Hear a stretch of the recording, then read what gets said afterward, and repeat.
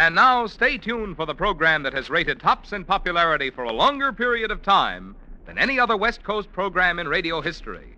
The Signal Oil program, The Whistler.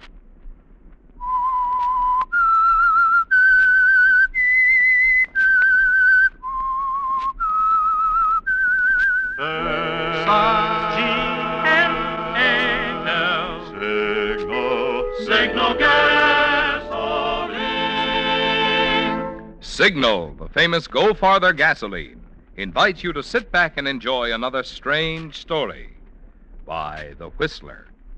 For extra driving pleasure, the signal to look for is the yellow and black circle sign that identifies signal service stations from Canada to Mexico. And for Sunday evening listening pleasure, the signal to listen for is this whistle that identifies the Signal Oil program, The Whistler.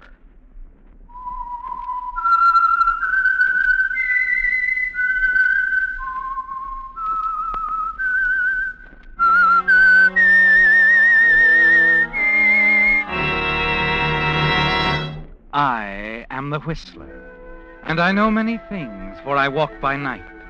I know many strange tales, hidden in the hearts of men and women who have stepped into the shadows. Yes, I know the nameless terrors of which they dare not speak. And now the Whistler's strange story, Brotherly Hate.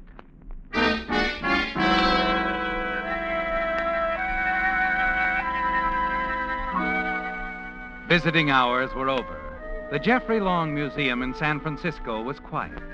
And in the private office of the owner, Jeffrey sat at his desk, staring at the note in his hands, a note that was damp, almost wet with his own perspiration. The hands trembled, and there was a tight, nervous feeling in the pit of his stomach, symptoms of terror. It had all started 3 months ago when Jeffrey Long had received the first envelope while in Cairo. Then followed days and weeks of mounting fear, because each Saturday thereafter, like a gentle stabbing before the final thrust, came an identical note, and the message was always the same. If you killed Estelle, you will die on the anniversary of her death. And now it's Saturday again. The feeling of terror grows stronger, doesn't it, Jeffrey? The beads of perspiration on your forehead colder. Yes, because it's Saturday, and tomorrow, Sunday the 17th, is the anniversary of Estelle's death. Yes? Mr. Burton is here, sir. Thank you, Miss Grant. Send him in. Come in, Burton. Come in. What's on your mind, Long? You know why I called you. Sit down. Want me to discover the lamp used by Ramesses IV? Oh, what I do for money. You're a private detective, aren't you? What about Estelle Blair's brother? Look, if you didn't kill the girl, why worry? For this brother, the one who's been sending me these letters, he's obviously a crackpot. He might do anything. Call the police. They'll give you protection. I tell you, he's got to be found. You've got to find him. I can't go around afraid of everyone I meet. Everyone from cab drivers to the caretakers here in my own building. Listen, when I walked in here nearly a year ago with a hunk of papyrus and an alabaster cup that belonged to King Tut, you hired me like that. Yes, certainly. Since then, I've been doing your dirty work. I've even swiped scarabs and jewel boxes for you all over the world. But murder's another thing, even for me. I want to know what I'm getting into, that's all. If you kill Estelle Blair, then I want to know about that. That clear? I've told you. Her death was an accident. And I'm telling you the result of my investigation. As far as I'm concerned, Estelle Blair never had a brother. Anytime you decide to give out with what really's got you scared, just dial my number. You can't walk out on me now, Burton. You can get another private eye. No, there isn't time. Like I said, when you're ready to tell me why you're so scared, just dial my number. But don't wait too long.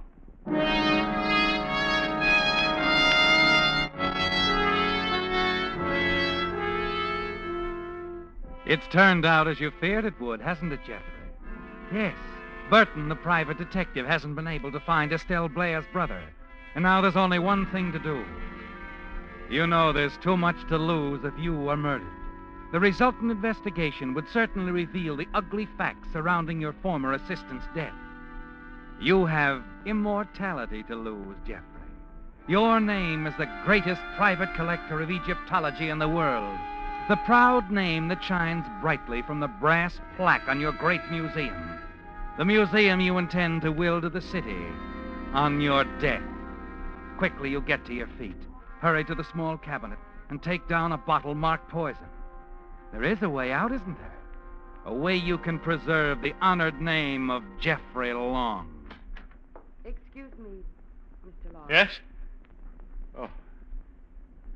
What is it, Miss Grant? You won't be needing me anymore this evening, sir. I thought I'd run along. No, I won't be needing you, Miss Grant. No. On second thought, perhaps you'd better stay a few minutes.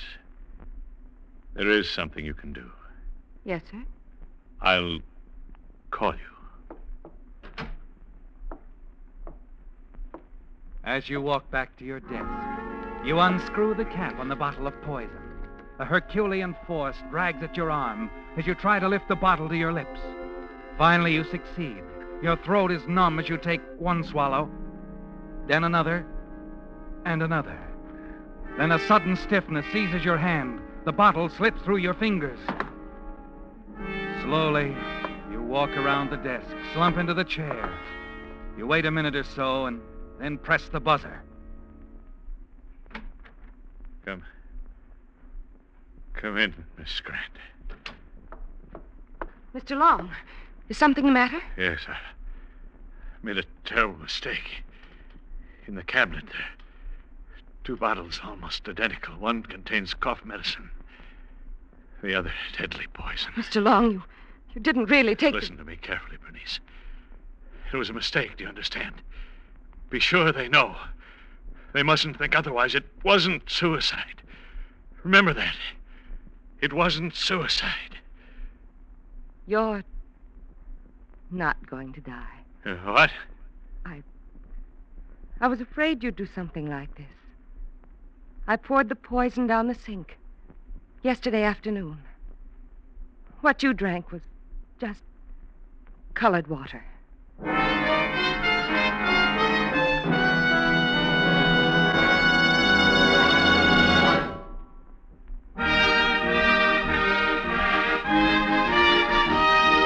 Ed Stevens of Long Beach, California, is the Whistler fan who receives a $20 Signal gasoline book this week as a token of our appreciation for sending in this limerick. There once was a driver named Abbott whose car took off like a rabbit. Signal Ethel, said he, is the fuel for me. From now on, I'll make it a habit. Signal, signal, signal gasoline. Your car will go far with Go Farther gasoline. If, like our friend Abbott, you like pickup that's quick as a rabbit, then Signal Ethel is the gasoline for you. But flashing pickup, mind you, is only one of the improvements you'll discover when you power your car with this super fuel. In addition, you'll enjoy Signal Ethel's extra power that makes cars fairly fly up hills and makes passing safer. And you'll be amazed at your engine's contented ping-free purr. For Signal Ethel is scientifically engineered to bring out the very peak of performance your car is capable of, regardless of age. So why not discover how much fun driving can be? Next time, treat your car to a tank full of the gasoline that's packed with more go. Next time, fill up with Signal Ethel.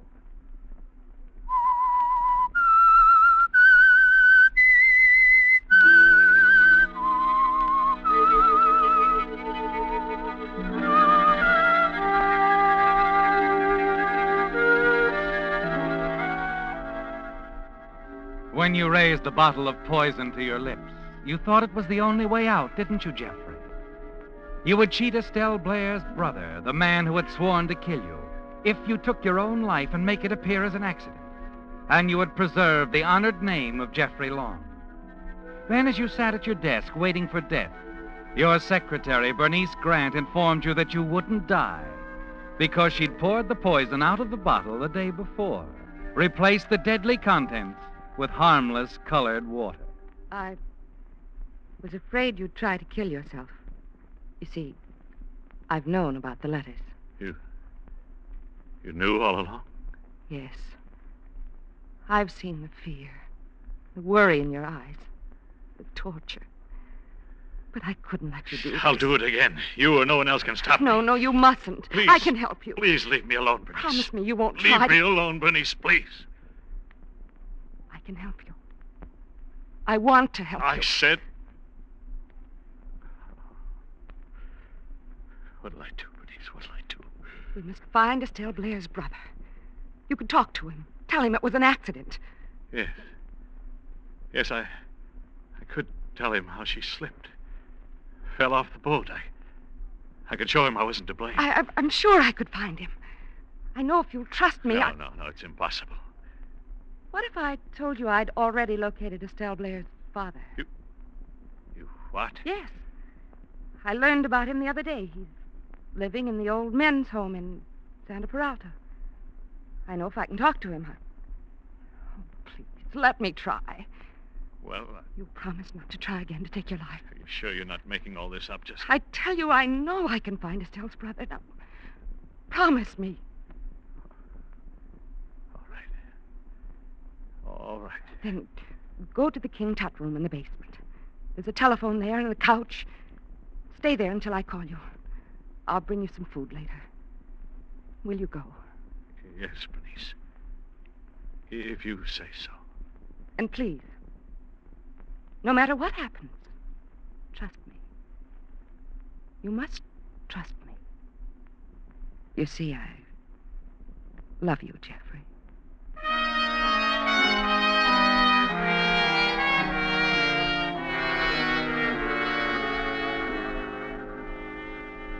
Still numb with shock, you find your way down to the King Tut room, the large storage room filled with relics from the Valley of the Kings in Egypt. Without even taking off your tie, you lie down on the couch and drop into a deep sleep. You awake much later, and when you look at your watch, you see that it's Sunday morning, the morning of the day you expect to be killed. Your thoughts fasten on the tiny bit of hope Bernice gave you yesterday. You quickly reach for the phone.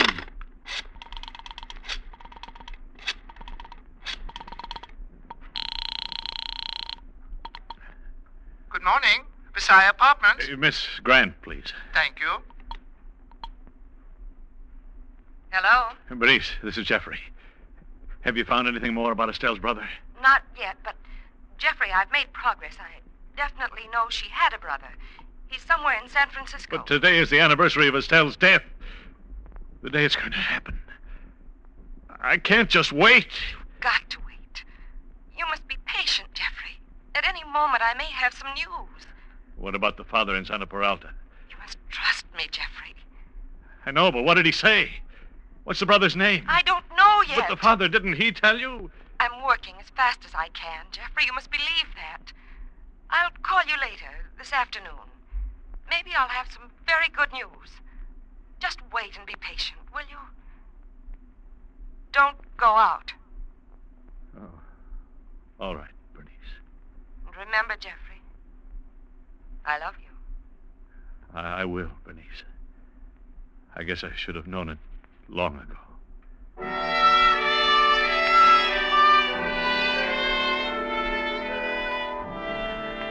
She convinces you to wait, doesn't she, Jeffrey? And you sit there quietly in the near darkness, trying to fight down your desire to run away and leave town. You're debating this when you hear footsteps from the direction of the stairs outside. You tense nervously, staring at the door. Someone is coming, Jeffrey, into this room. Someone who moves quietly and has a key. You want to run, but the door's the only way, and then... Good morning, Mr. Long. Carruthers, what are you doing here? Why, Grady, the regular caretaker, is on his vacation, sir. I'm relieving him this week. But this is Sunday. You're not supposed to be here on Sunday. Miss Grant instructed me that you were here, sir, doing some special work. She asked me to bring this breakfast tray. Oh. Oh, yes, of course. I didn't see it. Sorry, Carruthers. It's all right, sir. Anything else? No. No, nothing else. Thanks.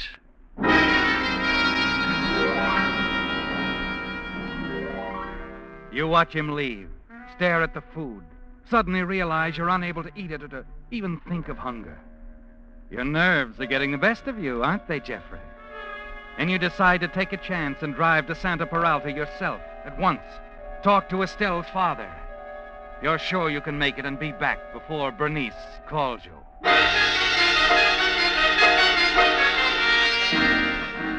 You're on the highway in 5 minutes, headed south. An odd feeling tells you that a car somewhere behind you has been making the very same turns and that it picked you up near the museum. But you try to put it out of your mind when no attempt is made to catch up with you. Hours later, pull up before an ancient stucco building bearing the sign, Santa Peralta Home for the Aged.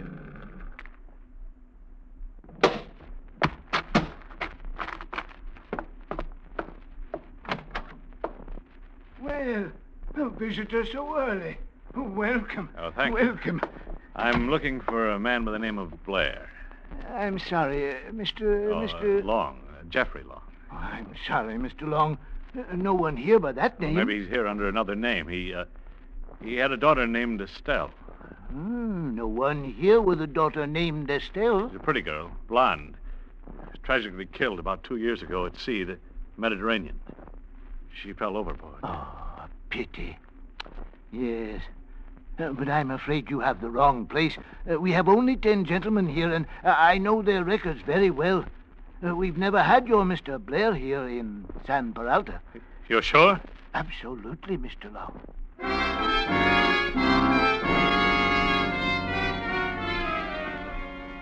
Something has gone wrong, hasn't it, Jeffrey? Bernice told you Estelle's father was in the old men's home at Santa Peralta, but apparently she was lying. Suddenly you look around you, find that you're driving through the Marina district, not far from the little cottage Estelle used to share with her mother in the days when Estelle was your assistant at the museum. You turn left, then right, and you see the house. Hardly recognize it after all these years. You stop and get out of the car and walk toward a tall woman who is watering the lawn next door. Hello. It's a lovely day, isn't it?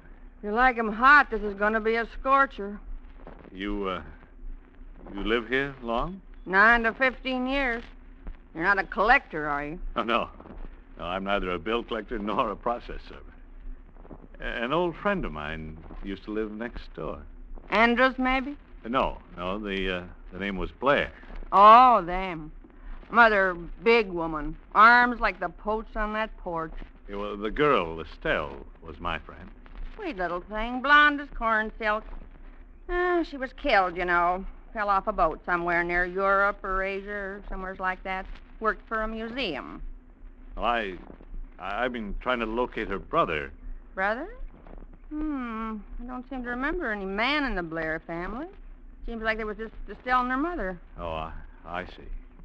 Well, I got to be going. There was a girl, though, used to live with the Blairs, a friend of Estelle's. Dark girl, slim, about 5'2", trim little thing. Wore hair in a bun. You know, I used to say to my husband, Mac, that dark girl looks more like Mrs. Blair than Estelle does. I bet you they're sisters. I used to say to my husband, Wait a minute. Mac... Be quiet. What? That car. It went past and now it's turning around down the street. Oh, no law against... Well, what is it? What's the matter? Mister?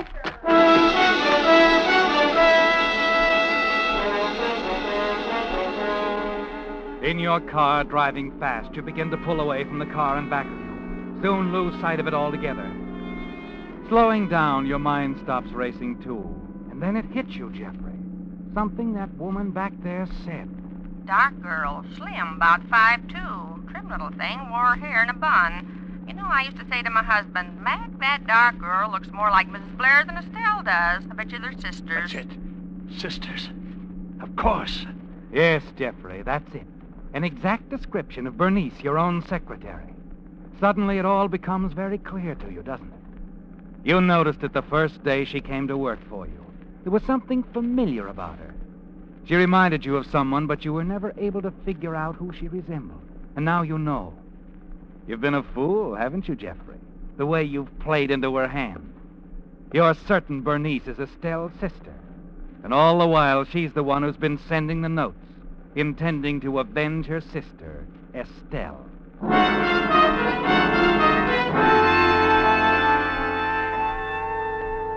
Back at the museum, you see no sign of the other car. But you're no longer worried about it, are you, Jeffrey? You're certain now that Bernice is your would-be assassin. You hurry inside and wait for her call. The hours drag by, and then... Hello? Jeffrey, darling, I'm calling from a payphone in a drugstore on Broadway. Someone is watching me, so don't ask any questions. Just do as I say. All right, Bernice. Jeffrey, I found the brother.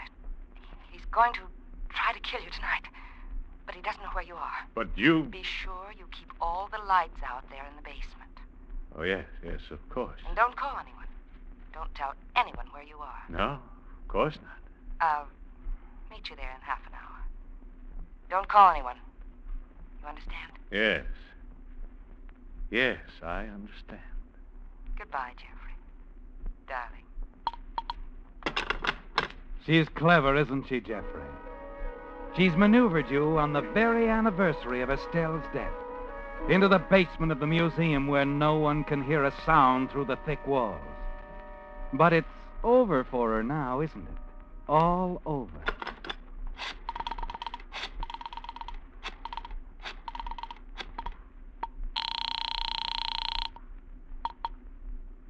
Burton Detective Agency, Burton speaking. This is Jeffrey Long, Burton. Oh? What now? I know. I know who's been sending me those notes. Yes? My secretary all along. Bernice Grant. What? Yes. She's Estelle's sister. Now, you've got to help me. Look here, Long. I've told you where I stand. Before I do anything, I have to know. Are you prepared to go along with me? The whole way, if I tell you? What do you mean by that? I mean, even to doing away with someone? You mean Bernice? Yes. If it's necessary. Anything for money. You know that. All right. Yes, I killed Estelle. I pushed her overboard, but she had it coming. I'll tell you about it later. Are you with me now? Of course. I'll be right over. You better bring along a man you can trust. Bernice is coming here to the King Tut room in the basement in half an hour. She'll probably have a gun. Can I depend on you? Don't worry about a thing. We'll meet you there. It seems ages as you sit there in the dark waiting. Then when the illuminated hands on your watch point to 8:30, you hear Bernice coming.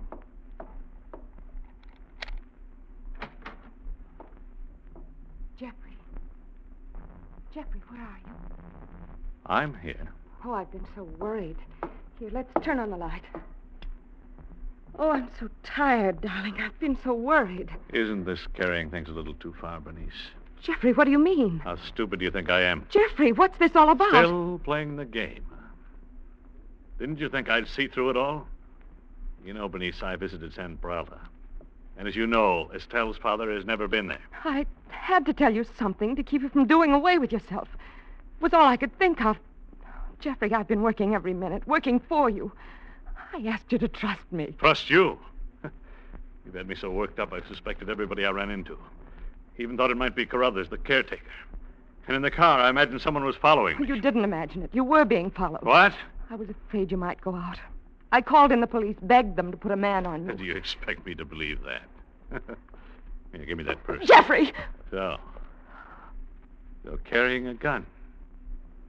For what, Bernice? Jeffrey, it's for your protection. I was afraid he might find you here. Why are you pointing that gun at me, Jeffrey? You see, Bernice, I know all about you. Found out from a woman next door to your old house in the Marina District. I know you were the one who wrote me those notes. No! I know Estelle never had a brother. I've discovered something even more interesting. But it... I've discovered that you, Bernice, the sweet secretary who said she loved me, you're the one who intends to kill me. Because you're Estelle's sister. And that's why I'm going to kill you.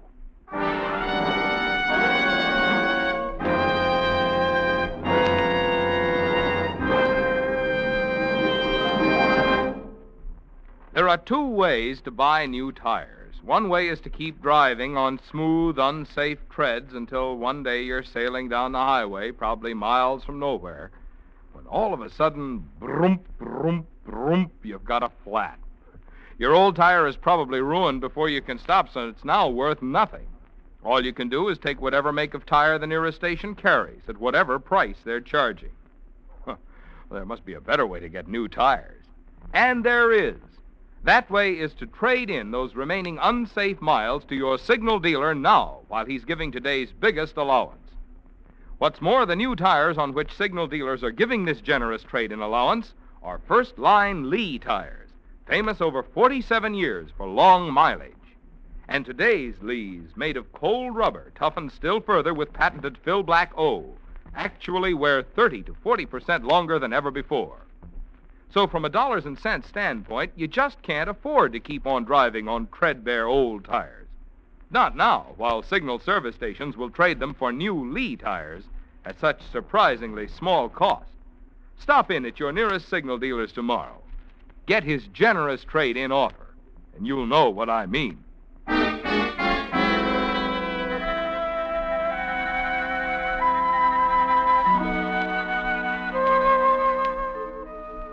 You watch Bernice standing against the wall, weeping. Everything is under control now, isn't it, Jeffrey? You're certain that you've outsmarted the girl you think is Estelle's sister. The girl you think wanted to kill you in vengeance for her sister's death. Now there's only one thing on your mind. To get out of the museum with Bernice and do away with her. You're tense, listening for the approaching footsteps which you know will be Burton. Oh, thank heavens, Jeffrey. He's coming. The detective I've had following you. Yeah, I'm sorry, Bernice, you're wrong. That's someone I sent for. But I told you not to call anyone. I know you did. You wanted me all to yourself, didn't you? You're out of your mind. Long, you in there? Yes, in here, Burton. Burton. Dick Burton? Yes. Come on out, Long. Shall I bring Bernice? No, leave her there a while. Come on out alone. No, don't go, Jeffrey. I found out for sure It's this morning. no use, Bernice. I fell for your lies for a long time. Wait, please! Jeffrey, don't go! The police will be here soon.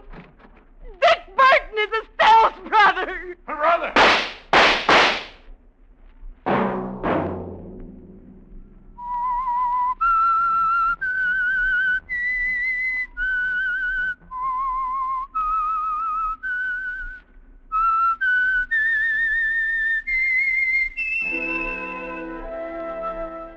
Let that whistle be your signal for the signal oil program, The Whistler, each Sunday night at this same time.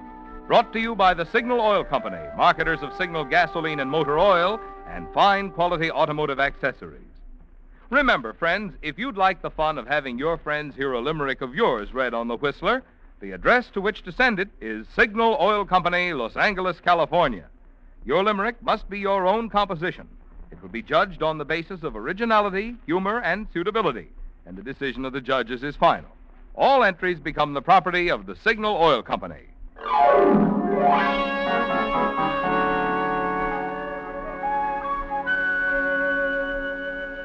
Featured in tonight's story were Willard Waterman, Virginia Gregg, and Wilms Herbert. The Whistler was produced and directed by George W. Allen, with story by Harrison Negley, music by WILBURHATCH, and was transmitted to our troops overseas by the Armed Forces Radio Service. The Whistler is entirely fictional, and all characters portrayed on The Whistler are also fictional. Any similarity of names or resemblance to persons living or dead is purely coincidental. Remember, at this same time next Sunday, another strange tale by The Whistler.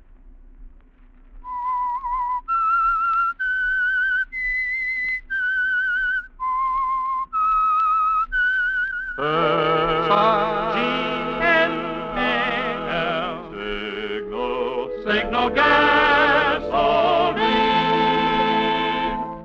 Your announcer has been Marvin Miller. This is CBS, the Columbia Broadcasting System.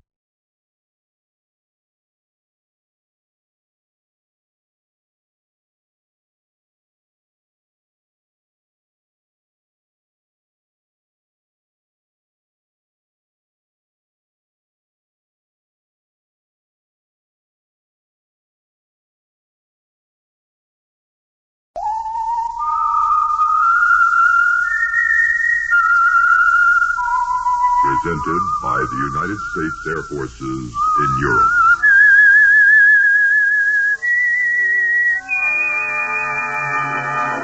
I am the Whistler, and I know many things, for I walk by night. I know many strange tales hidden in the hearts of men and women who have stepped into the shadows. Yes, I know the nameless terrors of which they dare not speak.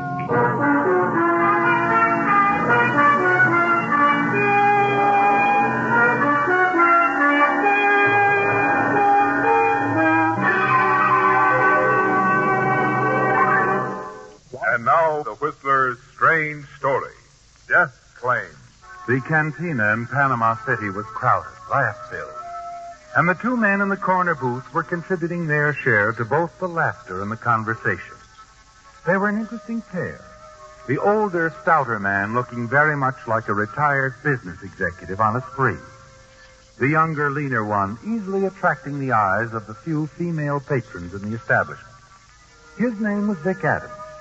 And at the moment, he owned little else in the world but his name.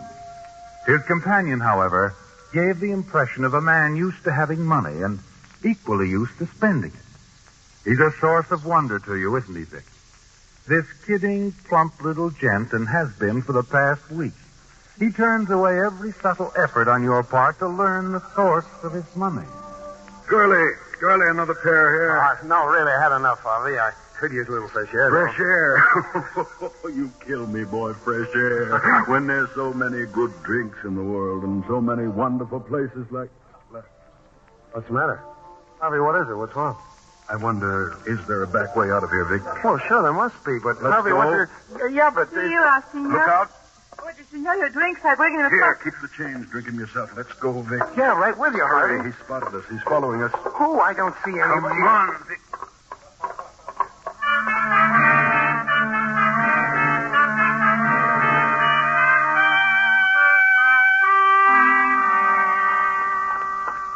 This way, Harvey, down the alley. Wait, Vic. Somebody's coming, all right. Yeah. Oh, what's it all about, Harvey? You go on, see if the way is clear to the street. I'll catch up in a minute. Sure you can handle it. Go on, Vic. Okay.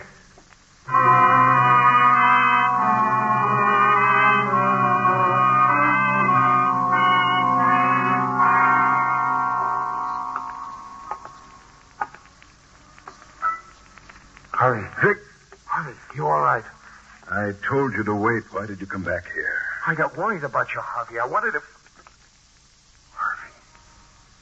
Who is he? What did you do to him? Who is he? I don't know. What did I do to him?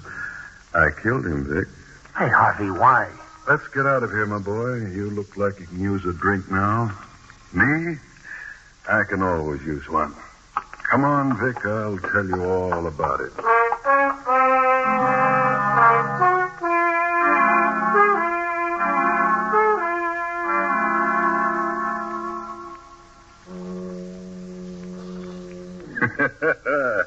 Quiet spot, huh? Just foghorns and a bartender that hates the world. You were going to explain, Harvey. Oh, yes, so I was. Well, it's quite a story, Vic. Quite a story. I'm listening. That man recognized me, Vic. Look, I don't follow you. I mean, he knew he was looking at Harry Crane, a man who's been dead nearly 7 years. Look, Harvey, Harry Crane. Harvey Wilson is just something I dreamed of. Oh. Gotta go on? Sure, Vic. Let's have it all, Harvey. Or should I say Harry? Harry? You see, Victor, almost 7 years ago, there was a plane crash, Central America. Everybody lost or presumed to be killed. Among them, a businessman from San Francisco who had a lot of his firm's money on him. You? Me, Harry Crane.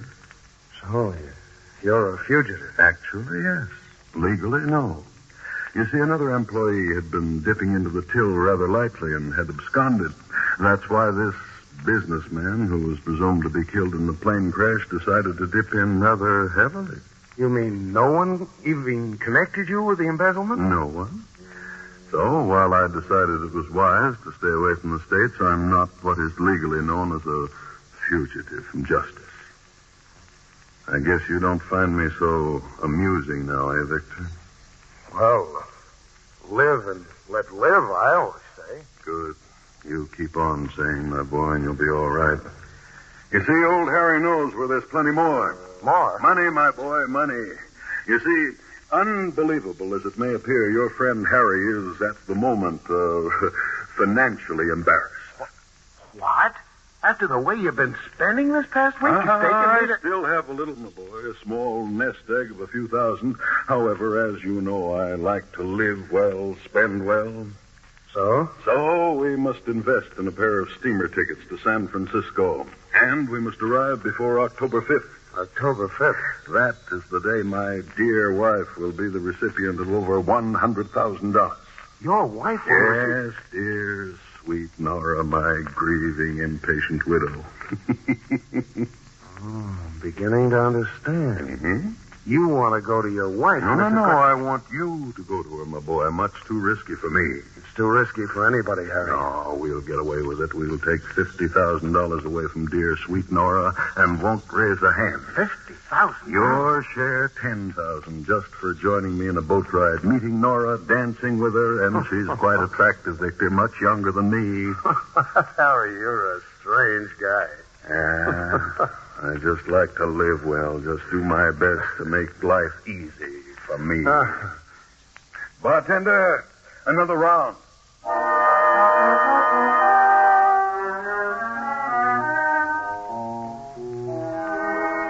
A few days later, the two of you are on a freighter bound for San Francisco.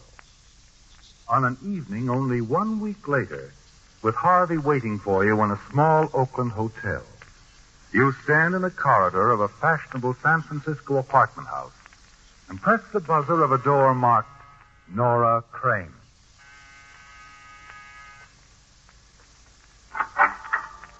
Yes, sir? I would like to see Mrs. Crane. It's about... Very sorry, sir, but there's a dinner party in progress. Now, look, it's rather urgent. However, would you give her this note? My name is Adams. Victor Adams.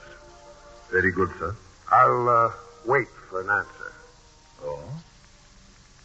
Very well.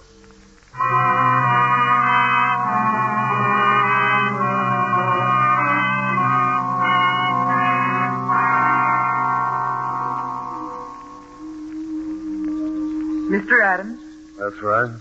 you can come in. I'm Nora Crane. Well, I don't want to... We can talk on the terrace. I had to excuse myself from my guests. This way. Now, what's this all about? Where did you get this note? Who wrote it? Who wrote it? Oh, come on now, Mrs. Crane. It could be a forgery. And this cigarette could be a cigar, too, only it isn't. Mrs. Crane, I won't keep you from your guests. Well, I'm the last guy in the world that wants anybody to think something's wrong. You're saying that Harry is alive. That he's in San Francisco. I only said he was alive. You know, you don't seem very pleased about it. Frankly, I'm not. Because of the insurance money? Not entirely. Harry Crane is no good. He laughs a lot. He doesn't make me laugh, Mr. Adams. However... Oh, yes. Your guest. Well, I'd like to make an appointment, Mrs. Crane.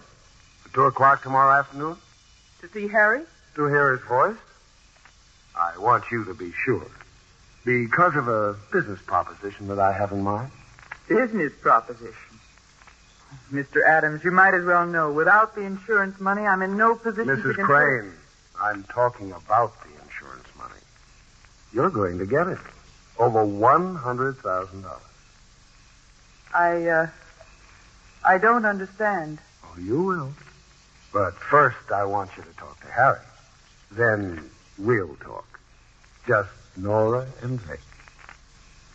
Tomorrow at 2? Tomorrow at 2.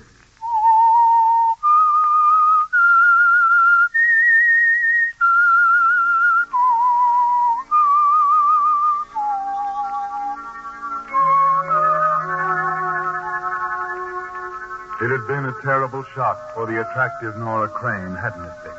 When you'd approached her at her dinner party, calmly informed her that her husband, Harry Crane, long believed dead, was actually very much alive. Since in a week's time she was to collect a check for $100,000 on Harry's insurance. Still, you had softened the blow somehow, explaining that he wouldn't stand in the way, providing that Nora share the money equally with him. Yes, Nora Crane had been quite upset over the news. And since you felt a dinner party was no place to discuss the matter further, you'd made an appointment to call on her again the following afternoon. In here, Mr. Adams. We can talk in the study. Fine. Oh, any of the servants around? No, I've given them the day off. Sit down, please. Thanks. Oh, you know, Mrs. Crane, I could use a drink. Oh? Whatever you're having. Make mine with soda. Very well.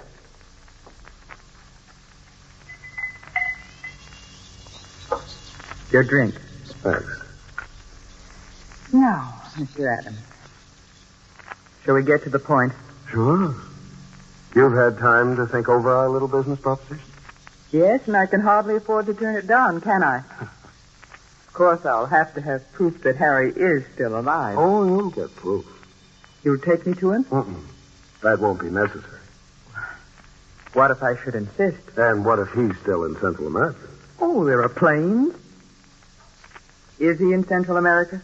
He might be. Oh, why all the mystery? Just playing it safe, that's all. What do you mean? Just that Harry is worth more to you dead than alive. I still don't... Don't bother to get up. I'll answer it. Oh? You're expecting a phone call. That's right. 2 o'clock. Not Harry. Mm-hmm. Harry. Right on time. He was never so punctual. He was never so broke. Hello. Hello, Vic. Harry, how's it going? Yes, operator. This is Vic Adams. Operator, what are you talking about business? Oh, I get it. Trying to make it sound like a long-distance call, hey, Vic. All right, operator. Smart boy, Vic. You don't miss a trick. Let me talk to the little lady now, will you? All right. Where are you? Hello. Hello, doll. How's my girl? Harry. Guess you were sort of surprised to learn I was still among the living, eh? That's putting it mildly. How are you, doll? You miss me? Of course. Of course, darling. Missed you, too. Really? Did you? I'd love to see you again, Harry. Where are you? No, I'll take the phone. No, wait, please. Sorry. The lady is convinced, Harry. Be seeing you. Well, Nora, is the deal on? It's on. Good. Well, there's nothing more we can do now except wait until the insurance company pays off. That's next Wednesday, isn't it? Next Wednesday. All that time on my hands and absolutely nothing to do. Or perhaps you have a suggestion? I might. Mr. Adams, I really would like to see Harry. Why? Don't tell me the flame still burns. Well, after all, he is my husband. Well, maybe I can arrange it. I'll think about it. In the meantime, how about dinner tonight? I have an engagement. Engagements can be broken. That's right. Well, I'll see what I can do about it, Mr. Adams.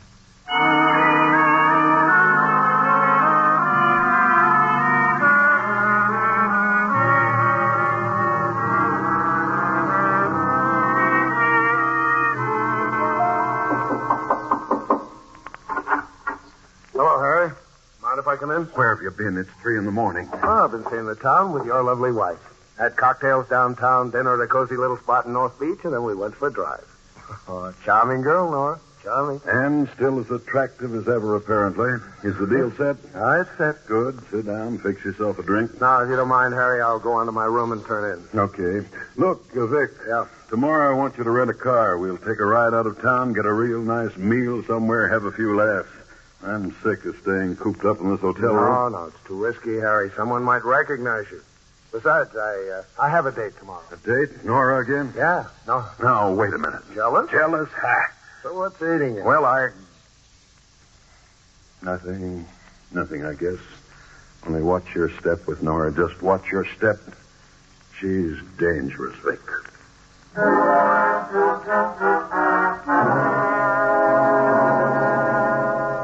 You've met women like Nora before, haven't you, Vic? Dangerous, yes. But none quite as charming and attractive as she is. And you find her company exciting, don't you? In the days that follow, you spend more and more time together. The races, dining at the fashionable hotels, dancing at the smart clubs. You know something, Vic? You lied to me. That's so, Nora? You told me you weren't a good dancer. Maybe I should have said just rusty, huh? You didn't spend all your time in the jungles of Central America. No. The rest of the time I was aboard one freighter or another. I couldn't very well dance with the captain. When did you meet Harry? A few months ago. He saved my life. He pulled me out of Panama Bay. Oh? I was on a small fishing boat at the time. His yacht rammed us. Yacht? My. But then Harry always liked to live in style. I suppose he owned a villa, too. That's right. Beautiful place. Too bad he had to give it up. The yacht, too. He's really broke. Very. You wouldn't have heard from him otherwise. But you know, I'm glad it turned out this way. Or I wouldn't have met you. I'm glad it turned out this way, too, Vic. Makes me sort of expensive, though, doesn't it? Maybe. But maybe I think it's worth it.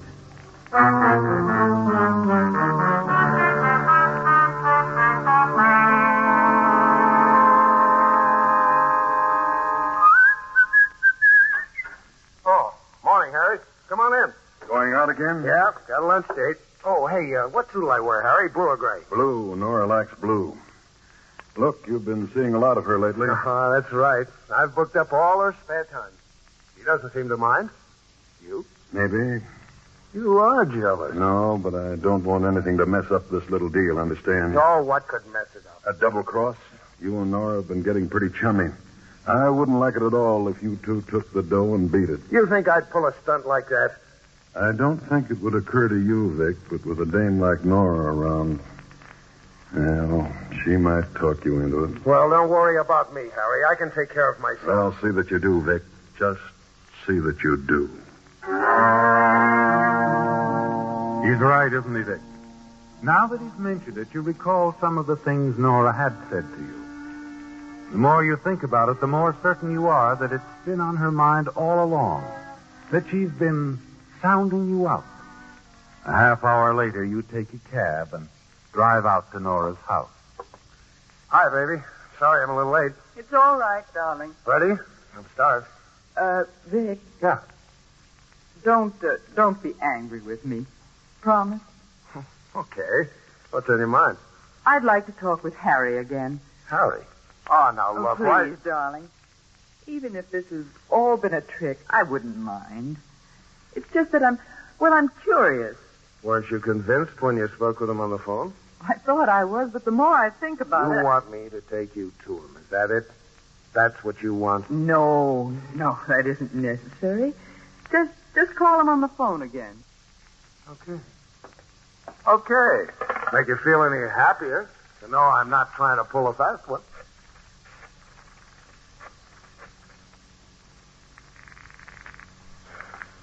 Clay Street Hotel. Let me talk to Harvey Wilson, please. Harvey Wilson? Just a sec. Hello? Yeah. He ain't here no more. What? Checked out about 15 minutes ago. Don't know where he went. What's the matter, Vic? Oh, Harry's not in right now. You mean he's checked out, hasn't he, Vic? And you don't know where he is? Wait a minute. How did you know? You knew all along. You've been handing me this routine just for laughs. That's right, darling. Just for laughs. Suddenly you realize what's happened. Yes, Nora has found Harry somehow, and they've teamed up. You stand there staring at Nora, laughing at you. And then quickly she steps to the desk and takes a gun out of the drawer. You really took me for a ride, sweetheart. I guess Harry was right. You are dangerous. Is that what he said about me, darling? Yeah. Yeah, that's what he said. Here. Take the gun. What? I said take the gun. Now, wait a minute. Vic, I know what you're thinking, but you're wrong. I didn't try to find Harry. He called me on the phone. He called you? Yes. He wants me to make a deal with him, leave you out of it. I guess he doesn't trust you. I see. I told him it was all right with me and suggested he leave the hotel right away. I promised to see him tonight, to talk things over. Where? I sent him to a small motel down the peninsula. A nice, quiet little spot, Vic. I had a very special reason. What do you mean? You're going to take this gun, darling, and go down to see Harry tonight. And you're going to kill him. Me? Kill Harry? You've got to. Tomorrow I'll get the check from the insurance company. And we won't have to share it with anyone. $100,000, Vic. Ours. You'll do it, darling. For us. Give me that gun, honey.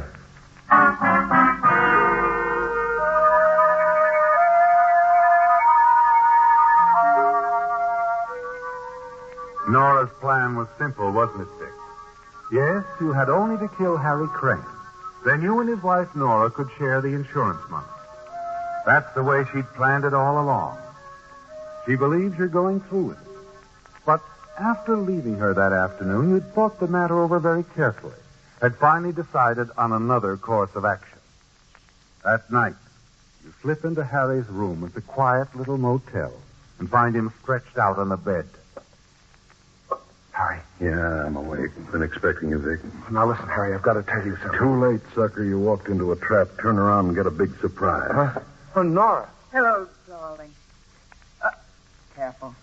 I won't hesitate to pull the trigger. You get the picture, Vic? With Triple Cross, she makes a deal with you, one with me, then gets us down here to kill us both. That's Nora. I told you she could talk you into anything.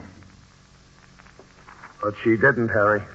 You see, I didn't come down here to kill you. Then why did you come, darling? To let Harry know I told the insurance company about him this afternoon.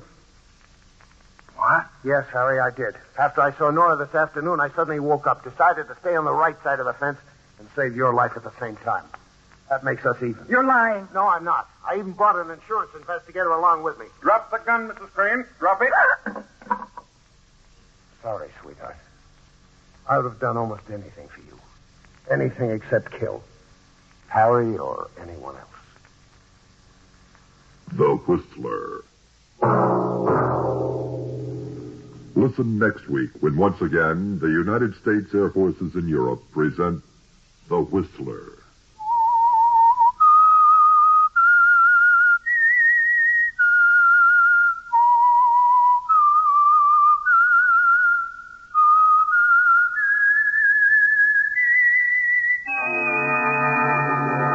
The Whistler has come to you through the worldwide facilities of the United States Armed Forces Radio and Television Service.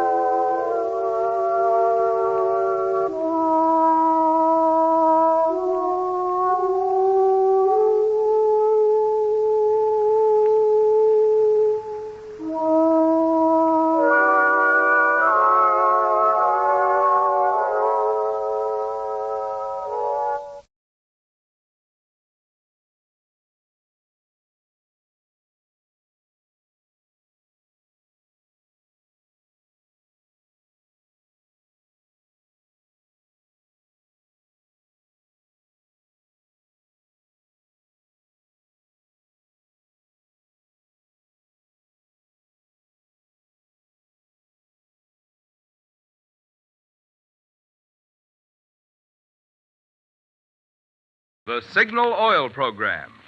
Yes, the Signal Oil Program. The Whistler.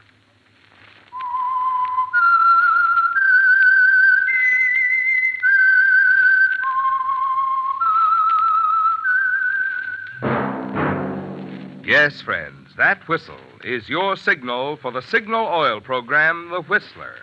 The mystery program that is unique among all mystery programs. Because even when you know who's guilty, and you see his every move or know his complete plans, you always receive a startling surprise at the final curtain. In the signal oil program, The Whistler.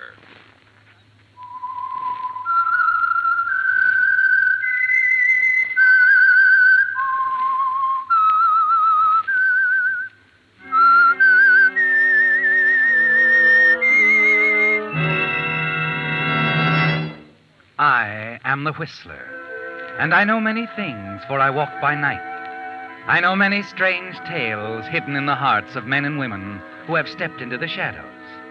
Yes, I know the nameless terrors of which they dare not speak. Yes, friends, it's The Whistler for tops in entertainment.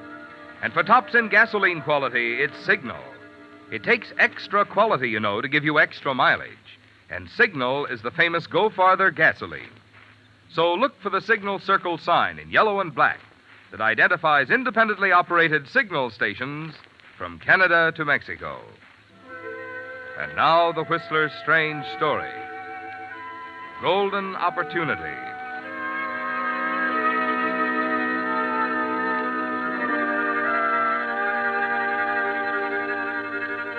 Harry Farrell sat in his luxuriously furnished office, puffed slowly on a cigar.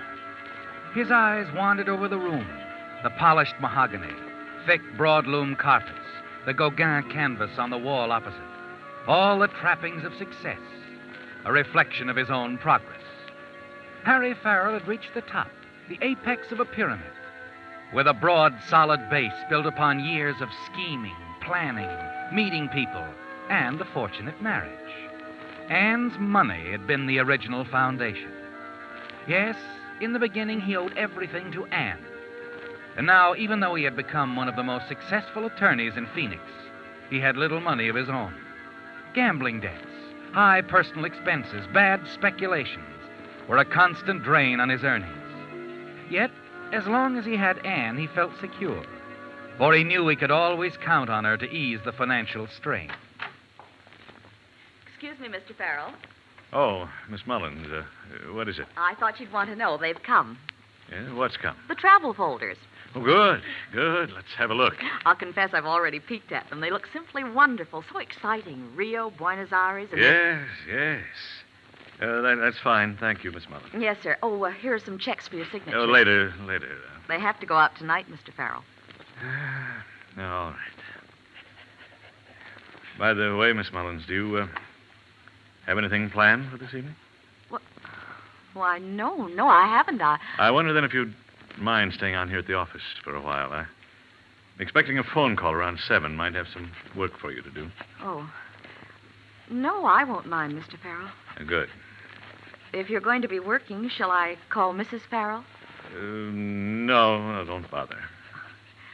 I think your wife is so attractive, Mr. Farrell. Yes, she is. Just yesterday, Sue Avery, she's a secretary down at Hamlin Stone, came to me with the nicest compliment for Mrs. Farrell. Oh? She happened to see Mrs. Farrell going into the Arizona Biltmore for lunch. Sue said she was the smartest-looking woman in town. Yeah, that was nice of her. But she said Mr. Wolcott, he was with Mrs. Farrell. She said he was the handsomest man she'd ever seen. Well, I don't exactly agree with that. Here are the checks, Miss Mullins. Thank you. Yes, sir.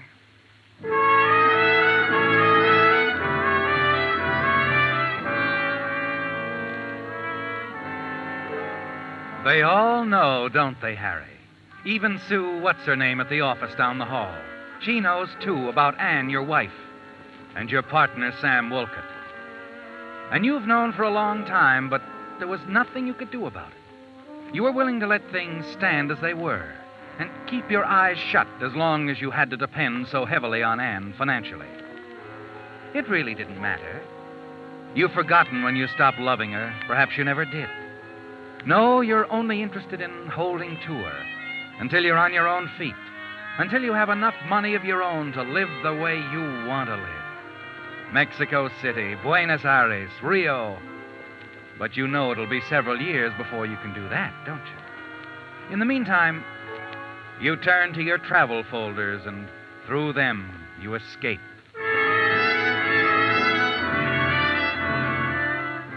A few minutes before 7, you put down the last of the folders. And then as you lean back in your chair, you hear a door slam. And an instant later... Yes, Miss Mullins? Mr. Farrell, I think something's happened. It's Mr. Walcott. He just came in. He looked awful. What do you mean? I can't explain it. It frightened me, the look on his face. Well, where is he? In his office. All right, I'll go in. You hurry across the room to the door leading into your partner's office. Open it. In the half light, you can see him sitting at his desk, staring vacantly at the green blotter. Sam. Sam, what's the matter? Oh, it's you. What's wrong, man? Wrong? Look, will you tell me? I killed her, Harry. I killed her. You what? I killed Anne. Anne? You don't know what you're saying. You've been drinking. Yes, that's right. I've been drinking. But I killed her, Harry. She told me it was all over between us. She was standing in the library near the fireplace. I fired. She fell down. She's dead, Harry. Mr. Farrell, shall I call the police? No. Wilcott's drunk. He doesn't know what he's saying. Don't call anyone. Yes, Mr. Farrell. I wanted to call the police. I'm running this, Sam. You're not yourself. Now lie down on that couch until I tell you to get up. I'll be back in a moment.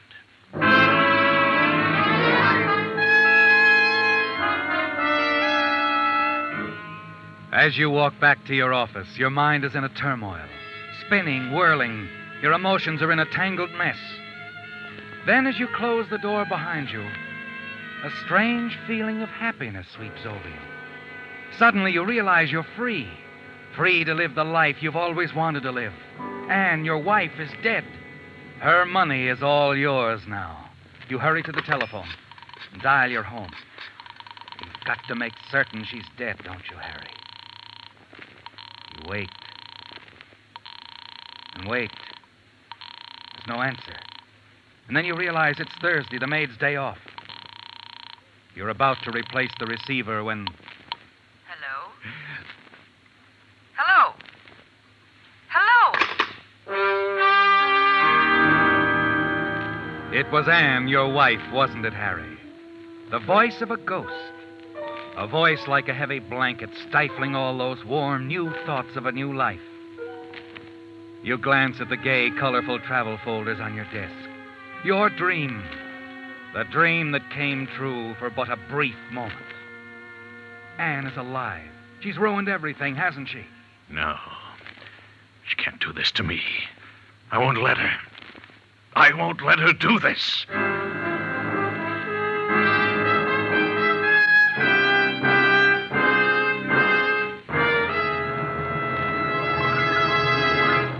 With the prologue of Golden Opportunity, the Signal Oil Company brings you another strange story by The Whistler.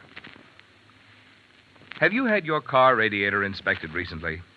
Warmer weather, you know, puts an extra burden on an automobile's cooling system. So, to make sure that your radiator won't heat up and spoil your driving fun, Signal dealers carry 3 little items designed to make your cooling system young again. The first is Radiator Cleaner to remove clogging sludge and rust.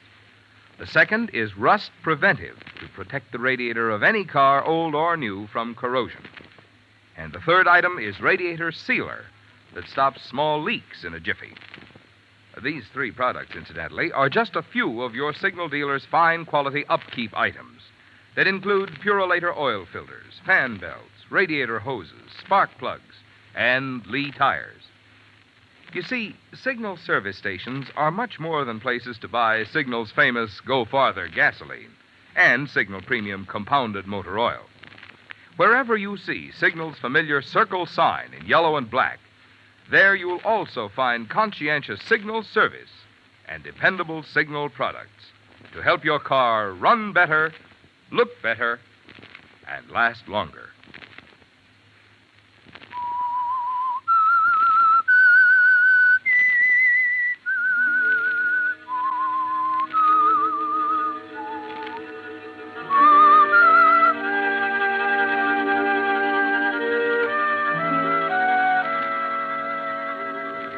When your law partner, Sam Wolcott, told you he'd killed your wife, there was no feeling of loss, was there, Harry? By his act, Sam had cut away your chains, had made you a free man to live your life as you'd always wanted to live it. Anne's death would have made it possible for your dream to come true. Then the voice of your wife over the telephone had shattered that dream, and the depths you reached after hearing her voice were almost more than you could stand. And now as you stare at the telephone, you realize you can't let her ruin everything. No, you can't allow her to stand between you and your dream. You tell yourself there must be a way. And suddenly, the idea occurs to you. A simple plan, isn't it, Harry? Yes, a golden opportunity. You hurry back into your partner's office, and you're just in time. Sam, put that phone down. I'm sorry, Mr. Farrell. I tried to stop him, but I... put it down. Look, Harry, I've got to give myself You're up. not going to do anything until I tell you to. Now, sit down. I'm your partner and your attorney. Or am I? Of course, but don't you understand? I killed her. Sit down. But, Harry, I've got to... Sit down. Oh. Now, tell me exactly what happened tonight. Harry, what's the use? What happened? Well, Anne and I... We've been in love for quite some time, Harry.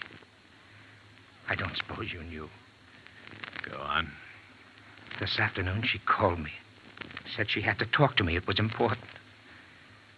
I guess right then I knew what was coming. As it turned out, I was right. What do you mean? Tonight, she told me it was all over between us. She just didn't love me anymore. I sort of went crazy. I had the gun. I couldn't stand the thought of not seeing her anymore. You shot her? Yes. How many times? I don't remember once, I think. She was standing by the fireplace, holding the glass in her hand, smiling. I pulled the trigger. She fell. I turned, ran, and came here. Where's the gun? The gun? It's the gun. Did you leave it at the house? No. No, I have it here in my pocket. Give it to me. I said give it to me. Mr. Farrell, please, you're not Keep going... out of this, Miss Mullins. Here it is, Harry. Well, go ahead. Why don't you pull the trigger? Don't be a fool, Sam. All right, then. Call the police. I want to get this over with. No. Well, if you won't, I will. You're not calling anybody, not yet. Oh!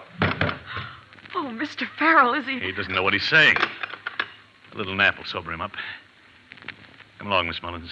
But are you going to leave him like this? He just knocked out. He'll be all right. Are you sure? Yes, of course. All the drinking he's done, he'll probably sleep for an hour. That'll give me time to figure things out. Are you going to the police? No. I'm going home to see what really happened. I don't call anyone while I'm gone, and if Sam should wake, don't let him call anyone. Plug the switchboard if you have to. Tell him the lines are out of order. Yes, Mr. Farrell, but You suppose can handle it, Miss Mullins. I'm counting on you. I'll handle it, Mr. Farrell. Good. Remember, no one must know about this until we're absolutely sure. Yes, I understand. Mr. Wolcott's been drinking. I can't believe he did this terrible thing. Now, remember, don't do anything till you hear from me.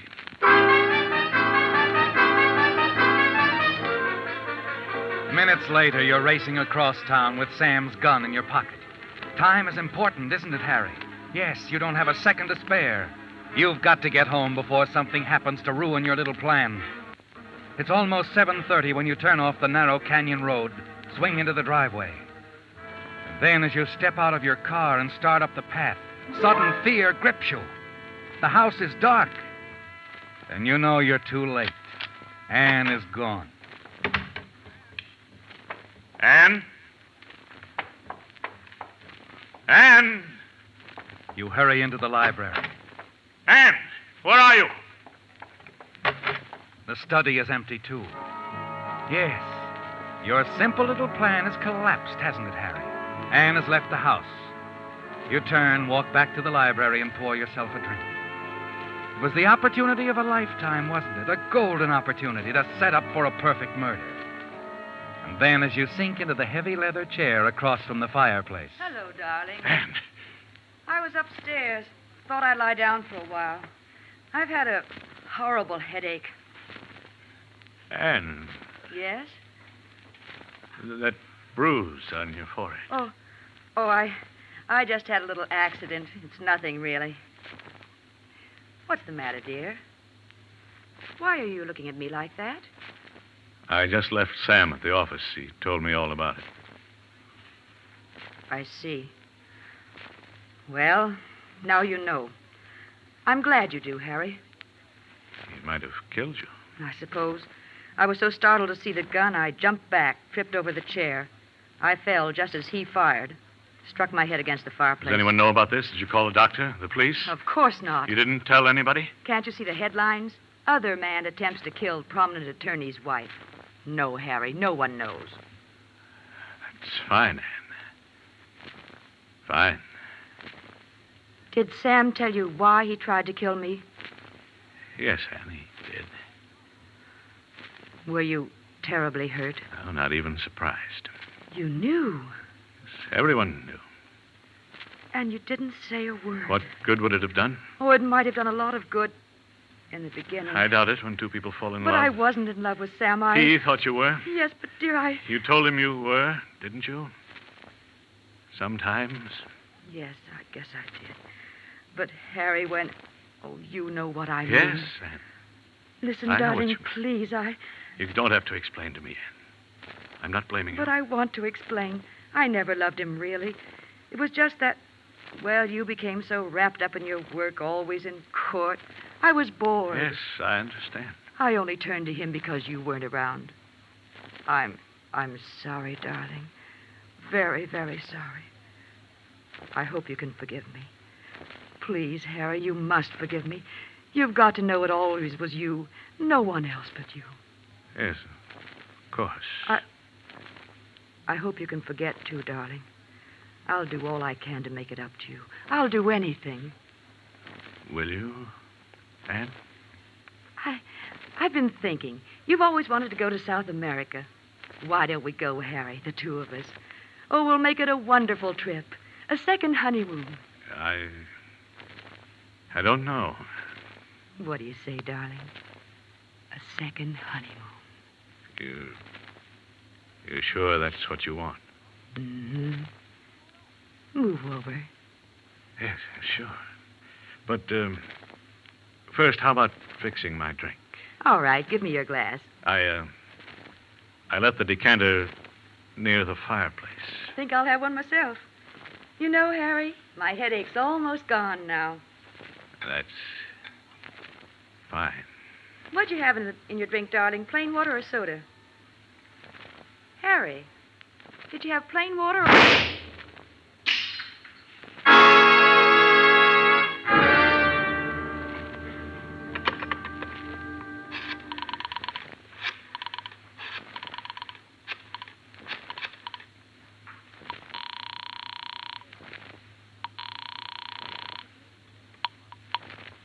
Police Department, Sergeant Williams. This is Harry Farrell, 372 Bedford Canyon Road. You'd better send someone. My wife has been murdered.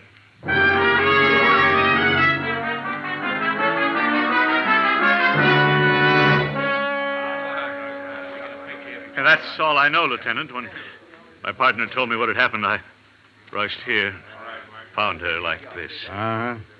All right, Mr. Farrell. Your partner. Where is he now? Back at the how about office. a picture, Counselor? Oh.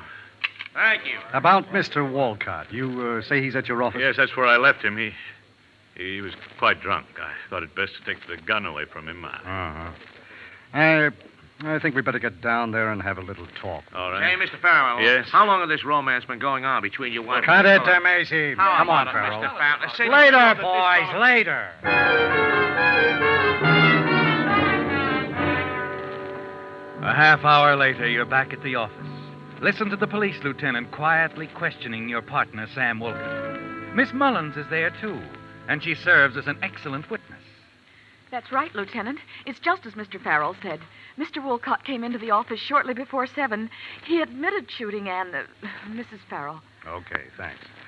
All right, Walcott, just a few more questions. Look, I told you I killed her. What more do you want? Take me down, book me. Let's get this thing over with. Sure. Anything you say. Let's go.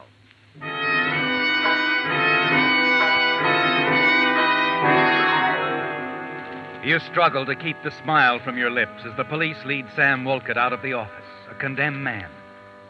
It's all over, isn't it, Harry? Your plan worked perfectly, and you're free at last.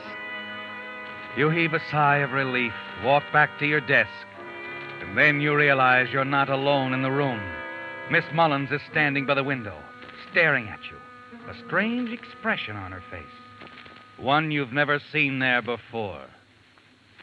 Mr. Farrell, So what is it, Miss Mullins? after you left the office tonight, while you were on your way home to see if your wife was dead, Yes. she called me on the telephone. He's almost buckle under you. You reach out, grip the edge of your desk for support, as a wave of panic sweeps over you. She knows, doesn't she, Harry? Miss Mullins knows that you, not Sam Wolcott, killed your wife. You stand there paralyzed, unable to speak. Finally, Miss Mullins breaks the silence. She called about some tickets. Wanted me to arrange passage for the two of you to South America. A second honeymoon, she said. I see. Mr. Farrell, Yes. you don't have to be afraid. I won't tell anyone. What was that again? I said, you don't need to worry. I'll never tell a soul. I know it's wrong, but I can't help it. You're doing this for me, aren't you, Miss Mullins? Yes. Well, I guess I haven't been very observant, No. Mildred. No, I guess you haven't. I wish now that I'd known. Would it have made any difference? Yes, I'm sure it would. I wish I could believe that. Still not too late. Let me prove it to you, Mildred. Harry, Mildred. Here, look. The folder's there on my desk. Yes? Pick one out. What? Yes, go ahead. Pick one out. Anyone. All right. There. Destination. Mexico City. And the hotel? Hotel Reforma. But I don't It's understand very that. simple. I'll meet you there. Later. Oh. I see. Well, what do you say? You really don't have to do this, you know. I'd never tell anyone. I want it that way, Mildred. You can get a plane out of town tonight. I'll give you the money you need. 2,000 should do it. There's that much in the safe here. Well, You'll meet me in Mexico City. as soon as I can. It all depends on the trial, Sam's trial. But I'll meet you when it's over, Mildred. I promise. All right, Harry. I'll leave tonight.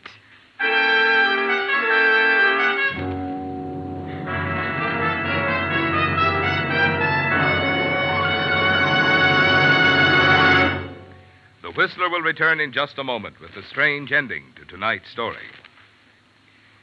You hear a lot these days about the trend back to good old-fashioned value in buying. Well, frankly, we at Signal are delighted to see this because Signal, the famous Go Farther gasoline, has long been the choice of drivers who appreciate extra value, and for two good reasons. One, of course, is Signal's good mileage, and number two is the thing which makes Signal's good mileage possible. I mean the extra efficiency today's Signal gasoline coaxes from your motor. Because when your motor runs more efficiently, you also enjoy faster pickup and smoother power. So you see, mileage is the result of the same features a gasoline must have to give you superior performance. That's why more and more drivers today who want the most from each gasoline dollar, the most mileage and the most driving pleasure, are switching to Signal, the famous Go Farther gasoline. Have you given Signal gasoline a chance to prove what it can do in your car?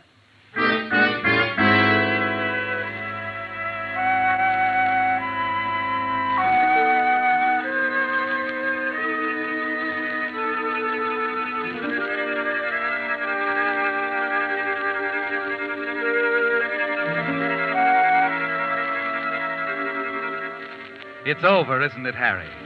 As you waited, well hidden in the shadows at the airport, you watched your secretary, Miss Mullins, step aboard the plane. Minutes later, you saw it take off. And the one remaining threat to the success of your plan is gone.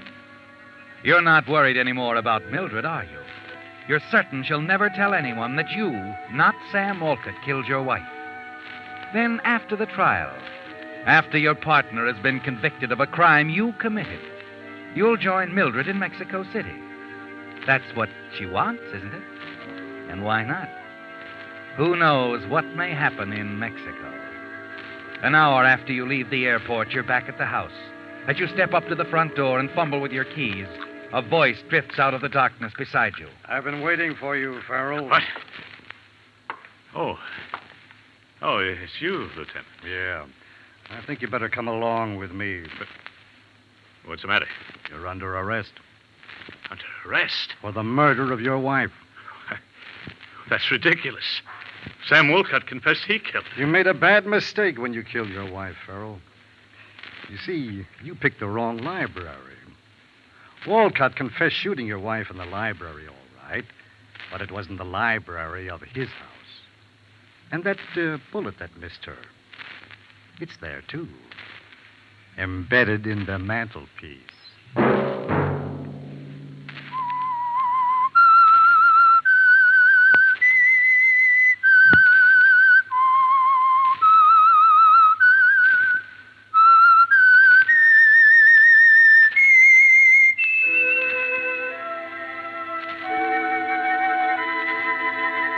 Let that whistle be your signal for the Signal Oil program, The Whistler, each Sunday night at this same time. Brought to you by the Signal Oil Company, marketers of Signal gasoline and motor oil and fine quality automotive accessories. Signal has asked me to remind you, to get the most driving pleasure, drive at sensible speeds, be courteous, and obey traffic regulations. It may save a life, possibly your own.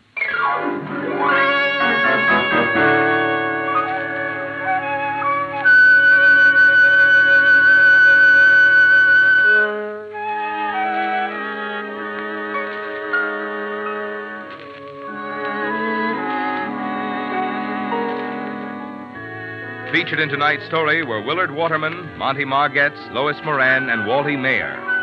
The Whistler was produced and directed by George W. Allen, with story by Harrison Negley, music by Wilbur Hatch, and was transmitted to our troops overseas by the Armed Forces Radio Service.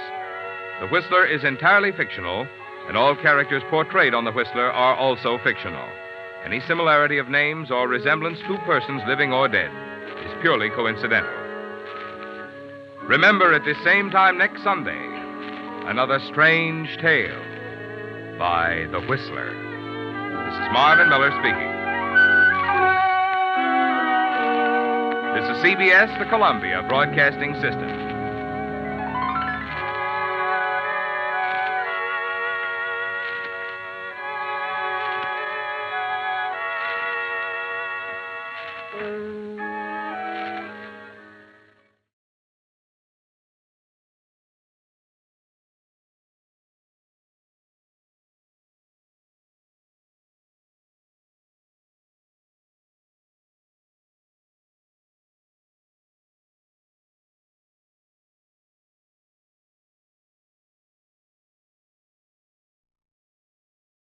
The Signal Oil Program.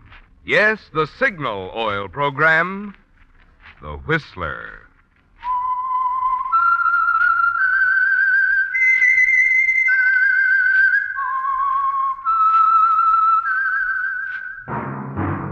That whistle is your signal for the Signal Oil Program, The Whistler.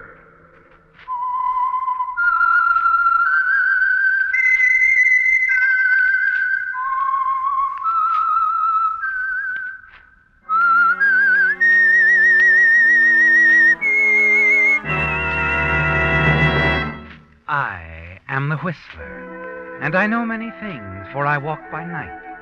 I know many strange tales, hidden in the hearts of men and women who have stepped into the shadows. Yes, I know the nameless terrors of which they dare not speak. Yes, friends, it's time for the Signal Oil program, The Whistler, rated tops in popularity for a longer period of time than any other West Coast program in radio history. And Signal gasoline is tops, too, tops in quality. It takes extra quality, you know, to give you extra mileage. And Signal is the famous Go Farther gasoline. So look for the Signal circle sign in yellow and black that identifies independently operated Signal stations from Canada to Mexico. And now the Whistler's strange story. Search for Maxine.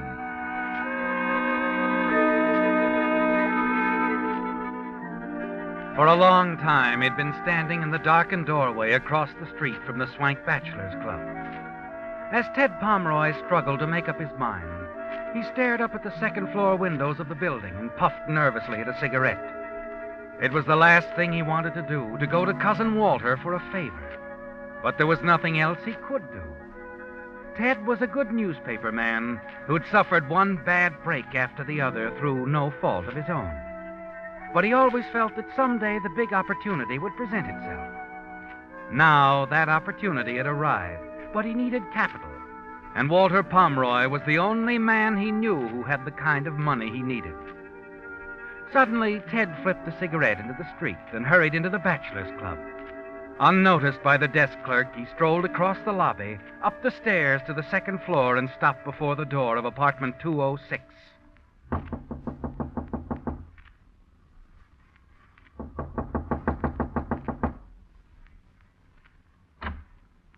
Come in. Hello, Walter. Well, Theodore. Cousin Theodore. Well, come in. You're just in time for dinner. The boy will be up in a minute. No, thanks. I haven't much time. I only stopped in for a minute. You mean you won't forget bygones to the extent of having dinner with me? Well, look, let's forget that stuff, shall we? We're grown up now, Walter. Sure. Sit down. No, I won't be too long. Okay, suit yourself. How are things on the West's leading newspaper, huh? Fine. You're getting paid regularly? Sure. Well, then what's this visit for? Well, it's this way. A friend of mine, Dan Albee, he's down in Portstown now. Look. Here's a letter I got from him. He's buying a paper, their little country sheet, 8 pages, twice a week. So? So he wants me to go in with him. It's just what I've been looking for, Walter. The place is growing. We can double the circulation in 6 months, and with some of the ideas I have... What's the matter? What's so funny? You? How much, Ted? The price is $10,000. I'll need half of it. $5,000. Walter, I'm asking you for a loan. You can have the whole plant for security. I'm not interested in newspapers.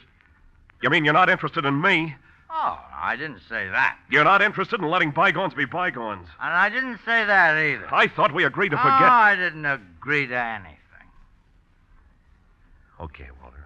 Okay. That answers my question. It's good for a laugh, though. I thought you once said you'd never come to me even if you were starving to death. That's enough, Walter. If you hadn't had a couple of drinks too many... $5,000, and you thought I just handed it. That's enough, Walter. I'd like to... Hey, take your hands off me, or I'll... Okay, Walter, you asked for it. No! I've owed you that for a long time, Walter. Sure, you're right.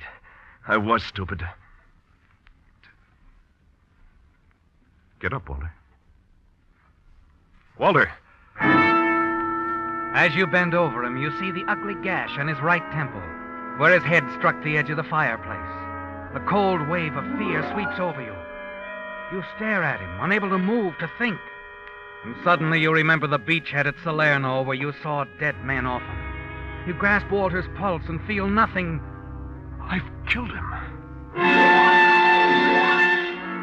The realization of what you've done overwhelms you, doesn't it? Slowly you turn, half stumble across the room to the door. Your only thought now is escape. Yes, escape. There's still a chance you can slip away unnoticed, isn't there, Ted? The desk clerk downstairs didn't see you come in. Now, if you can get out of the building without being seen, you'll be in the clear. You place your handkerchief over the knob door and turn it. Before you step out of the hall, you look back to give the room one last look, and then you see it. The telephone receiver is off the hook.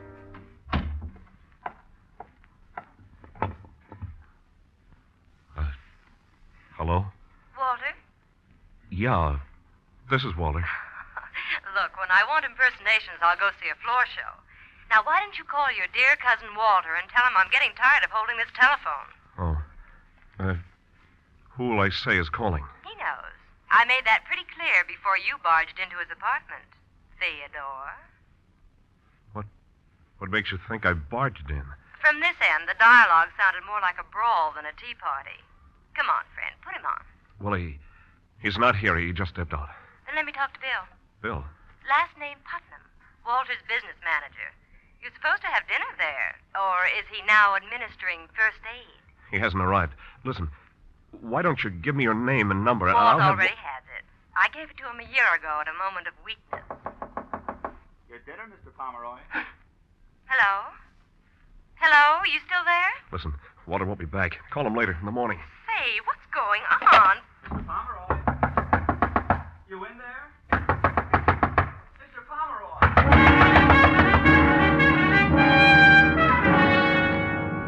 You tell yourself you haven't a chance. The bellboy out there pounding on the door. The girl on the phone who has heard everything, who can send you to the chair with a word. What's happened to Walter has changed your entire outlook, hasn't it, Ted? And suddenly the idea occurs to you. Walter must have her telephone number written down somewhere. You know you must get that girl to protect yourself. You search frantically for his telephone list. You find a gun in the top drawer of the desk and put it in your pocket. Then as you hear the bellboy rattling his keys outside, you find what you're looking for. A small brown leather book with some names and numbers in it. Just in time, you jump for the door and slide behind it as it opens. Mr. Pomeroy? Mr. Pomeroy, what's the Holy cow! Larry! Hey, Larry! The moment he turns the corner, you race for the back stairs 2 steps at a time and rush out into the alley. The cold air feels good on your face, and you hurry away, still unseen and safe. Except for the girl. Yes, the news will be out in a matter of hours, on the radio and the papers, and when the girl learns about it, the quarrel she overheard on the telephone will tip her off, and you know she'll go to the police. You can't have that, can you, Ted? I've got to find that girl. Find her. Stop her.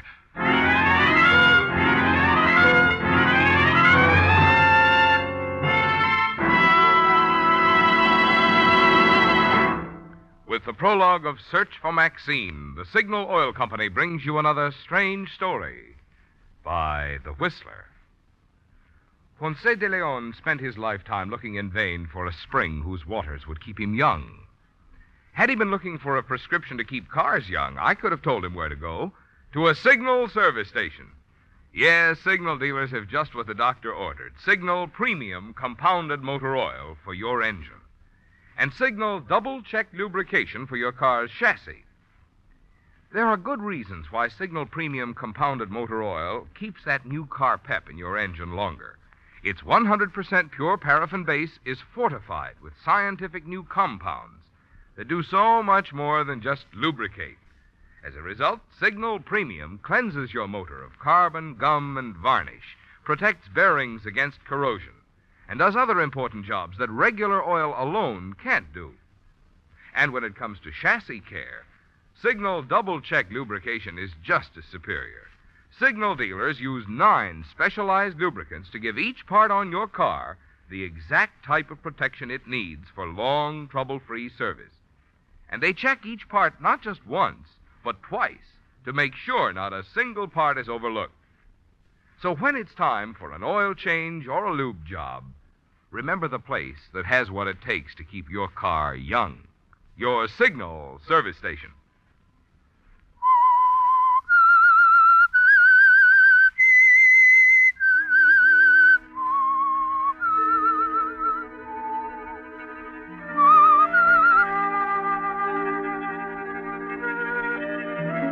She's the only thing standing between you and freedom, isn't she, Ted?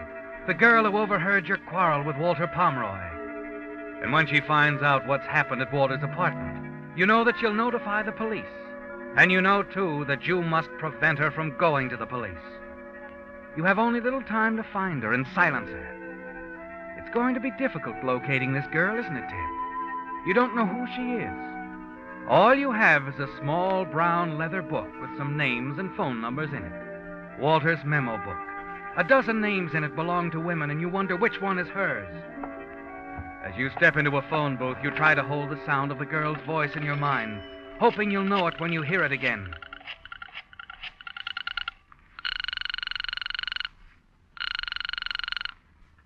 Hello? Annalee? Yes? This is, Tom Sherman. Sherman? I'm sorry. I don't seem to remember. Catalina, we met there last summer. Oh, you must have the wrong Annalee, Mr. Sherman. I haven't been to Catalina in years. Are you sure that you... No dice.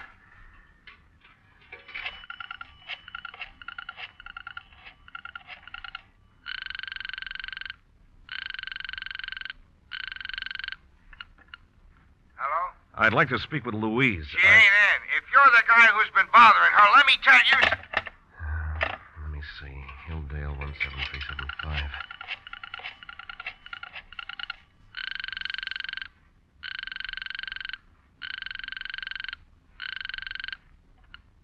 Hello? May I speak with Janice? Sorry, she's not here. She's visiting in the East. Can I help No, you? thanks. I'm sorry, sir. Your party does not answer. You say you're making a survey? Well, my little old head isn't much good at figures, but I'll surely be glad to...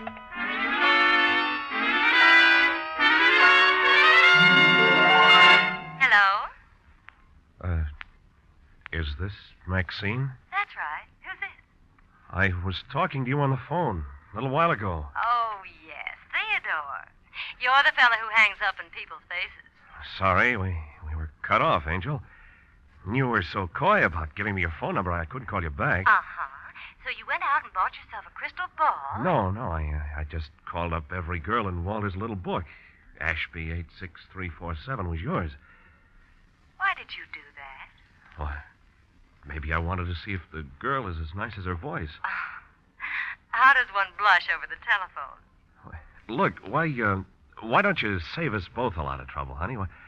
Why don't you just tell me where I can meet you? Uh-uh. I'd rather keep it this way. I can be pretty persistent. And I can be pretty stubborn. I'm sorry, Theodore. Oh, wait a minute. What's the music? Radio? No, it isn't the radio. Now, look, you're a nice boy, I suppose, but I'm really too busy to play games. Well, won't you at least give me your last name? Some other time, maybe. Bye. Maxine, wait!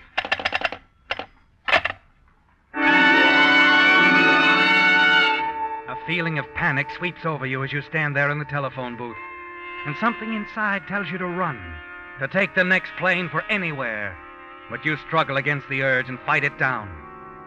You've been a reporter a long time, haven't you, Ted? Certainly long enough to know what happens to a man who runs. What you must do is coldly clear. You've got to find that girl, Ted. It's the only way. Hey. Yeah? Through with the phone? Yeah, go ahead. Thanks. Hate to bother you, but I got to get hold of the little woman. The more I explain to her now, the less I'll have to do when I get home. Boy, they're sure going all out in that parade, ain't they? Yeah. Parade? Excuse me. Sure, what's the matter? What was that you said about a parade? Well, like I said, a big parade coming up the street. Crosstown traffic's tied up for 2 hours. Coming by here? Yeah, band's down the street now. Man, that's what I heard over the phone. What? Nothing. Thanks a lot.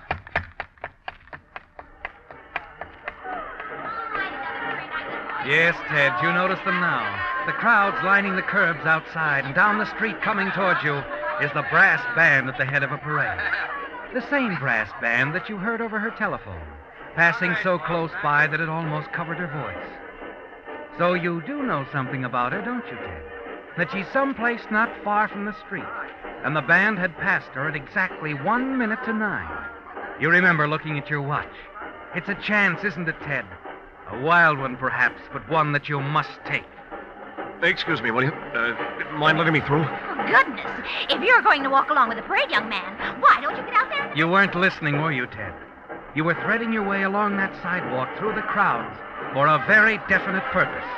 And you kept it up for a full block and then looked at your watch again. It took the parade 1 minute and 20 seconds to cover 1 block. Figuring it back, that meant they'd covered 13 blocks since passing the girl's telephone. Alvarado Street, Ted, that's where she was. Probably in that big apartment house opposite the Signal oil station on the corner.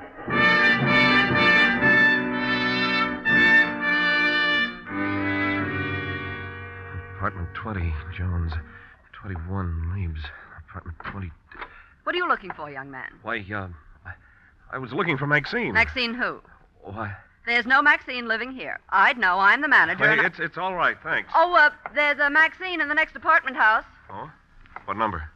Kind of funny the way you're snooping around here, trying to find names and apartment numbers. What's this all about? Well, you know how it is. We just met. An awfully nice kid, but I didn't get around to last names. Girlfriend, huh? I'd like her to be. In that case, I wouldn't waste my time next door. The Maxine I'm talking about is 72. Your heart sinks, Ted, and you walk away. And the nameplates in the apartments on the rest of the block reveal no more Maxines. You're left with only one more possibility. A residence hotel in the middle of the block. You enter the place and decide to try to call her again. Walk past the cigarette counter in the lobby toward a row of phone booths in the rear. Here, just a minute, mister. What's the matter? Where are you going?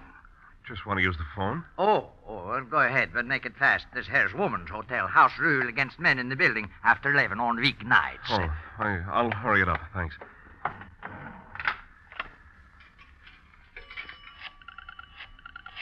The janitor doesn't notice, does he, Ted?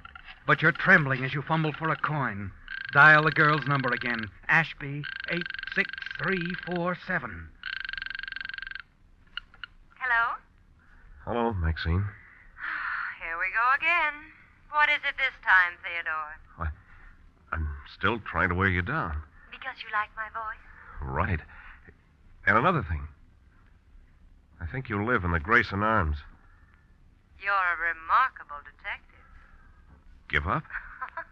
Why should I? I don't live at the Grayson Arms. I live on the other side of town. Wait now. Be honest with me, Maxine. I wish I knew why you're going to all this trouble. I told you I like your voice. Oh, sure. Hold it a minute, will you? Yeah, I'll be here. Yes, Ted, you'll be there, anxiously waiting and wondering, too, won't you, Ted? Wondering if Maxine is lying, playing with you, knowing all the time what it was all about. Feeling of panic returns, doesn't it? You look out of the glass doors of the telephone booth across the marble floor to the cigarette stand by the entrance. Notice a man buying cigarettes from the girl at the counter. He leaves, and another man comes in, and you freeze, your heart standing still. It's the distributor with the early editions of the morning papers.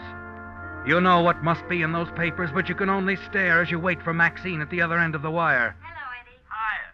About ready to fold? Leave the papers on the counter. Night. Night. Your mind is paralyzed, isn't it? With nothing sinking in.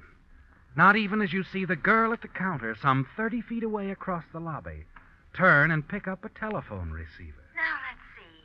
Where were we, Theodore? You were stringing me along about living on the other side of town. Listen, Maxine, you've got to... Got to what? What's the matter, Theodore? You still there? Hello? Hello? Then it hits you, doesn't it? So hard that you almost shake. Your hand grabbing the phone, your head tight. The girl you're talking to over the phone is the girl at the cigarette counter across the lobby. Maxine. Hello? Hello, Ted. A trembling, surging relief sweeps over you, all through you. You've found her, haven't you, Ted? At last you found Maxine. You slump back in the booth, watch Maxine across the lobby as she keeps trying to talk into the phone, rouse you, and then finally she hangs up. You tell yourself that you'll wait there in the booth until she leaves and then follow her out. And then she reaches for something that makes you change your mind. You leave the booth and quickly cross the lobby. Wait a minute. Yes? Too late to Sell me a pack of cigarettes? Afraid so. Just locked up. Not even for an old friend? You're 2 laps ahead of me. I've been calling you all evening. No. Yeah. So you're Cousin Theodore. Disappointed? Crushed. I thought you'd be more like Walter. Oh. That's a compliment. Sorry now, I was so stubborn. How'd you find me? Crystal ball. You ought to get yourself a booth at the county fair. Do you really live across town? Mm-hmm. Worst looking house on the street. Good. Then I can walk you home. My car's outside. Oh. It'll hold 2. Let me get my hat and coat. Be back in a minute. Okay. As she moves off, your hand goes to the gun in your pocket. You take it out, check the clip.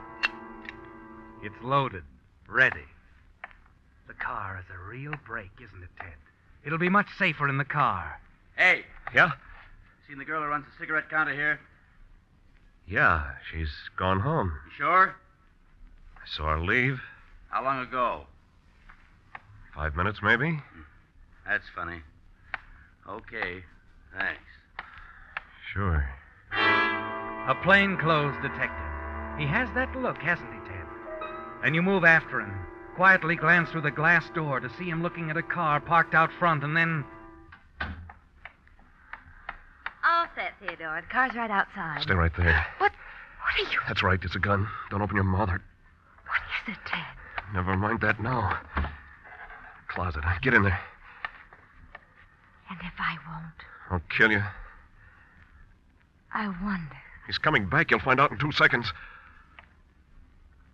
All right. All right, Ted. Hey, what do you mean she's left? I checked outside and... Where'd that guy go? Hey, anybody here? Yeah, what's the matter? Where's the girl who takes care of the cigarette counter? Oh, she's still around here somewhere. The guy just told me she went home. The car's still outside. Oh, she ain't gone home. Ain't given me the keys yet for the morning girl. Might take a look in the back room. Maybe she's getting her hat and coat.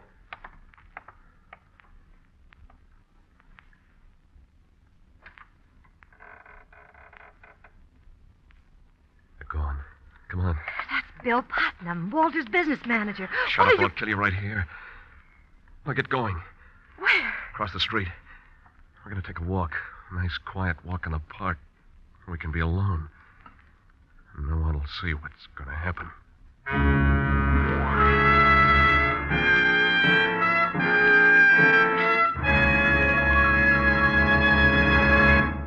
The Whistler will return in just a moment with the strange ending to tonight's story. Since Thursday will be St. Patrick's Day, you've no doubt been getting your share of Killarney on today's radio programs. I had thought of describing how your friends would turn green with envy when you power your car with Signal gasoline, because today's Signal drives the pings and sluggishness out of a motor like St. Patrick drove the snakes out of Ireland. Or I thought of reminding you that your wallet would feel lucky as a 4-leaf clover because of Signal's good mileage. But sure, Indicora, when you buy gasoline, there's really just one thing that matters. You want to be sure that you're getting the tops in quality, the gasoline that helps your motor operate at top efficiency. And that's something you can determine with your own speedometer. After all, when your motor runs more efficiently, you not only enjoy quicker starting, faster pickup, and smoother, knock-free power, but also more mileage. Good reason why we're so proud of Signal's famous mileage, and why we say, to be sure of the tops in gasoline quality, there are just 2 things to remember. 1, it takes extra quality to go farther. And 2, Signal is the famous Go Farther gasoline. Igora? You tell yourself that this is the way it's got to be, don't you, Ted? Yes, from the moment you realized that Maxine could send you to the chair because of the quarrel she heard over the telephone, your quarrel with Walter, you knew you had to find her and silence her. Now, as you follow her into the park, your hand grips the gun in your pocket. It'll be over quickly, won't it? Simply, coldly, and you'll be away and free. As you reach the protective, shadowy darkness of the park, Maxine stops, turns calmly to face you. There's a look on her face, a look that could haunt you for the rest of your life. And then suddenly you know. You know that love her or hate her, you simply cannot kill her. Get away, Maxine. I'm not going to do it. I can't. Go on, get away. You hear what I said? Get away now before I change my mind. No, Ted. Come on. Let's sit down here. I think you'd better tell me everything.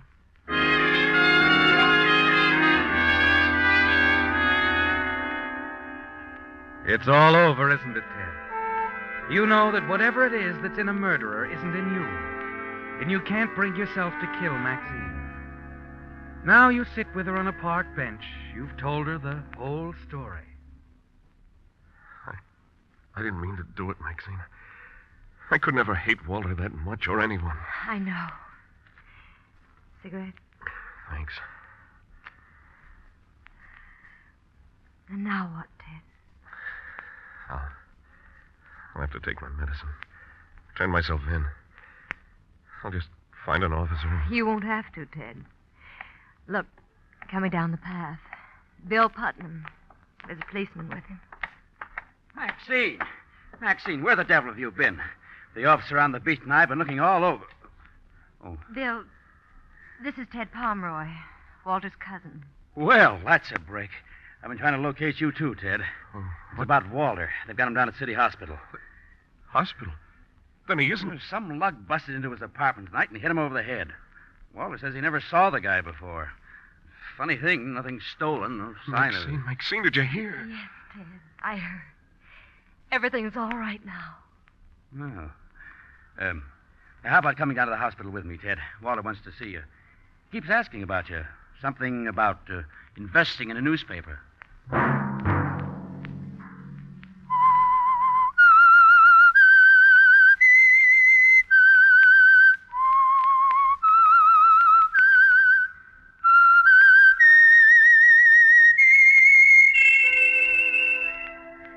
Let that whistle be your signal for the Signal Oil program, The Whistler, each Sunday night at this same time.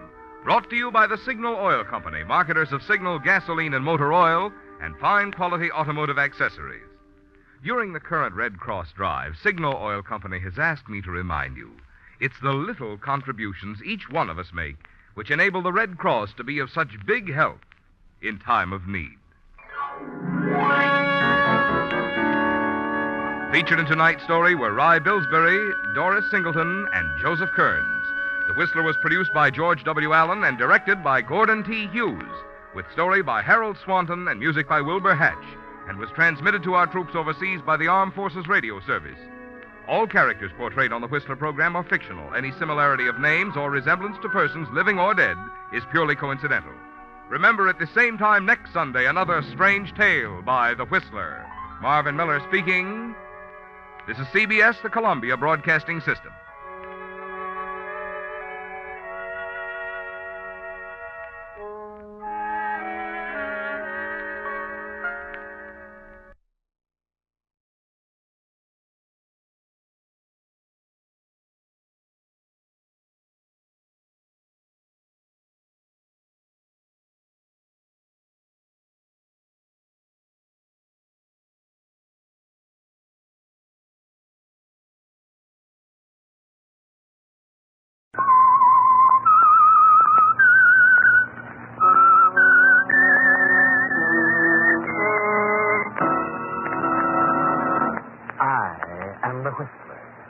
And I know many things, for I walk by night. I know many strange tales hidden in the hearts of men and women who have stepped into the shadows. Yes, I know the nameless terrors of which they dare not speak. And now, the Whistler's strange story. Silver Service.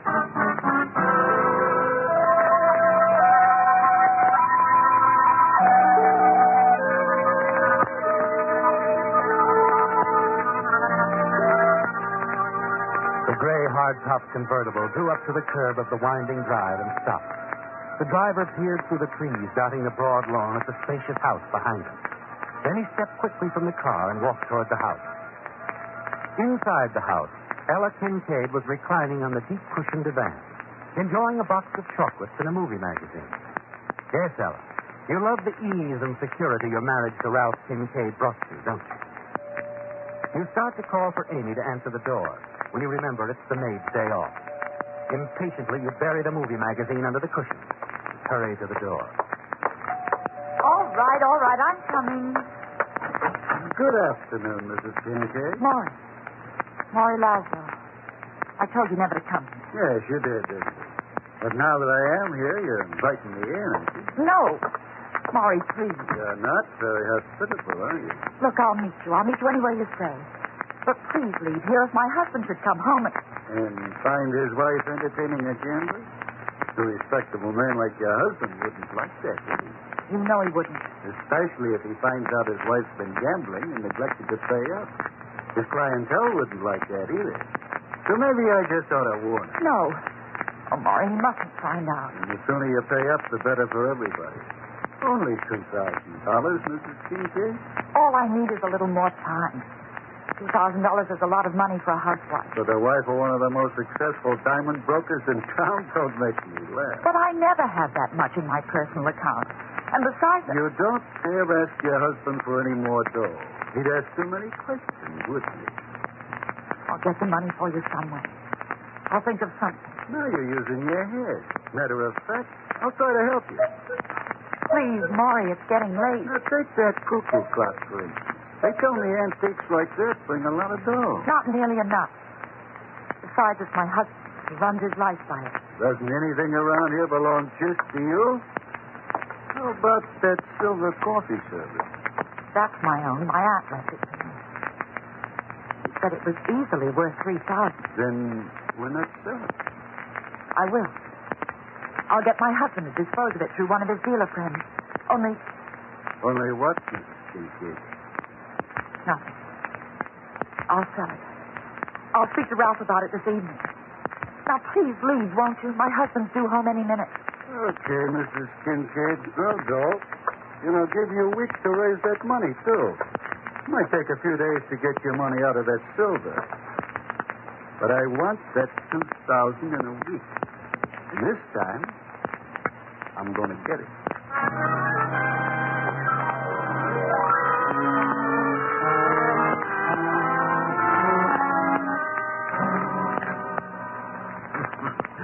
You're always full of surprises, aren't you, Ella?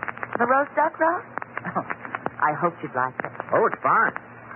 But for the life of me, I can't understand why you want to sell that silver coffee service. Well, you don't mind, do you, darling? Oh, of course not, Ella. It's your personal property. Then I wish you'd sell it for me.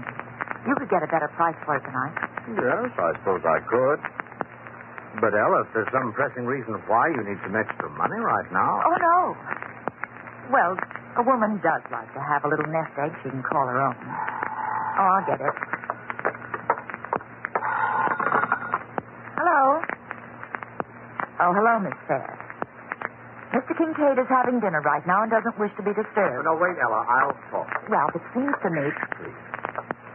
Hello, Miss Fair. Well, don't tell me you're still at the office.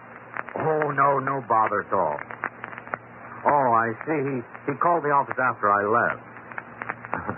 Well, those things happen. I'll bring Mrs. Kincaid's bank stubs down in the morning. Thanks for calling.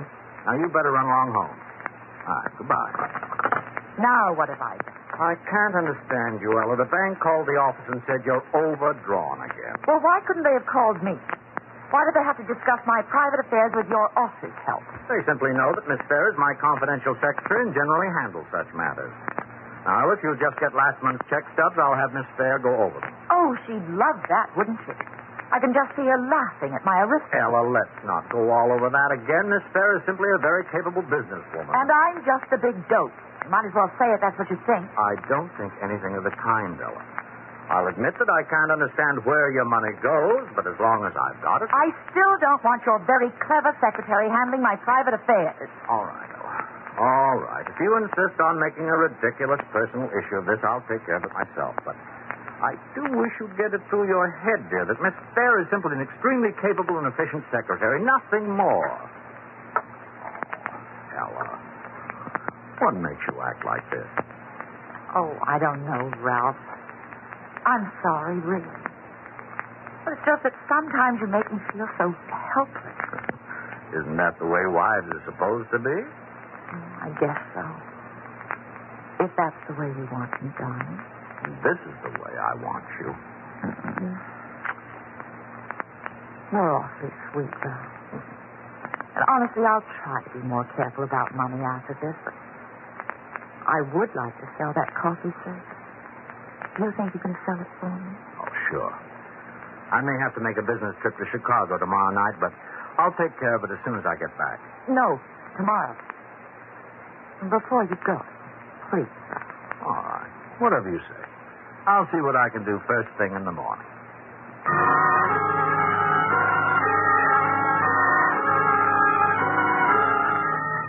Well, Ella, your sudden burst of temper was almost a mistake, wasn't it? But the very mention of your husband's secretary drives you to fury, doesn't it? You're sure the efficient and beautiful Miss Fair is trying to worm her way into your husband's life. And you don't want that to happen, do you, Ella? No. Things have gone far too well for you since you married Ralph, until you started gambling. You know Maury Laszlo wasn't bluffing in his demand for quick payment. Then you'll go to your husband if you don't pay up. And you're certain that Ralph, with his strict code of honor, would never forgive you or believe in you again. So the next morning, you make sure Ralph takes the silver service with him. Later, you decide to drop in at his third-floor office in the arcade building, just to make sure that he attends to the sale.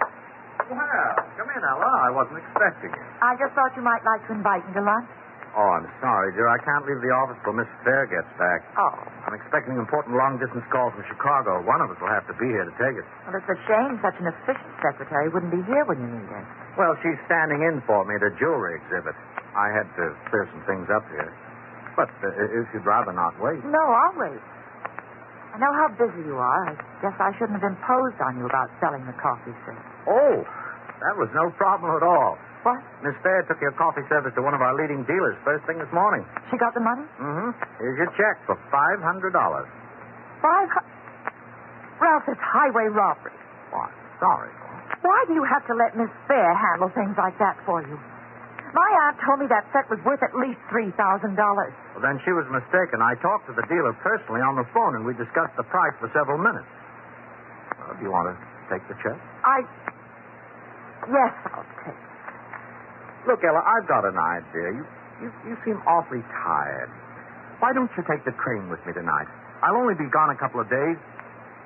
Ella, are you listening to me? Of course, Ralph. I was going to suggest you ride as far as Stonefoot with me, drop off and visit your sister for a few days. I think it'll do you a lot of good. Now, how about it, huh? I don't think so, Ralph. I'm not in the mood right now. Well, just an idea.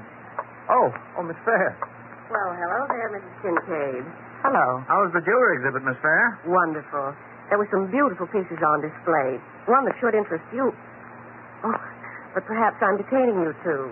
Oh, no, not at all. Remember, Mr. Kincaid, when Mrs. Rudolph Winston said she was looking for a diamond and ruby necklace to match some heirloom earrings? Of course. She's mentioned it several times. Well, I saw a necklace that would match those earrings to perfection. It's for sale? Yes. Priced at $6,000. That shouldn't stand in Mrs. Winston's way if it's what she really wants. It'd need a nice commission if we can swing it, Mr. Kincaid. Oh, very nice, Miss Fair. I'll tell you what. You get in touch with Mrs. Winston as soon as possible. Set up a date for her to come here to the office, and we'll have the necklace brought over for her to see. Oh, going so soon, Mrs. Kincaid? Yes. I'm afraid I'm too hungry to wait any longer.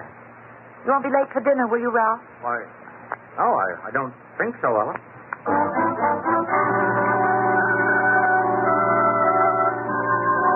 Well, Ella, you're really in a spot now, aren't you? You know Maury Laszlo will stop at nothing to get his money. And the $500 you got for the silver service is of little or no help. You must find a way to get the rest of the money. Then, as you're driving home, an idea hits you. If you could just get your hands on that diamond and ruby necklace, your problems would be solved. You're certain Maury Laszlo, with his shady connections, could easily dispose of it for you. And you're equally certain he'd be glad to do it to collect his debt and the commission. Then you think of a perfect solution to all of your problems. You'll steal the necklace in such a way that your husband's secretary, Miss Fair, will be blamed for the theft, and she'll be out of your life forever. You become so intrigued with the idea, You fail to notice that the signal light has changed until... Hey, lady! It's not going to get any greener! You're in the driver's seat. Make a move, will you? Yes, I am in the driver's seat. And I'm going to make a move. A smart move.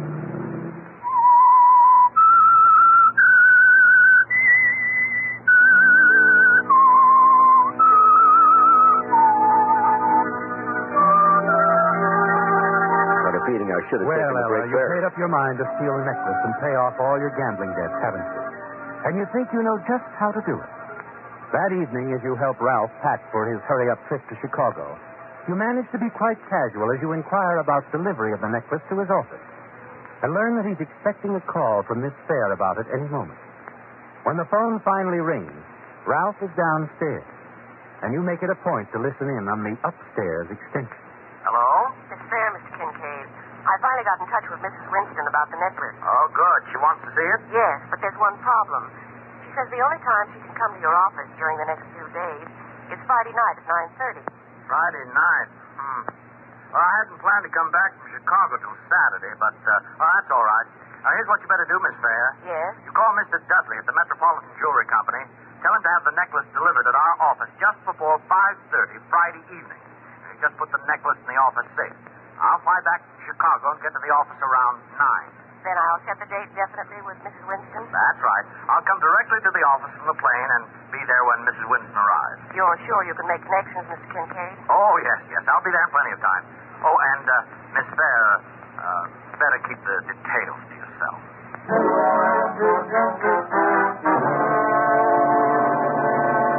That's all you wanted to know to set your plan in motion, isn't it, Ella?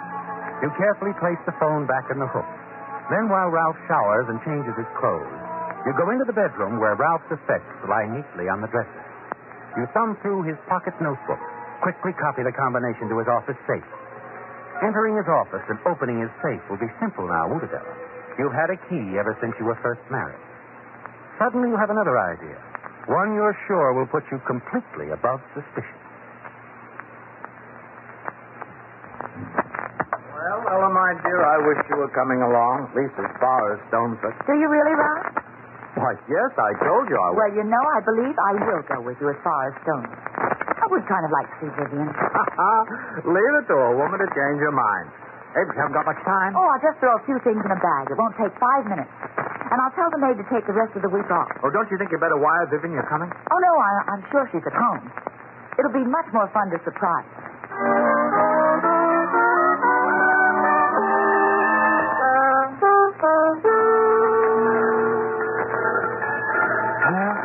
Stoneford already, Ella. I'll help you off. Oh, you needn't bother, darling. Oh, plenty of time. Watch the step. Thanks. Now, why don't you... Better phone Vivian right away, dear. Oh, I'll just take a taxi. Oh, it's so late at night. I just hate to leave you. Don't be silly, Ralph. There are only 3 or 4 cabs in town. I've been up here so often the drivers know me. And the Vivian should be out. I have a key to her house. Well, okay, honey. Ella.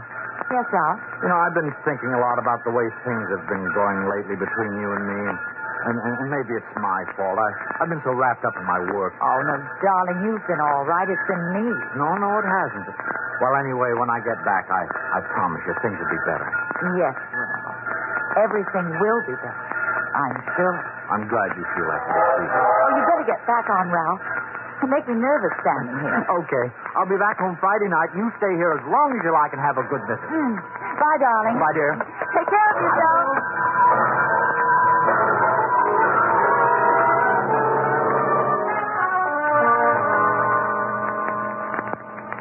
You catch a taxi, making sure that the driver recognizes you as you direct him to your sister's house. But you already know that Vivian isn't there, don't you, Ella? Yes. That's the one reason you suddenly decided on the ride to Stoneford. The short trip to Stoneford provides the missing link in your plans, doesn't it, Ella? You go in the house, turn on the lights. Next day, Thursday, you make it a point to be seen by several neighbors and storekeepers. Late that night, when the lights are out in the nearby homes, you slip out of the house, walk nearly a mile to the bus station, and catch the last bus back to the city. It's still dark when you arrive. And you have the taxi drop you off on a side street near your house. You take the back alleyway grope your way through the darkness, fearful that one move might give you away. Finally, you open the back door to your house. Without turning the lights on, go to bed, certain that no one knows you've returned home. Next day, Friday, you remain indoors with curtains drawn all day. Then, just before 5 o'clock, it's time for your next move. You step to the phone.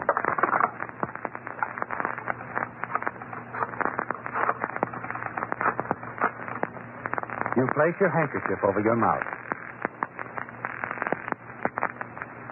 Good evening. Metropolitan Jewelry Company. Mr. Dudley, please. Mrs. Dudley speaking.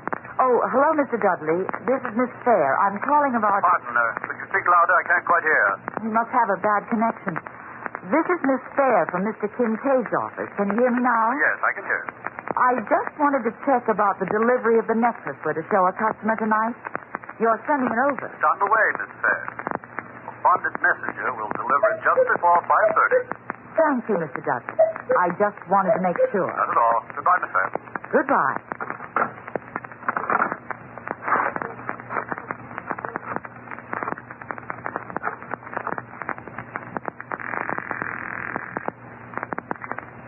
Metropolitan Airport information. Hello. I'd like to know the time of arrival for the next plane from Chicago, please. The next plane from Chicago is due at 8:50 p.m. You're sure? Of course, madam. Is there anything else? No, that's all. Thank you very much.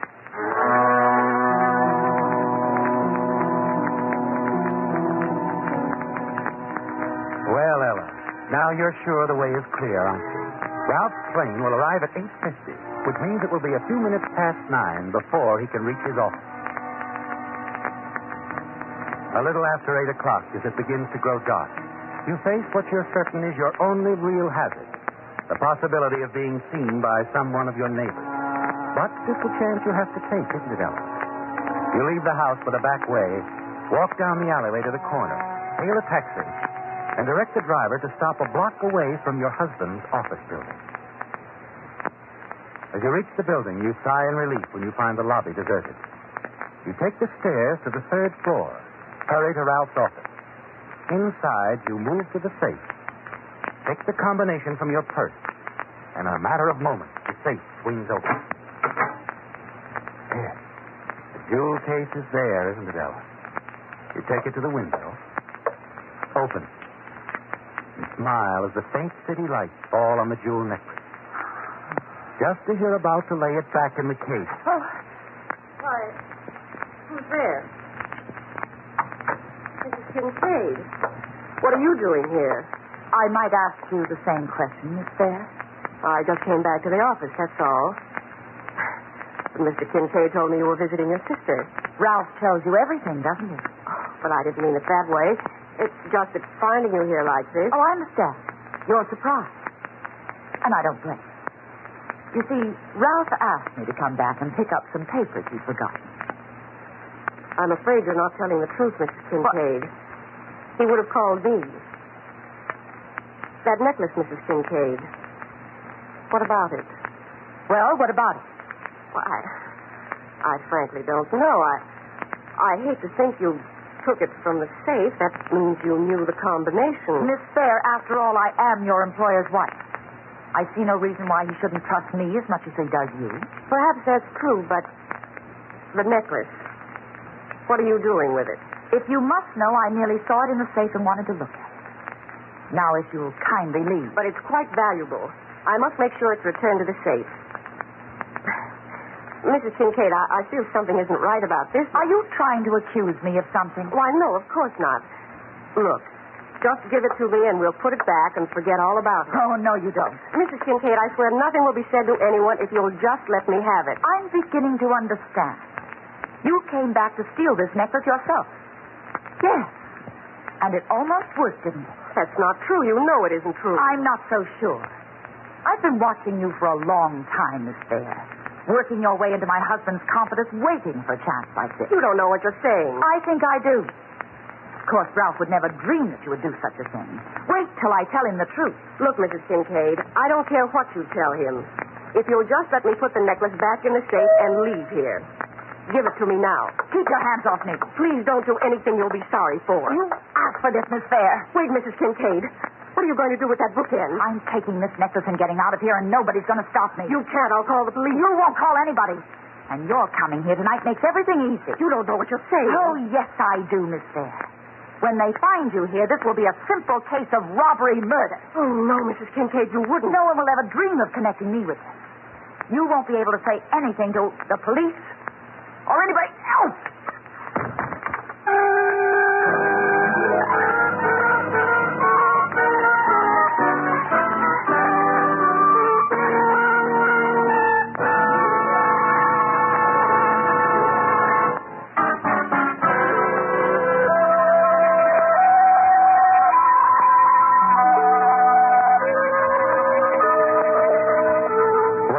As you look down at Miss Fair and realize what you've done, you decide there's one more thing you must do. When Ralph comes to the office, he must find a complete case of robbery and murder. You'll go back to your sister's home in Stoneford, and you're sure no one will ever suspect you even left there. You'll have no qualms as you again raise the heavy bookends for the final blow. I'm calling now. Let's go. Stop that, lady. Here we are. Officer, that's Miss Fair on the floor. We didn't get here a second too soon. She's alive, isn't she? Yes, she's alive, Mr. Dudley. And I don't think she's hurt too badly. Looks like just a bad bump to me. Thank goodness. Well, I'll take the necklace now. Give it to him, lady. And you better tell us who you are. I'm Mrs. Ralph Kincaid, wife of the owner of this company. That's who I am. Mrs. Kincaid, of course. I caught this woman going through my husband's safe. She was stealing this necklace and tried to kill me. Oh? I'm sorry, but it's no good, Mrs. Kincaid. I recognize your voice now from that phone call you made to my jewelry store a few hours ago. I don't know what you're talking about. I mean, when you phoned about the necklace and said you were Miss Fair. Something puzzled me about that phone call, so I phoned Miss Fair, and she said she hadn't made the call. Too bad you didn't notify the police right away, Mr. Dudley. Assault with intent to murder is a serious crime. I intended to, officer. We figured there'd been a leak somewhere, and someone was planning to waylay our messenger before he made the delivery. But when the messenger advised us the delivery went through okay, we decided to forget about it. I guess Miss Fair couldn't forget it. That's why she came back here. She came back to steal the necklace. Now, no, she didn't, Mrs. Kincaid. You see, it wasn't your voice that started me wondering about that phone call you made. It was something else. Something else? Yes, you said you were calling from this office. Now, everybody knows you wouldn't find a cuckoo clock in a business office. And I heard a cuckoo clock strike 5. There's no sign of one here. You should have been a detective, Mr. Dudley. I'm sure we'll find a cuckoo clock in Mrs. Kincaid's house.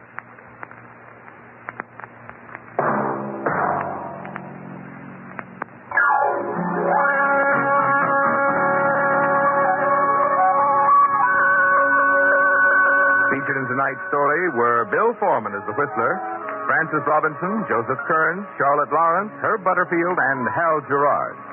The Whistler was directed by George W. Allen, with story by Margaret Poole, music by WILBURHATCH, and was transmitted overseas by the Armed Forces Radio Service.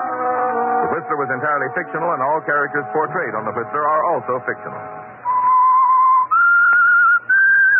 This is the United States Armed Forces Radio Service.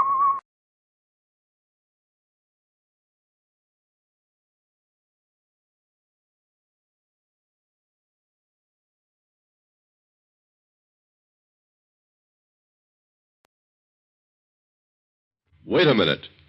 Have you heard the strange tales of the Whistler?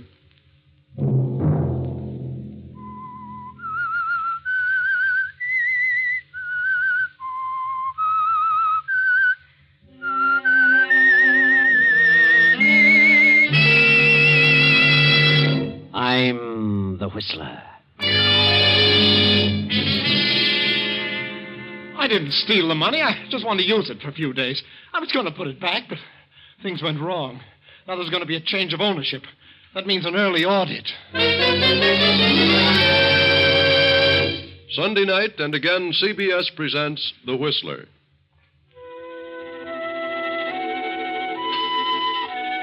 I, the Whistler, know many things, for I walk by night. I know many strange tales, many secrets hidden in the hearts of men and women who have stepped into the shadows. And so I tell you tonight the tale of the accounting. Tom Bradford is a middle-aged rancher living a few miles out of town. Tom has married a widow with a grown son named Ralph, who is inclined to be shiftless and lazy. Tom resents this because times are difficult and he's short of help. He further resents the fact that the boy has married a girl from the town and brought her to live with them. They've been here for 2 months now, and Tom has grown crabby and unpleasant. You know the way conditions are, Mary. Just can't get any help in this ranch. It's too much for me to handle alone. I know, Tom, but Ralph doesn't know anything about a ranch. Ralph was raised in the city. He can learn, but he's too lazy. All he does is sit around and read magazines. But he's a delicate sort of boy. He always has been. Well, let him go out and do a little work, and he won't be so delicate. You've made a baby out of him. I've done no such thing. If Ralph were able to help you, I'd be the first one to ask him to do it. Oh, if he amounted to anything, he wouldn't have to be asked. I wish the Army would take him. They deferred him because he wasn't strong enough. Well, he's not too weak to do a little something around here. And that wife of his, that Vera, she's worse than he is. She could do something. All she does is dress herself up in baby Ralph's. She loves him. Never washes a dish because it might ruin her hands. She can't cook. She can't do a thing. I don't like her. I think Vera's a nice girl. And I can do without her being here. You mean you don't want her here? That's exactly what I mean. But if she left, that would mean that... Why, Ralph wouldn't stay here without Vera. Then they can both go. Do you know what you're saying? Ralph is my son. I don't care who he is. He can get out and shift for himself. And take that steaming little brat of a wife with him. Oh, you're just upset, Tom. You'll feel different about things in a few days. You must try to control yourself. Mary, before they came here, you and I got along very nicely. But since they've come, we've had nothing but arguments and hard feelings. Ralph and Vera are constantly stirring up trouble. Naturally, you take Ralph's side. You can't see his faults because you're his mother. But at the same time, you're his worst enemy. Tom, how can you say such a thing? I know what I'm talking about, and I've made up my mind they've got to go. Go where? What will they do? Let Ralph figure it out. Let him get a job. A job? What can he do? A lot of things. He's not that helpless. Oh, but Tom, please, you don't understand. I understand, all right, and that's final. He and Vera can get out in the morning. Very well. I'll tell them. And perhaps I should go, too. Is that what you want? Oh, now, don't be ridiculous, Mary. I didn't say that. I thought you loved me. I never dreamed you could be like this. I'm not being mean, Mary, and I don't want to talk about it anymore. You going to tell them, or shall I? Yes, Tom, I'll tell them. Very well. I'm very tired. Good night, Mary.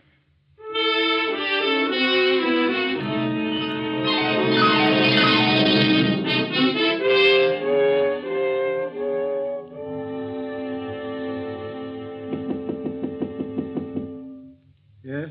Ralph, darling, it's Mother. May I come in? Oh, yes, Mother.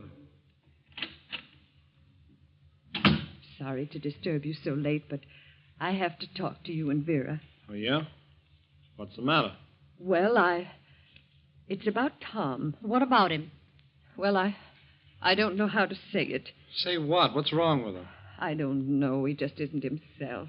You know how terribly upset he's been lately. Yeah. But he doesn't understand, Ralph. He just doesn't understand. Understand what? He doesn't understand you. You and Vera. What's wrong with me? Nothing, Vera. It's just Tom. He's in one of those spells. He doesn't like anything or anybody. You mean he saw it? Yes, Ralph. He's terribly upset. Well, what have I done? Well, he thinks you're lazy. He's angry because you won't help him around the ranch. What? Oh, that's silly. What do I know about a ranch? Nothing. I told him that, but he said you could learn. Well, I wouldn't last half a day doing this kind of work. I'm not the type. He's terribly unreasonable. He refuses to see it that way. Well, oh, to heck with him, then. I'm lazy, too. Is that what he thinks? Yes, Vera. I'm terribly sorry and embarrassed. We aren't farmers. I'm not going to let Vera tend those confounded chickens, and I'm not going to milk any cows. Ralph. What does he think I am? Please, Ralph, don't get excited. Well, if he feels that way about me, I'll get out. What? You'll do no such thing. We'll stay right here till I get ready to leave. Ralph, darling, Tom wants you to leave in the morning. What? Well, of all the nerve. This is your house, too, isn't it? Yes, but, Ralph, if you stay here, you'll have to work, and I don't want you to have to do that. You couldn't stand it. It wouldn't be good for you. Well, you mean you want us to leave? No, I don't want you to. But I've thought it all over, and I think you'd better go into town. But don't worry, I'll see that you get along all right. How? Well, I'll have to get a job. Well, maybe you can find something to do, something light. What a fine mess. I'm sorry, darling. But you better go in the morning. Go? I wouldn't stay around here another day. Well, I know bookkeeping. Maybe I could get a job in the bank. That isn't such hard work. No, but don't worry, darling. I won't. Good night.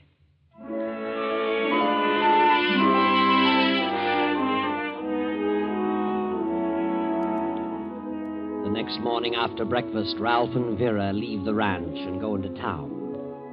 A few days later, Ralph obtains a job in the bank. Then, after a month or so, he is promoted from the adding machine to the teller's cage.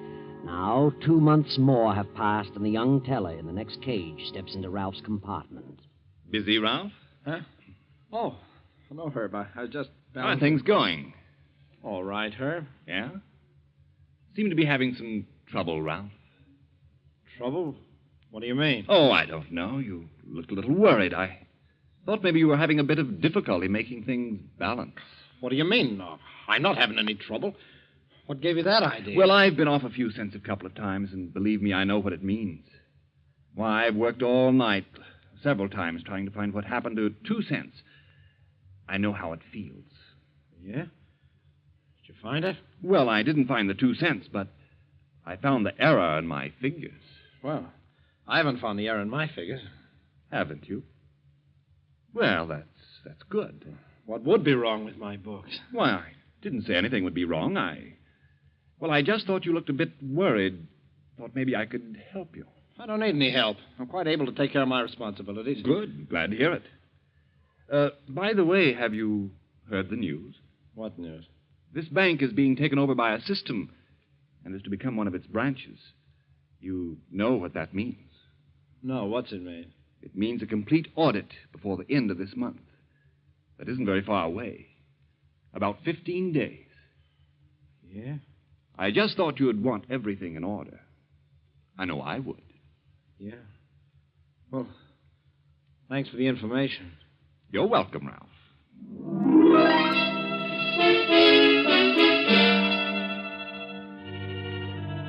For a few moments, Ralph stands in a stupor.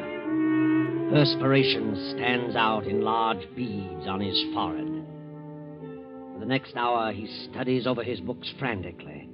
Then, when closing time comes, he rushes home. Hello, darling. Oh, you have no idea how much I've missed you all day. Yeah? Kiss me. Yeah. What's the matter with you? Nothing.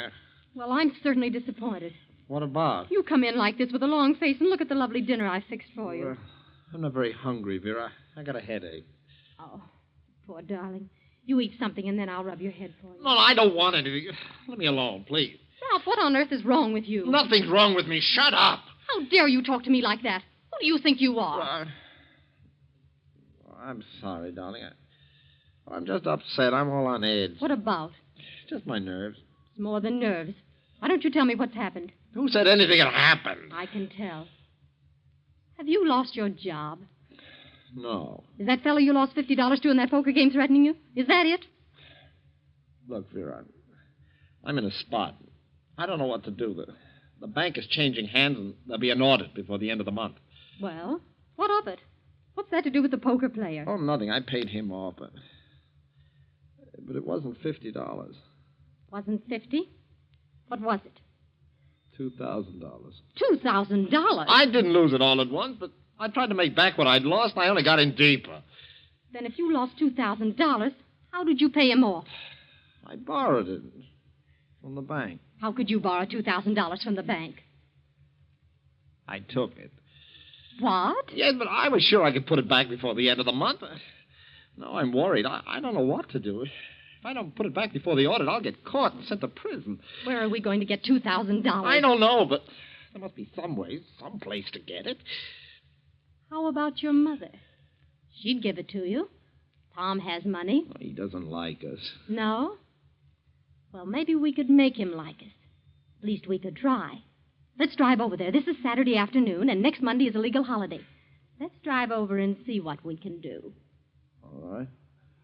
Least we can do is try. We'll go.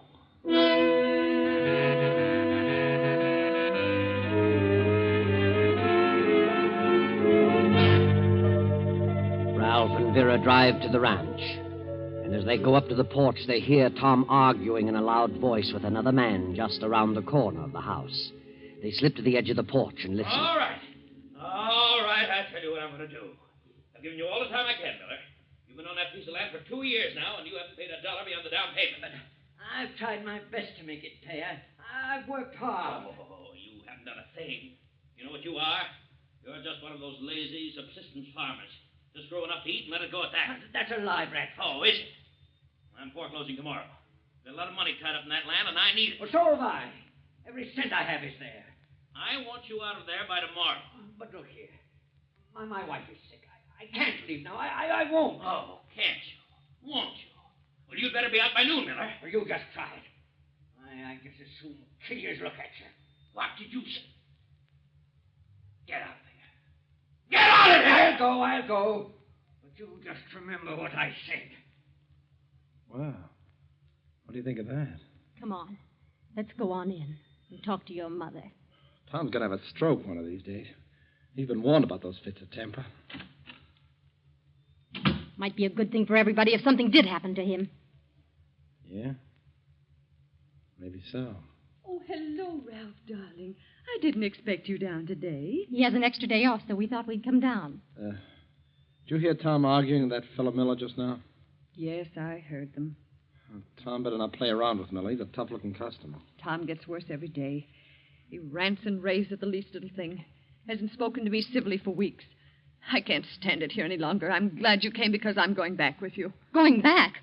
Leaving Tom? I've got to. He's unbearable. Oh, but, Mother, you can't leave him. That is, not just now. Why not? Well, you've got to put up with him for a while longer because Why don't you tell her, Ralph? Ralph, what is it? What's happened? Ralph is in trouble. He needs some money. Oh, darling, what's happened? Tell Mother. Well, I borrowed some money from the bank. I have to pay it back before the end of the month. How much? $2,000. What? Good heavens. Well, if you can't pay it back now, they'll have to extend it. They can't do anything else. Oh, yes, they can. They'll send him to jail. You see, they didn't know I borrowed it. Ralph, darling, you mean you stole it? No, I didn't steal it. I was just wanted it for a few days. I was going to pay it back, but things went wrong, and now there's going to be a change of ownership, and that means an audit. He's got to have the money right away. But what can I do? I haven't any... You've got to get it from Tom. You've got to. But Tom needs every cent he has to hold on to this place. Well, you can ask him. You've got to do something. Do you want Ralph to go to the penitentiary? Oh, good heavens, no. Then hurry up and talk to him. But what'll I say? Oh, you'll think of something. Go on in and talk to him. But do you think this is the time? Well, I'm desperate. I need that money in one way or another. I'm going to get it. Oh, yes. Yes, darling, don't get excited. It isn't good for you. I'll talk to him now. He just came in the back way. We'll wait in here.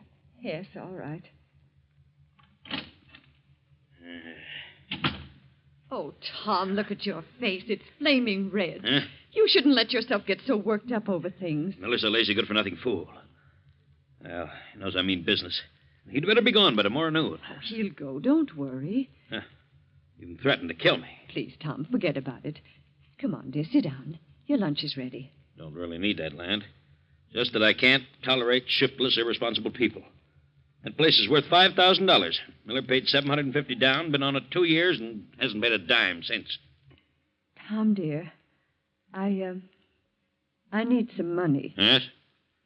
Well, that's not unusual. Hand me the checkbook. By the way, I've got a list of things you can get from me in town. How much do you want, Mary? I want to borrow some money, Tom. Since when do you have to borrow money? Well, I want to borrow it. Oh, that's ridiculous. Borrow it. Huh. Now, how much do you want? $2,000. $2,000? Are you crazy? No, Tom, I need $2,000. What could you possibly need that would cost that much? You certainly have everything that... Wait a minute. What are you getting at, Mary? Please, Tom. Please lend it to me. I'll pay it back, I promise. How? Just how would you pay it back? You have no earning capacity. Well, I know, but Ralph has. He could Ralph? pay... Ah, I thought it was something like that. What's he got up his sleeve? He needs $2,000 right away. Oh, he does. Well, what for? What's he done? Why, nothing, but he has an opportunity to... Well, it's a business proposition. Do you expect me to believe that? What's he done? Something at the bank? Well... Quit stalling. Did he borrow from the bank and forget to tell them about it? Yes. Oh, Tom, please let me have it. They might send him to jail. Jail? Oh, no, not Ralph. Why, he couldn't stand it. Please, Tom, please. He's so young. He didn't realize what he was doing. Let him go to jail. Maybe they'll teach him that the world wasn't made for him alone. Oh, you don't mean that, Tom. Don't I? I knew he was no good from the first day he came here, and that snip of a Vera's worse. She probably put him up to it. Please help us, Tom, please. I wouldn't give a dime to help him. He belongs in jail. As far as I'm concerned, that's just where he'll go. Oh, Tom, please. Give to him. Tom, listen to me.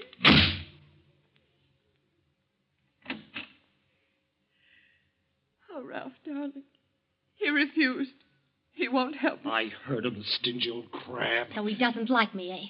Well, he should know what I think about him. I could stick a knife between his ribs. And, well, Yeah? You really could? yes. What are you saying? What are you thinking? Nothing, Mother, nothing. I'm just thinking Tom isn't in very good health. He ought to be careful about those rages. He's likely to die in one of those spells. Yes. That would be too bad. Has Tom any living relatives? No. Well, I hope for your sake, Mother, that he's kept up on that insurance policy. But he has. Let's see now. How much was that? 50,000, wasn't it? Yes. That's a lot of money. Oh. But we mustn't talk like this. Mother would feel terrible if Tom should... Well, after all, he's her husband. She loves him. Yes. Yes, of course. But you'll have to face it sooner or later. He's getting along in years. On the other hand, he may live a long time yet. Who knows? Yeah. I'd be afraid of that Miller after the threats we heard him make. Ralph, darling, Yes, Mother? What were you going to say? Nothing. I wasn't going to say anything. Come on, Vera. Let's get our things out of the car.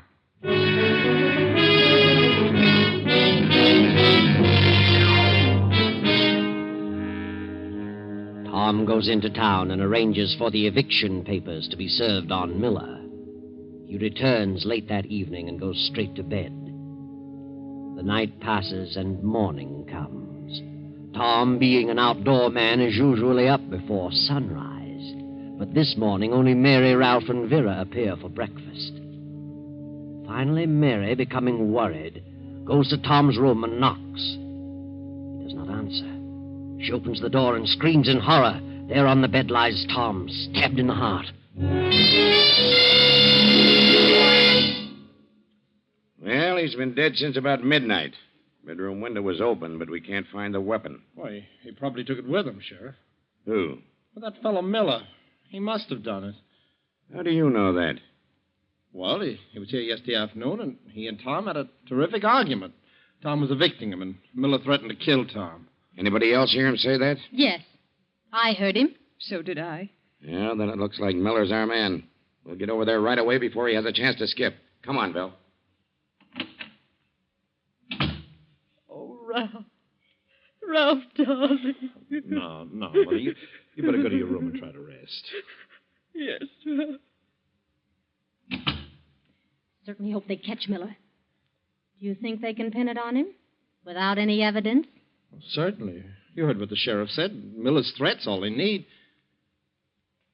You think Miller did it, don't you? Why, of course I do. What a silly question.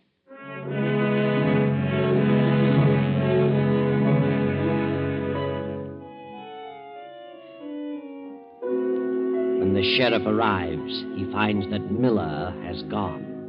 They put out a search for him. Now, Ralph is back at the bank in the cage next to Herb. Well, Ralph, they haven't found that fellow Miller yet. No? Well, they'll find her. Do you really think it was Miller who killed your stepfather? Well, of course I do. He threatened to kill him. 3 of us heard him. Well, sometimes people say things that they never mean to carry out. Oh, you should have heard him. He meant it. Maybe he did. But that doesn't mean he did it. What are you talking about? Oh, I was just thinking. Yeah? Circumstantial evidence is an awful thing sometimes. How do you mean? Well, so many people have been convicted on a mere word, a mere nothing. People hear a person say something, and by the time they repeat it in court, they enlarge on it a dozen times. I remember a fellow who worked here. In fact, in your cage. What about him? Well, he used to play poker quite a bit. And one night he made a haul, won $400 or $500, and went flashing his roll around town and boasting. So what? What's wrong with that? Well, he went into the drugstore and started showing off, and when the old druggist asked him where he got all of that money, he kiddingly remarked that he had robbed the bank. Well, that got around and finally took on a serious tone. They checked up here at the bank, and sure enough, there was a $500 shortage. And even though his pals swore that he'd won it in the game, they convicted him on his statement and sent him up. Well, maybe he did steal it. He had the opportunity. I have. And you have. Yeah? Well, is he still in the pen? No, he was lucky. He got out after 5 years. How'd he get out? He was exonerated. Another teller confessed to it later. They sent him up and let the other kid out. Oh, he was lucky. 5 years, huh? Yep. It's a long time. It'd be a shame if Miller were convicted in the same way, and then they later found out that he was innocent. Wouldn't it? Yeah, but he did it. He had the motive, the opportunity. He said he'd do it. Well, he may not have been the only one with a motive. It's after 3. I'm going to run along. See you in the morning, Herb. So long.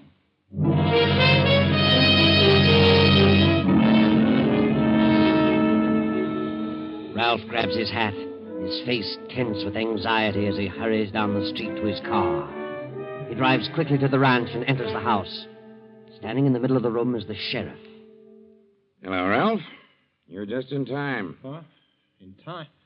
How long have you been here? Just drove up a second before you did. Well, what do you want? Did you find Miller? No, not yet, but they will. Oh.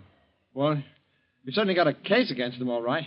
He won't have a chance. I wanted to ask you and your mother and your wife a few more questions. Yeah? Well, all right. What do you want to know? We got a message from someone in town saying that Miller was seen at the gas station about 7 o'clock on the night Tom Bradford was killed. Well, so what? Maybe he was. They checked with the attendant. He said Miller had his car packed, had his family, and headed out of town in the opposite direction. Well, maybe he circled around and then came back. No. He couldn't have done that. Why not? Because he wouldn't have had time. He was seen in the next town an hour later, still headed east. He wouldn't have had time to get that far if he'd circled back here. See what I mean? Yeah, I see. But he must have come back. Not unless he flew, and that isn't probable. But there must be some explanation. He must have gotten here some way. Maybe he killed him earlier. Maybe that's it. Say, that's right. No. We can figure the time of death closer than that. It was near midnight. That's definite. I see. Well, who told you about this? Who sent you this message? We don't know. It was printed with a pencil and mailed in town. Yeah? Is that all it said? Well, no. There was more to it. Huh? What else? Oh, there's always cranks butting into cases like this. Amateur detectives are always getting hunches, and, they're seldom ever right. Well, what did it say? I'll tell you. Calm down. Yes, Ralph, take it easy. Oh, yes, darling. Don't be so upset. It isn't good for you. Well? It said that the real murderer would probably be found in the immediate household of Tom Bradford. What? And since we haven't found the weapon, we might check over the house. I never heard of such a thing. That's the biggest bunch of nonsense I ever heard of. Why, my mother loved Tom Bradford. So did I. So did Vera. He was like a father to us. Please, Ralph, don't shout so. Well, my partner's been looking over the place while we've been talking. I imagine that he'll find... Just a minute. I hate to bother you right now, but, Here you are, Sheriff. Take a look at this. Well, a knife. Mm-hmm. Apparently covered with blood. That's right. I found it in Mrs. Bradford's room. Right under the mattress. What? Well, how did it get there? Yes, Mrs. Bradford. How did it get there? I put it there. Afterward. Mother, what are you saying? You're out of your mind. Did you kill your husband? Yes. Yes, I killed him. No, she did not. She couldn't. I killed him, and I had a good reason. I hated him. He was cruel to me, and he hated Ralph. I couldn't stand it any longer, so I killed him. She's lying. She didn't do it. She ought to know. We know Miller didn't do it. You can't do this, Mother. I know what you're trying to do. What's she doing? She's trying to protect me. She thinks I did it. Thinks you did it? Mother, do you realize what this means? Tell him the truth. Tell him. I did it. I killed him. The knife is from my own kitchen. I did it, and I'm glad. She's crazy. She couldn't have done Why it. not? Because I killed him. She's trying to protect me. Ralph, what are you saying? I did it, I tell you. I ought to know. I had a better motive than she. What motive? I'll tell you that later. I don't believe you killed him, Ralph. You're trying to protect your mother now. Because you know she did it. I did it, I tell you. I did it. Well, that's enough for me. I believe her. But we'll soon find out. We'll check the fingerprints on the knife. That won't prove anything. Why not? Because I used the glove. Mother must have taken the knife from the body and hidden it, thinking that I'd slipped up. That's just so much talk, and you're just shooting in the dark. Come on, Bill. Let's go back to town and do some checking.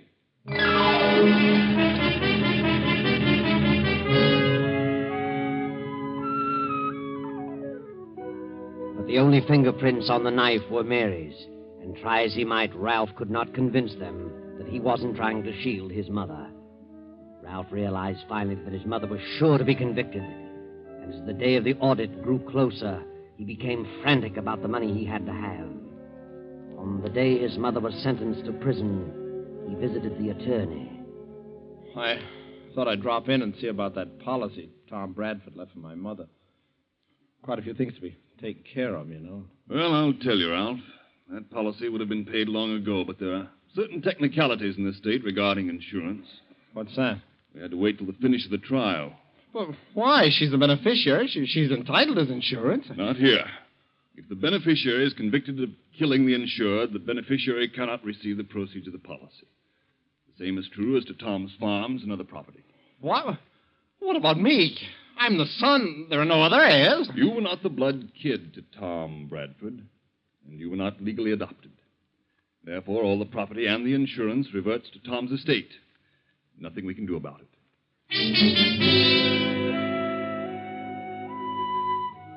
Well, Ralph, there you are, holding the bag. Now you've got to face the music at the bank. With all your scheming, nothing was gained. You planned to kill Tom and blame it on Miller, but instead got your mother upset and she killed him because she wanted to keep you from doing it. That's what you believe, Ralph, but you're wrong. I know. Your mother didn't do it. She found the body and removed the knife, thinking you'd slipped up. It was your dear little wife, Vera, who did it, and she'll never tell. But she'll pay for it later. I know.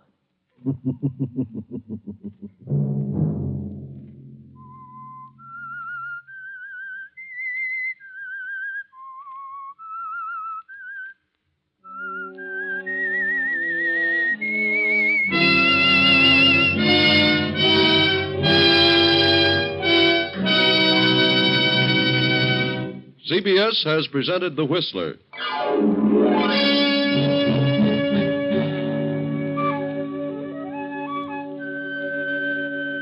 Original music for this production was composed and conducted by Wilbur Hatch. The Whistler is written and directed by J. Donald Wilson and originates from Columbia Square in Hollywood. I, the Whistler, will return to tell you another interesting tale. Good night. This is the Columbia Broadcasting System.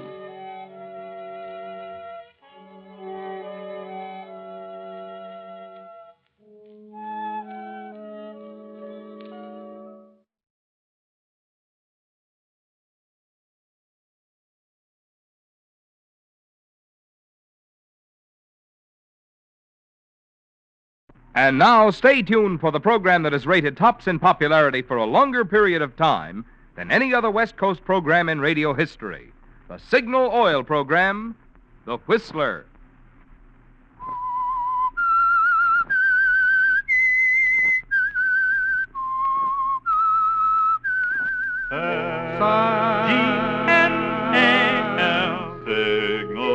Signal gasoline. Signal, the famous Go Farther gasoline, invites you to sit back and enjoy another strange story by The Whistler. For extra driving pleasure, the signal to look for is the yellow and black circle sign that identifies signal service stations from Canada to Mexico. And for Sunday evening listening pleasure, the signal to listen for is this whistle that identifies the Signal Oil program, The Whistler.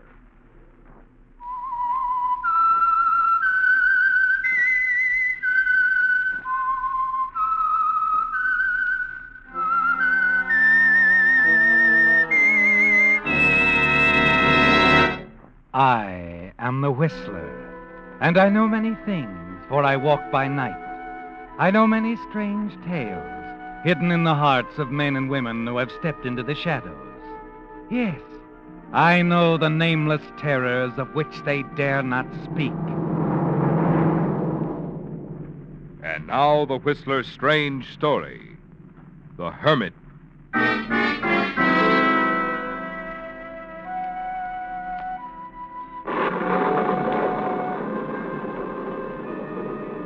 The storm made it all seem ghostly somehow, unreal.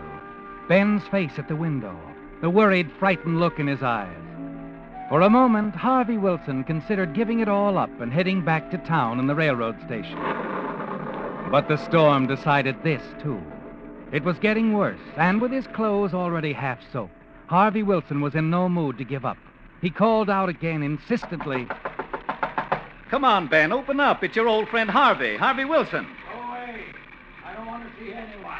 Ben, for goodness sake, I'm just stopping through. You're going to make me go clear back to the station. Ben! Oh, that's better. I thought you weren't going to let me in. Well, what do you want? You've no reason to call on me, Wilson. Reasons. That's the trouble with the world. Always have to find reasons to call, excuses to visit. The old milk of human kindness is almost dry. I was just passing through, Ben. You going to let me stand out here till I'm drenched? All right. Come in. Well, nice fire going. Let me move there, quick. Better. Much better. Harvey Wilson. All right, now really, why did you come here? Just let me get this wet coat off. Well, like I said, I was passing through, Ben, heading up north. Still a salesman, still on the road, are you? That's right, Ben. Same old line. Yeah, I remember. You think what all the rest of them do, don't you, Harvey? What? About the money. All that money I'm supposed to have embezzled. You'd know plenty about it, Harvey. You talked to people from the company. Heard how they fired me.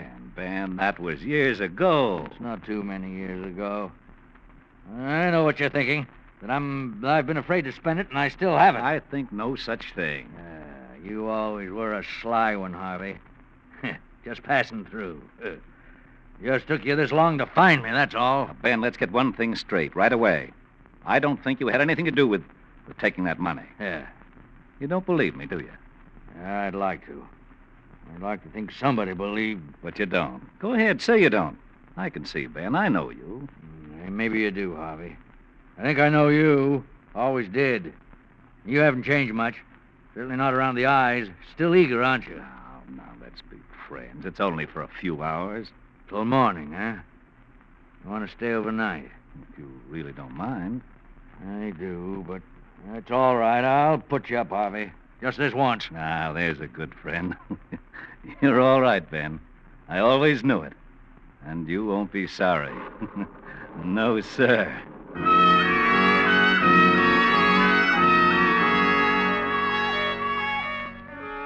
Well, Harvey, you found him. Your old friend, Ben. He's living like a hermit here, isn't he? Afraid to spend the money he embezzled. But you're sure he has it, aren't you? And that it must be hidden somewhere in this old house. You wait a couple of hours after he shows you upstairs to a room. Then, when you're sure he's asleep, you let yourself out, slip quietly down the hall to the stairs. The fire is still throwing a good light, and you move around the room, searching systematically, checking the floorboards, the walls, when suddenly... Ben. Yes, Harvey. Your friend, Ben. You believe me. You're like all of my relatives, the people who worked with me. Stay away from me, Ben. No, you're getting out of here. I'm putting you out. Ben, I warn you. Put it down, Harvey. That's my collection, Just a bookend, Ben. One that I'll use on you if... Put it down, I say. I'll put it down, all right. Harvey, no!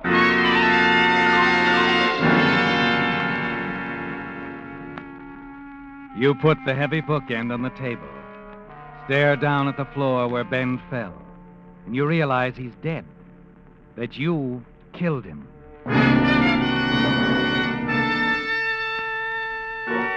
It's a terrible feeling at first, isn't it? And then you begin to wonder if you didn't expect something like this from the first. You want that money, don't you, Harvey? And you came here to get it. You can stay as long as you wish now, without worry of interruption. With an effort, you drag Ben's body behind a heavy sofa in a far corner of the room. then go over to the fire again. You're standing there alone when you suddenly hear footsteps. Who is it? Who's there? Hello? Huh? Who? I'm sorry. The front door wasn't locked. Well, you just walked in? I didn't mean to startle you, but the rain was... Uncle Ben. Uncle Ben, I'm not your... Of course you don't remember me. I wouldn't remember you. I was a child when... You're... Joan Benton, your niece. Uncle Ben, Yes? didn't you get my telegram? Telegram? Yes, I sent it yesterday, Uncle Ben. I've come to spend the week with you.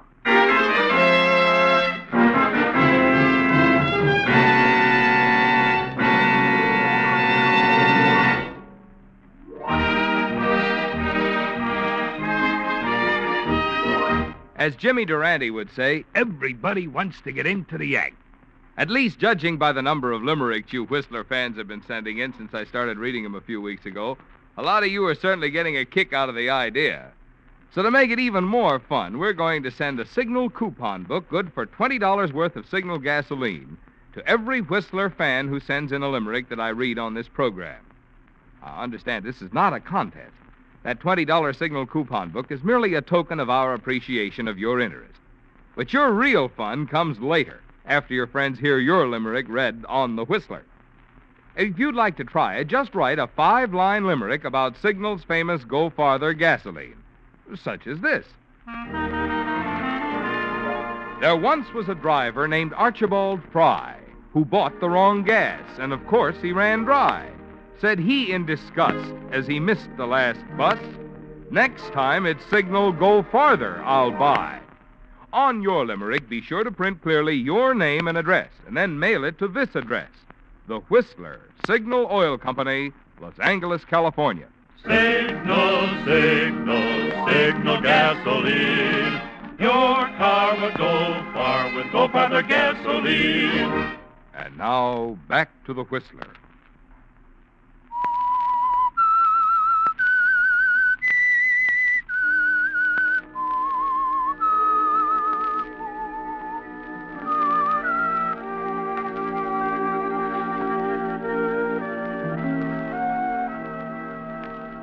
It's a shock, isn't it, Harvey? The suddenness of it all. Joan's arrival moments after you killed her uncle, Ben Masters. And now Joan thinks that you're her Uncle Ben, and she's come to spend the week here at the house. You could send Joan away, but you decide to let her stay, at least until you've been able to think it all out and find the money you're sure that Ben stole. Carefully, you get her out of the living room and show her upstairs to a room.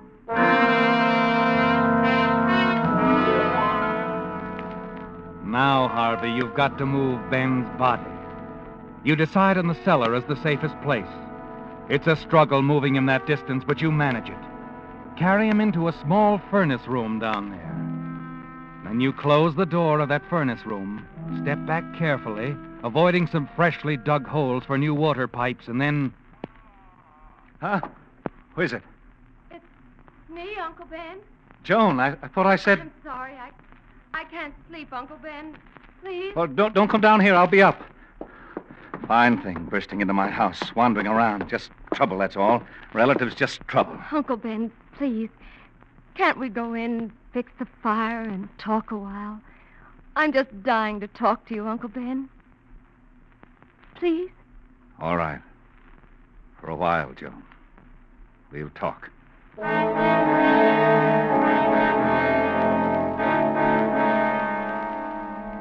You didn't count on this, did you, Harvey? And your nerves can't take it much longer. The girl wants to talk, and not just for a while, like she said. Only fortunately, she does nearly all the talking, and it fills you in on Ben's family, his brother, Joan's father. Still, it's hours almost dawn before Joan finally decides to go to bed. Then you continue the search, and you wonder about Joan. Why she came here after not seeing Ben since early childhood. Wonder if her parents know she's here. She seems a nice girl, doesn't she, Harvey? Young, exciting. You almost wish you could talk to her, see how she would react to the truth. And you're still wondering about it as you hear the clock striking in the front hall. 6 a.m. And you've found nothing.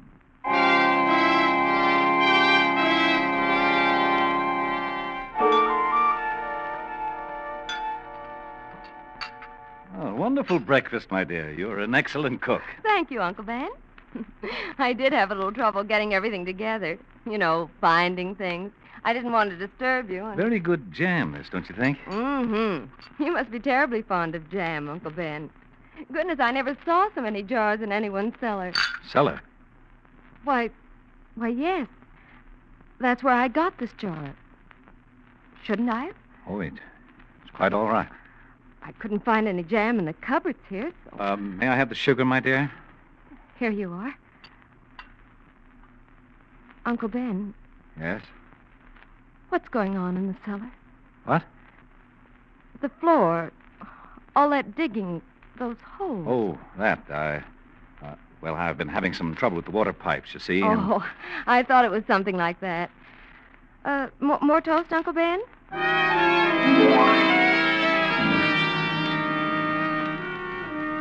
It was close, wasn't it, Harvey? And later you have cause for more concern. Writing a letter, my dear? Just a note to Mother. You know how she worries.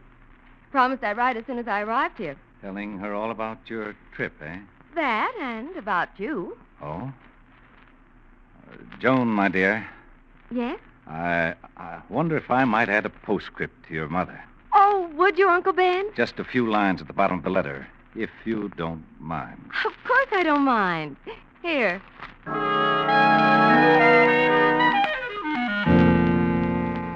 You have no intention of adding just a few lines. No. It's just a precautionary measure, isn't it, Harvey? You read the letter quickly to make certain that she hasn't written anything to give you away. But you're quite safe, aren't you? It's just the type of letter you'd expect a girl like Joan to write. The, having a fine time variety. And she's quite lavish in her praise of charming Uncle Ben. Very good. Here you are, my dear. But aren't you going to write anything? After such a beautiful letter, what could I say? Why don't you just add, Uncle Ben says hello, hmm? Well, all right.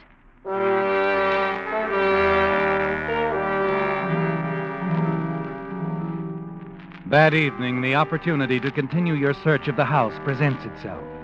It's difficult to do much during the day, isn't it, Harvey? With a girl, Joan, always around you, you have so little time alone. You leave Joan at her bedroom door, say good night, and then hurry down the hall to your own room. Sitting in the darkness, you wait till finally the hall clock strikes 11. You tiptoe down the corridor, past Joan's room, hurry down to the library. As you're about to open the door, you hear someone moving about inside. Looking for something, my dear? Oh, Uncle Ben, you frightened me. May I help you? I hope you don't mind my going through your desk like this. I was just looking for some writing paper. I seem to have used all mine. I see. Have you found any? Yes, here. It's all right if I take it, isn't it? Of course, Joan. Of course. Thanks. Well, good night again, Uncle Ben. Good night.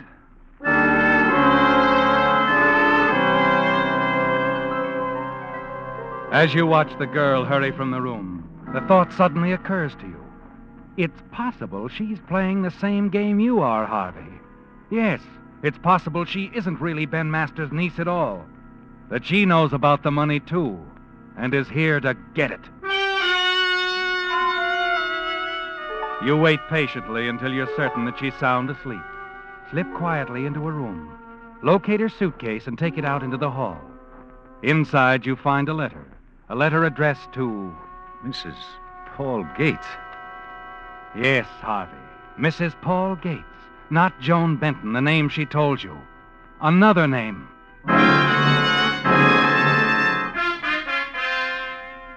The following morning, after another night of fruitless searching for the money, you're starting down to breakfast when you overhear Joan talking softly to someone on the telephone. Yes, it's You all hurry right. forward, quietly straining to go listen. down. It'll work out perfectly. What? No, he doesn't suspect a thing. I've got to ring off now. He may hear me. Yes, I'll be careful. Bye. Oh, you startled me, Uncle Ben. Oh? Sorry.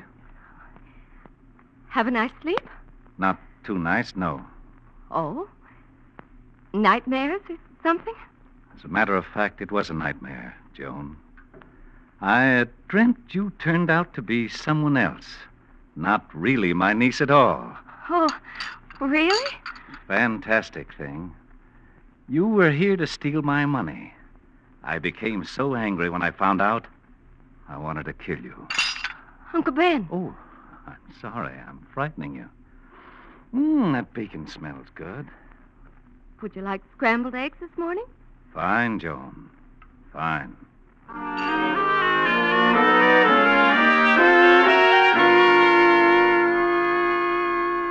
You watch her closely during breakfast, but she betrays no sign of fear. Breakfast over, you leave her in the kitchen, hurry down to the cellar, and continue your search for the money. But the money isn't to be found. Then upstairs, as you walk along the front hall, you hear sounds from the den and decide to go down. What are you doing, Joan? Oh, just tidying up. Dusting. You shouldn't be moving that heavy furniture, child. Oh, it's nothing really. You don't mind, do you, Uncle Ben? My sort of taking over, doing things. I'm afraid you're not a very good housekeeper. No, I don't suppose I am, Joan.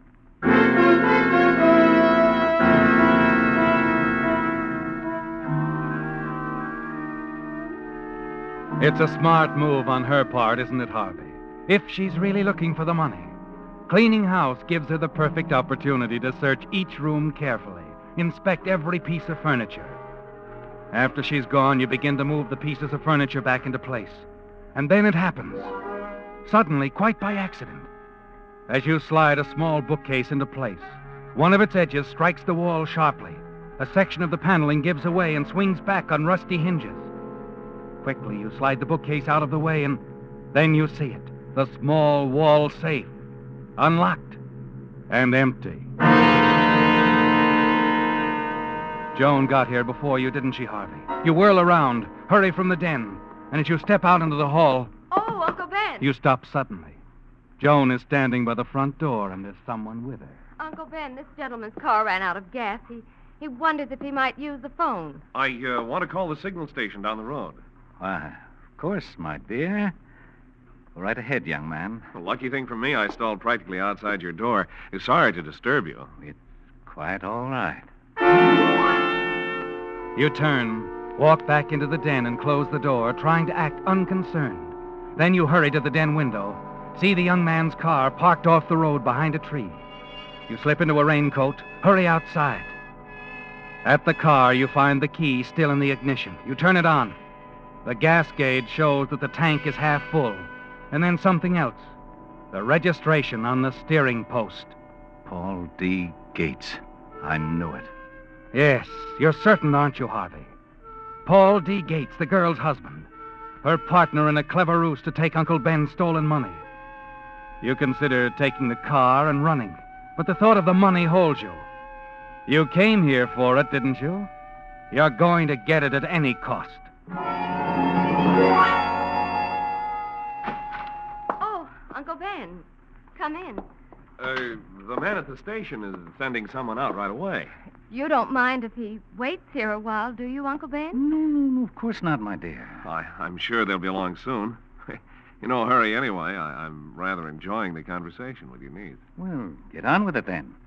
You don't mind if I sort of horn in, do you? Why, no. No, of course not, Uncle Ben.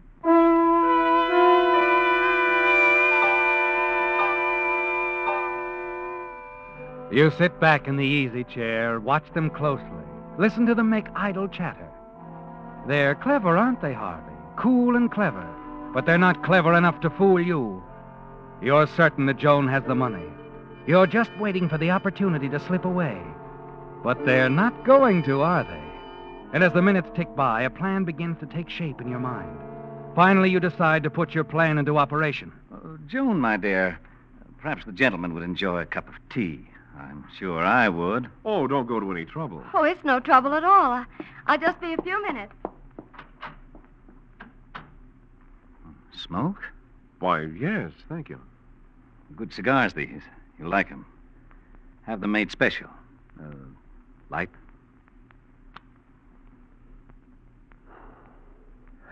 Thank you. Say, this is a good cigar. Glad you like it. Say, are you by any chance interested in Chinese art? Well, never thought much about it one way or the other. But I must say, you do have some beautiful things here, sir. I think so. Now, take this pair of bookends, for example. Ever see anything like one of these? They're beautiful. They're heavy, too. Yes, quite heavy. A friend of mine sent them to me from... Oh, isn't that the service truck from the gas station? What? Out front. You can see it there from that window. Where? I don't... You stoop quickly to drag the unconscious Mr. Gates out of the way, and then freeze, fascinated as you stare down at the floor. The bookend, Harvey, from old Ben's collection. It smashed as you dropped it after striking Gates a glancing blow. And you see that it's filled with currency in large bills. So you found old Ben's hiding place. He did take the money and hide it. And now you have it.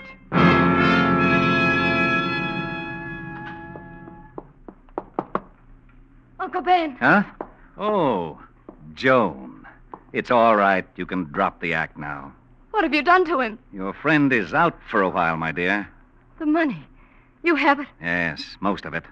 I imagine there's a good deal more in that other bookend. No wonder they were made so large. I don't understand why you hit him. You're a very clever young lady, Joan. Or rather, Mrs. Paul Gates. Yes, clever. But you don't fool me one bit. What? You and your Mr. Gates. I suspected from the start. You better sit down, my dear, while I decide what to do with you and your husband. This money is mine, and I'm keeping it.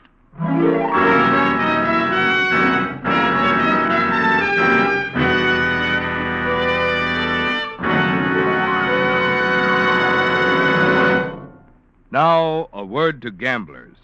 I mean those of you who are gambling with your own life and the lives of your passengers by trying to squeeze that last 1,000 or so miles of wear out of smooth old tires. You know, of course, that smooth tires are unsafe. They don't stop as quickly. They skid. And they puncture or blow out more easily. In fact, records show that in 1 year, almost 6,000 vehicles involved in fatal and non-fatal accidents had either punctures or blowouts. So much for what you stand to lose. The next question is, what do you save by gambling on old tires? Well, right now, the answer is nothing. In fact, it's actually costing you money. Because now, signal dealers are giving today's biggest trade-in allowance for old tires.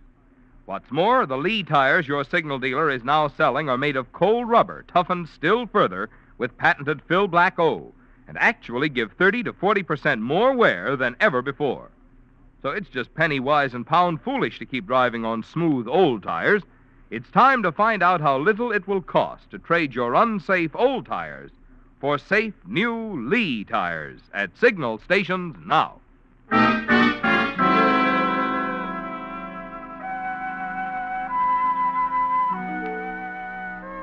It's time for the showdown, isn't it, Harvey? And you congratulate yourself.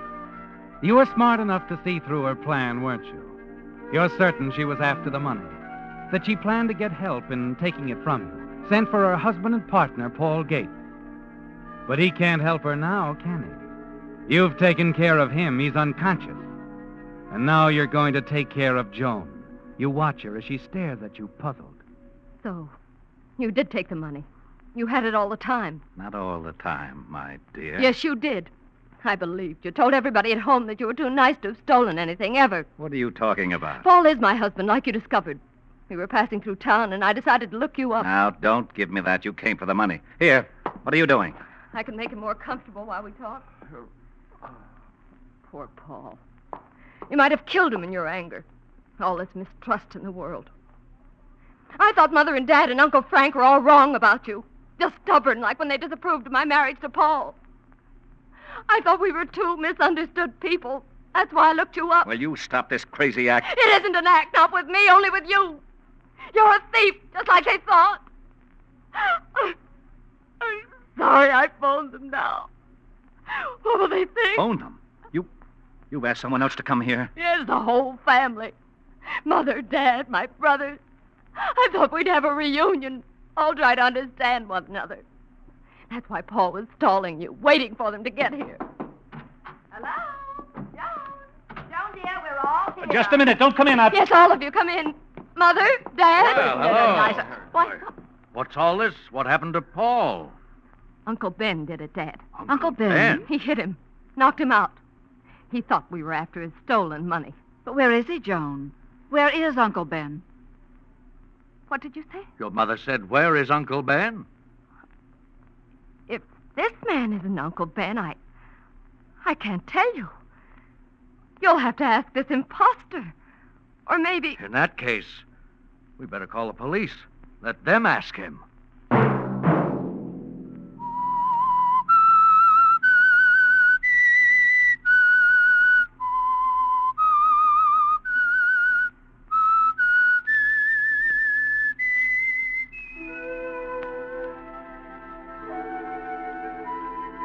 Let that whistle be your signal for the Signal Oil program, The Whistler, each Sunday night at this same time.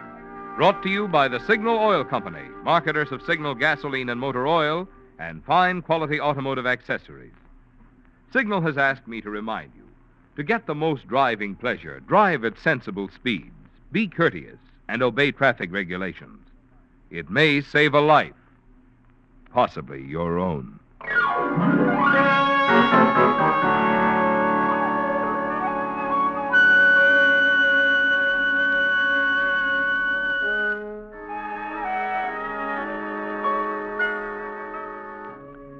Featured in tonight's story were Ed Begley and Betty Moran. The Whistler was produced and directed by George W. Allen, with story by Ben S. Hunter, music by Wilbur Hatch, and was transmitted to our troops overseas by the Armed Forces Radio Service.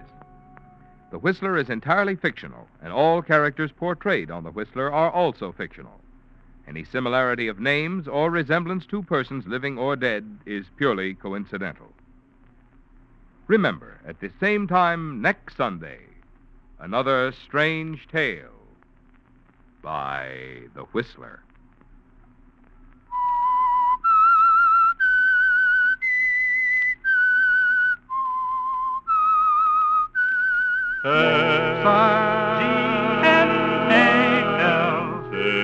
Signal, signal gasoline.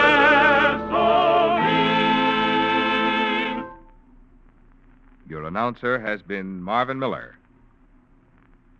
This is CBS, the Columbia Broadcasting System.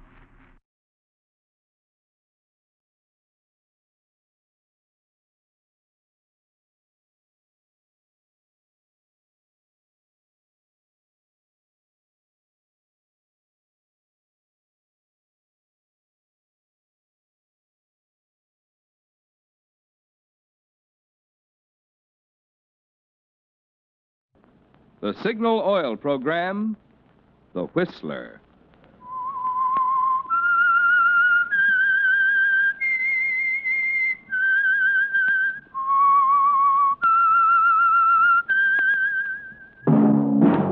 That whistle is your signal for the Signal Oil program, The Whistler.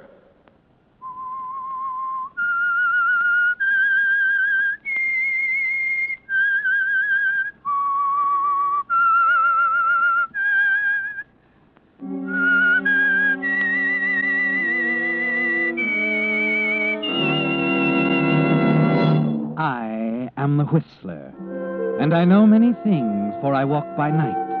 I know many strange tales hidden in the hearts of men and women who have stepped into the shadows. Yes, I know the nameless terrors of which they dare not speak.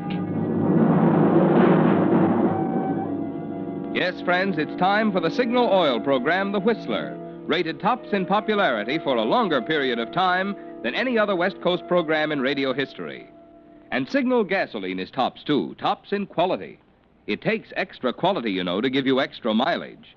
And Signal is the famous Go Farther gasoline. So look for the Signal circle sign in yellow and black that identifies friendly dealer-owned signal stations from Canada to Mexico. And now the Whistler's strange story. What makes a murderer? Murder is a peculiar affair. It's the darkest, most despicable of all crimes. Yet it strikes most frequently among the ranks of people who have never transgressed before. Yes, all it needs in many cases is the right pressure, the right set of circumstances, the right opportunity, and an otherwise respectable member of the community becomes a killer. If you'd tried to explain that to Arthur Winslow, he wouldn't have understood. For Arthur was respectable, solid, exactly like 100 other respectable, solid Jersey commuters. His life was a pretty drab affair. Yes, including the dull days at the office. J.C. Wells and Company, investment brokers. United Wire, 7 1/8, no change. 7 1/8, no change. Universal Automatic, 39 1/8, off 1/8. Universal Automatic, 39 1/8, off 1/8. Vulcan Steel, 77 up 1. 77 up 1. Oh, we'd better leave it there, Arthur. 5 o'clock. Got to make that 5:19. Why? Why? Yeah. Why do we have to make the 5:19, Stanley? Well, why, because we always do. You think that's a good reason? What? I mean, do you think because we've always made the 5:19, we ought to keep on making it the rest of our lives? Is something wrong, Arthur? Oh, maybe. I don't know. I've been thinking, Stanley. For 10 years now, you and I have been analyzing investment securities 8 hours a day, catching the 5:19 every night, arriving home in East Orange promptly at 6:22, kissing our wives at approximately 6:50, eating dinner at exactly 7, reading the evening paper, and going to bed. It's a little like death, isn't it, Stanley? What in the world has gotten into you, Arthur?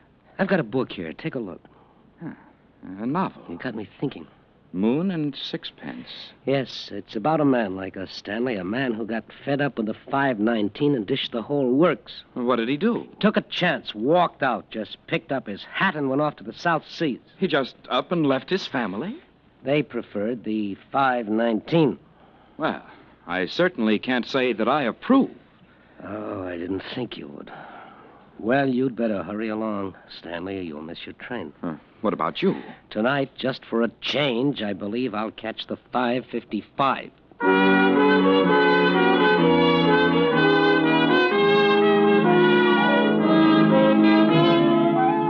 Just for a change, Arthur, after 10 years, you walk slowly down Broad Street, deliberately casual, noticing the swarms of hurrying commuters objectively, as if for the first time. It's pleasant strolling along like this, taking your time, stopping to look in a window now and then. And finally you find yourself in front of Mac's Bar. It isn't often you have the time to drop in for a short one, is it, Arthur? Why not? Why not, indeed? Excuse me, Well, hello, Mr. Winslow. Oh, hello, Benny. Oh, of course. You run the elevator in the Majestic. That's right. Here, Mr. Winslow. Sit yourself down right here, buy you a drink. Well, come on. Little Benny's in the chips. I'm fat. I finally knocked over Gus in the back room there. I beg your pardon? Oh, sure. I guess you ain't interested in bangtails, or you'd know Gus. Bangtails? Oh, horses. Yeah. Well, I don't really pay much attention. You mean that Gus is a bookie? Yeah. You ain't never seen a spread back there, huh? No. Come on, I'll show you. You sure it's all right? Sure. Oh, it's okay, Harry. Friend of mine. Come on, Mr. Winslow. Well, there it is, pal. There's the board. Tomorrow morning's line. Take your pick. The current odds in that column there. Oh. Pink Lady, Mike the Second, Big Bonanza, Moon and Sixpence. Yeah, that's a horse. I've been watching him. Been thinking about playing him in a parlay. Parlay? What's a parlay? You don't know what a parlay is? No. Easy. You pick 3 horses, see? For instance, maybe you put your dough on Bluebonnet in the first. If he comes in, the dough goes on Glowworm in a second. If he comes in... Oh, yes, I see. Then all the money goes on Moon and Sixpence in the third. Yeah. Yeah, I get it. Plenty long shot, of course, but there's a big payoff for the gent who's willing to take a chance. Take a chance, huh? Believe me, you never get nowheres if you don't take a chance once in a while. I'll take $10 worth. Look, I ain't the bookie, pal. He's over there. You got it. Wait a minute. Give me your dough. I'll lay it on for you. $10 in the parlay, huh? Lay it on for me, pal. $10 on blue bonnet, glowworm, and moon and sixpence.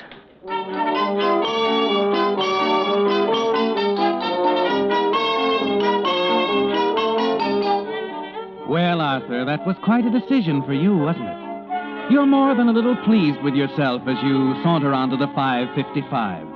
A complete change of scenery from the 519. You're 26 minutes behind all that, and 26 minutes later than usual when you open the door and say... Hello, dear. Arthur, where in the world have you been? I've been worried sick. Here, wipe your feet. Oh, I'm sorry, Ethel. Where have you been? I was tied up. What do you mean, tied up? You've never been late to dinner in your life. I don't know why in the world you couldn't have phoned. You know, it's Monday night, and Mr. Dinwiddie expects me at the agency at 7:30 sharp. Did you get your check? What? Your paycheck, dear. It's payday. Oh, yes. I cashed it. Here. 25, 30, 50.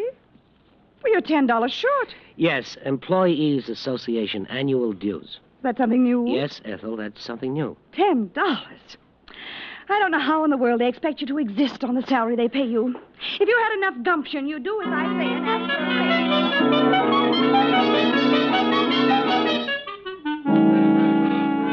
You forgot Mr. Dinwiddie, Arthur. That's an important part of the weekly schedule. Ethel hasn't missed a Monday evening at the Children's Agency for years. You should have picked another night to miss the 519. You're used to Ethel now. You've become an artist at appearing attentive while she prattles on and on, nodding at the proper moments, never hearing a word. You're relieved when the door finally closes and she's safely off to Mr. Dinwiddie. You can return to moon and sixpence, the South Seas, and escape. The next day at the office, Stanley wonders why you're nervous, impatient, why you dodge him at 5 o'clock. It only takes a minute to hurry over to Mac's bar. Oh, hello, Benny. Huh? Oh, it's you. Hey, guys, here he is. What do you mean? Nah, don't tell me you ain't heard. Now, what is it? The parlay, pal. It came in.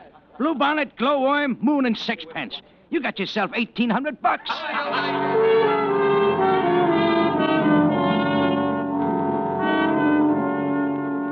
$1,800, Arthur. You can't quite grasp it.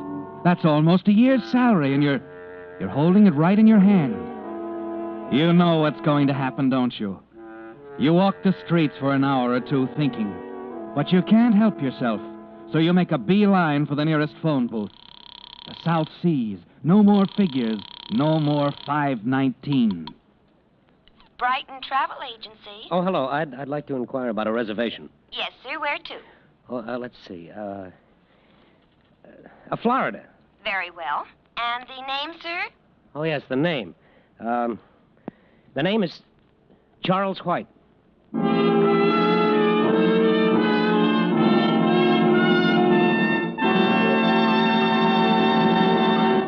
With the prologue of What Makes a Murderer, the Signal Oil Company brings you another strange story by The Whistler. But now, may I have a word with you about the prevention of cruelty? Back in the horse and buggy days, you know, there were laws to keep drivers from beating their horses. Too bad there isn't a law today to keep drivers from beating their motors with old-fashioned motor oils that cause excessive carbon wear and corrosion.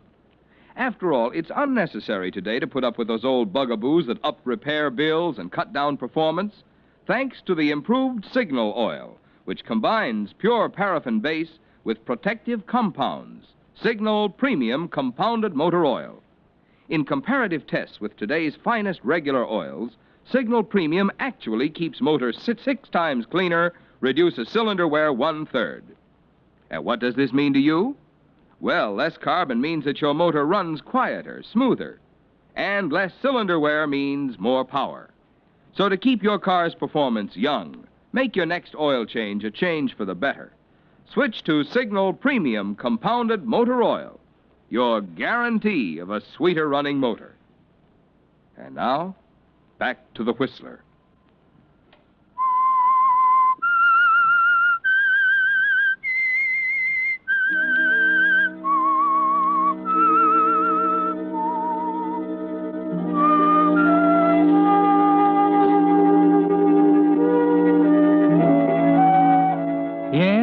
murder can strike anywhere, even among quiet, drab little people like Arthur Winslow. He has no way of knowing it, of course, as he buys a first-class reservation on the train to Florida. His only thought now is that this will be escape at last. New clothes, new luggage, a new name. You're Charles White now, and a new life. No more trading your chance at happiness for a stack of security reports and a bungalow in East Orange.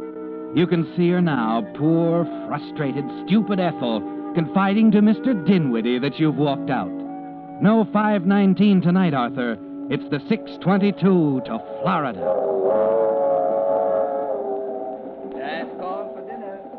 Last call for dinner. Which way is the dining car, waiter? 3 cars back, sir. You better hurry along. Oh, thank you. Last call for dinner.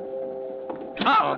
Oh, I'm sorry. Oh, that's quite all right. Oh, it isn't either. I wasn't looking. No, neither was I. Where is it? The what? The book.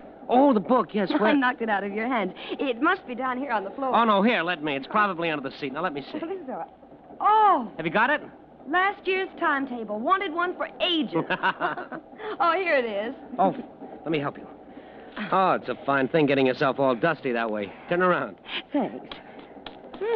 Moon and Sixpence. There, that's a little better anyway. It's wonderful, isn't it? What? Moon and Sixpence. I loved it. Oh, yes, I haven't quite finished it, of course.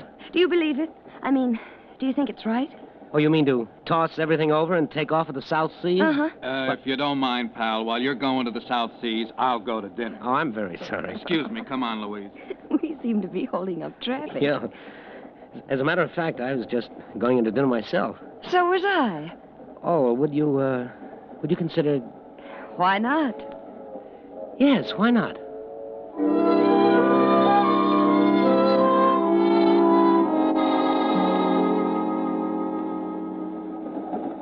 You know, I'm glad that you like Moon and Sixpence. Oh, it was a wonderful story. Of course, I can't say it was very realistic. What do you mean? Well, I admit it was convincing, but when you stop to think about it, this running away business... You don't believe in it? Well, after all, running away is no solution. Well, sometimes there's nothing else to do. He could have stuck it out. Uh-huh. Licked it if it took the rest of his life, Mm-hmm. Well, all right. He licks it. He's found happiness at last, and he's 70. I think running away is better than that, don't you? I did once. Oh, I'm very sorry. I that's didn't mean all to. right. You see, I did run away. It was just as you said, a routine, a deadly routine, and when I couldn't stand it any longer, I ran away. What kind of a routine? Keeping up with my father. Perhaps you've heard of him. Edgar Brewster. The Edgar Brewster? Yes, the Wall Street Edgar Brewster. He's in Miami now, waiting for me. Oh, I see. I'd finally decided to go back and face it, but now you've got me confused Oh, again. I'm sorry. If Oh, no, I'd don't known that- misunderstand. You've really helped a lot. How do you mean? You seem to know why I did it. It's kind of moral support. Oh. You're going to Miami? Yes. By the way, I'm Charles White. I'm Vivian Brewster. Perhaps I'll see you in Miami. I hope so. So do I.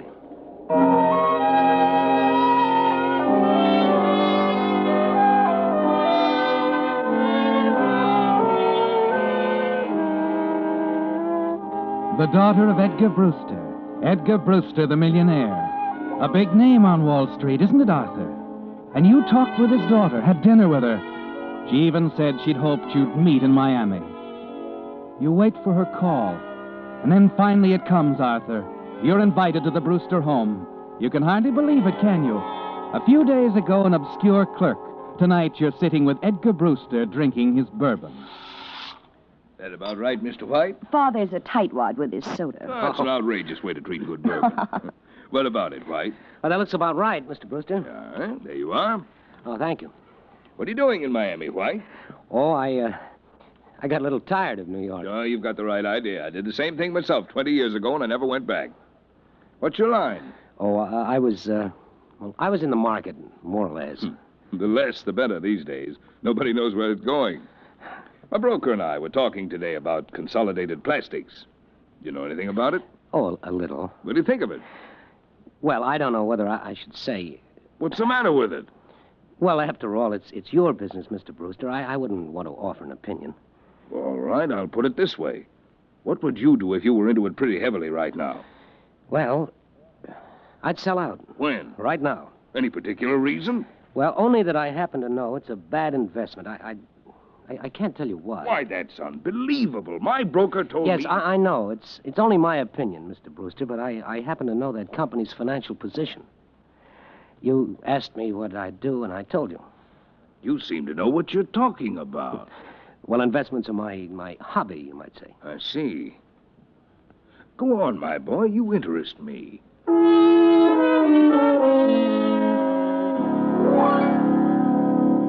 And so, for the next half hour or so, you go on chatting with Edgar Brewster. And he's impressed with what you have to say.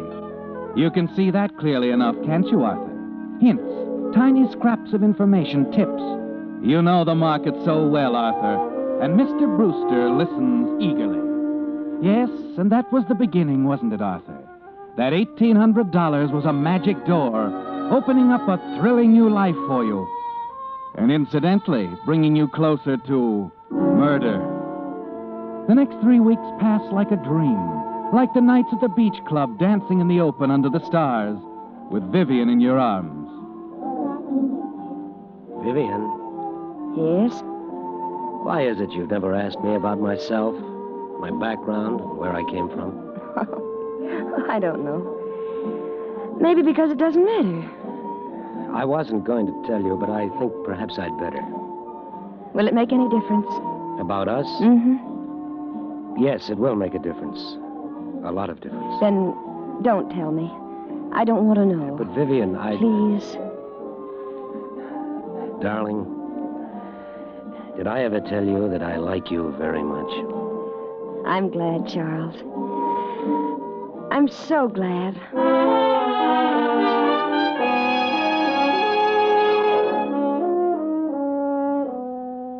You're in love, Arthur. And for the first time in your life, you know what love really is. Mr. Brewster begins to concern you. He'll never approve in a million years. Or you think so, until that evening he drops up to your hotel room with a copy of the Financial Journal in his hand. Look at that, Charles. What is it? Don't ask silly questions. Look at it, man.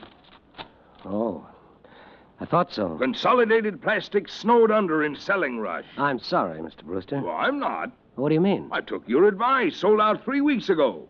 Saved myself $100,000. Well, congratulations. Well, don't congratulate me. You're the one who deserves it.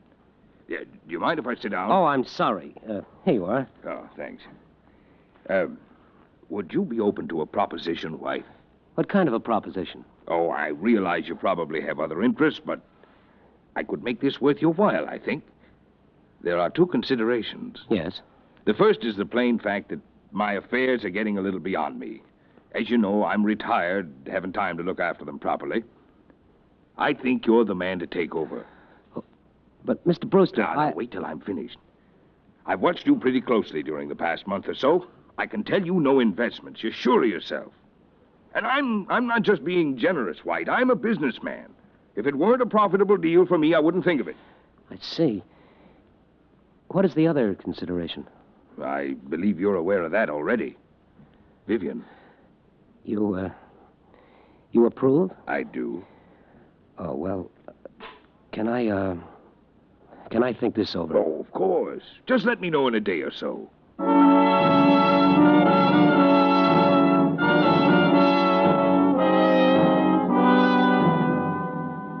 There it is, Arthur, brief and to the point. Everything you ever wanted right in the palm of your hand. Open sesame, he said, and there it was.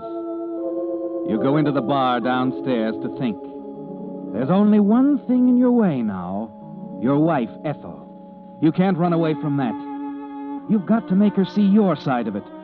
You've got to go back to New Jersey and face her, make her give you a divorce.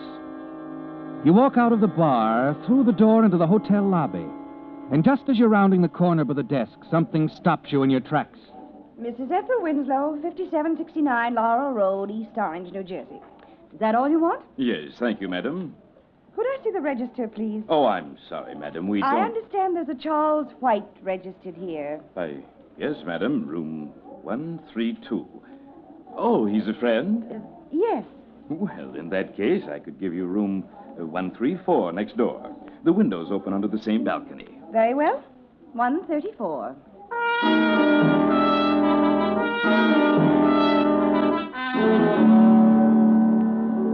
It was too good to last, Arthur. Just a beautiful dream, and you're just waking up. It's all over. You go back in the bar and think. Ethel, your wife, here in Miami, she's found you. And she'll never let you go, will she? You know her too well, Arthur. You're beginning to see now what makes a murderer. There's no other way out, is there, Arthur? You sit in the friendly darkness of the bar all afternoon, late into the evening, thinking. It's almost 11 when you make up your mind. There's a phone booth near the door. Hello? Vivian, I have to talk to you. It's important. Charles, what's the matter? Vivian, I love you more than I dreamed I could ever love anyone. What? Now, listen. I'm a phony. My name is not White. I was running away when you met me. I'm just an investment clerk. No money. Darling, I have a wife. I've hated her for 10 years, and I'd rather be dead than go back to her, and I'm not Charles. going back to her. And now I probably won't ever see you again. Oh, wait. Goodbye, Vivian.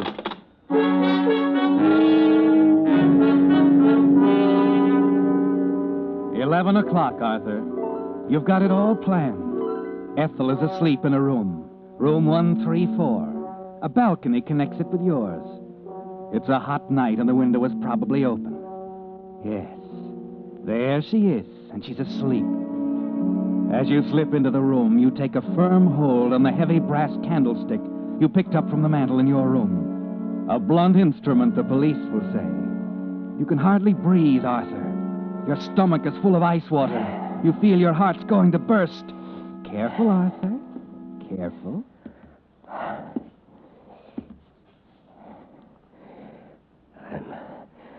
I'm sorry, Ethel. I'm sorry, but I've got to kill you. I've got to do it.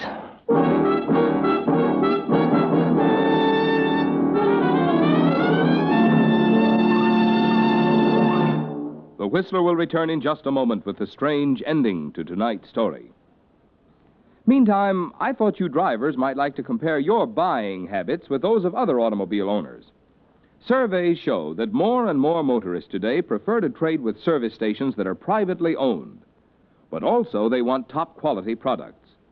These two reasons, no doubt, account for the amazing growth of Signal Oil Company from a mere handful of stations in Southern California into a coast-wide organization serving 6 western states. You see, since the very beginning, over 16 years ago, Signal Oil products have been sold only through dealer-owned service stations. But each independent Signal dealer is backed by the facilities of the entire Signal Oil organization, which supplies almost 2,000 Signal service stations from Canada to Mexico. As a result, you're assured always the very tops in gasoline, lubricants, and automotive accessories at Signal stations. Plus, more conscientious service by men who own their own business and have a personal interest in pleasing you. Because this combination of finer products and personalized service naturally means smoother performance and longer life for your car, it's no wonder that year after year, more and more drivers switch to Signal. And now, back to the Whistler.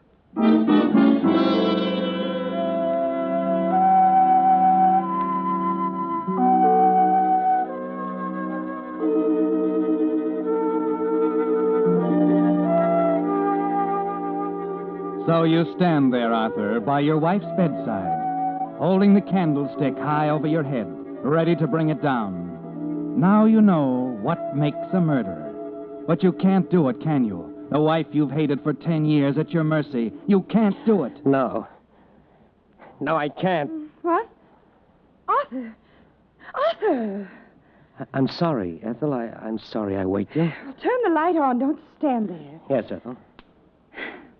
So you thought you could get by with it, didn't you?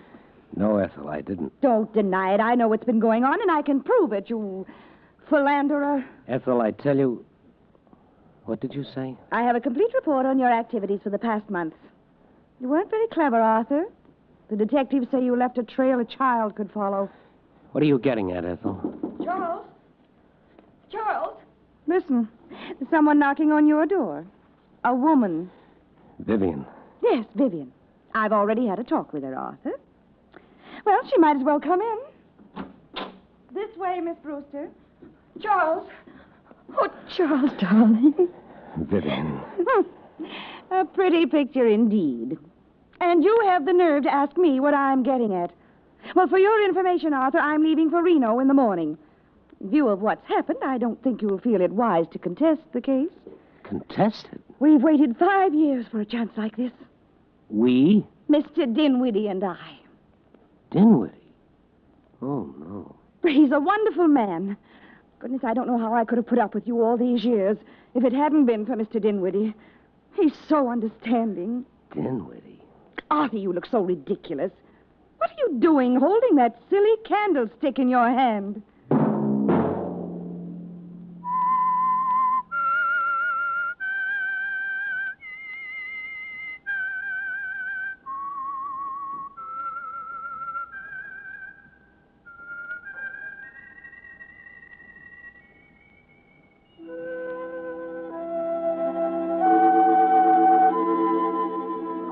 Let that whistle be your signal for the Signal Oil program, The Whistler, each Wednesday night at this same time. Brought to you by the Signal Oil Company, marketers of Signal gasoline and motor oil, and fine quality automotive accessories. Signal has asked me to remind you, to get the most driving pleasure, drive at sensible speeds, be courteous, and obey traffic regulations. It may save a life, possibly your own.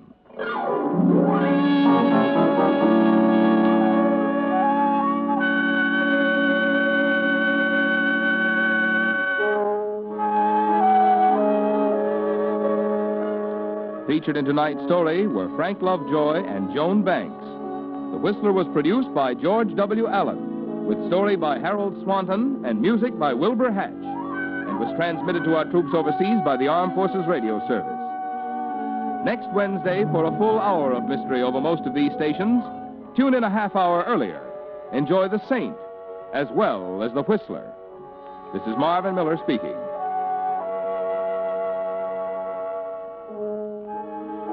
This is CBS, the Columbia Broadcasting System. This is KNX Los Angeles, the voice of Hollywood. 25 seconds until 9 p.m. BULOVA, Bulova watch time. For a truly lovely timepiece, a truly great watch value, see the 17-jewel Bulova Elizabeth. Only $24.75, federal tax included. Next on KNX, Lowell Thomas and the news.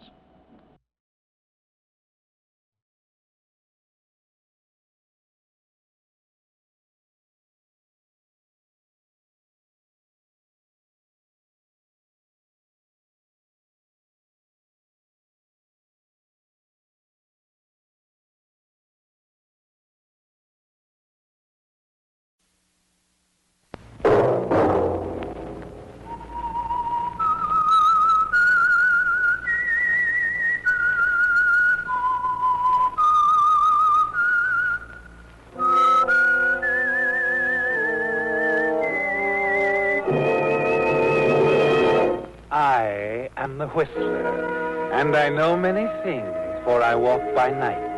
I know many strange tales, hidden in the hearts of men and women who have stepped into the shadows. Yes, I know the nameless terrors of which they dare not speak. And now, The Whistler's strange story, Fading Star.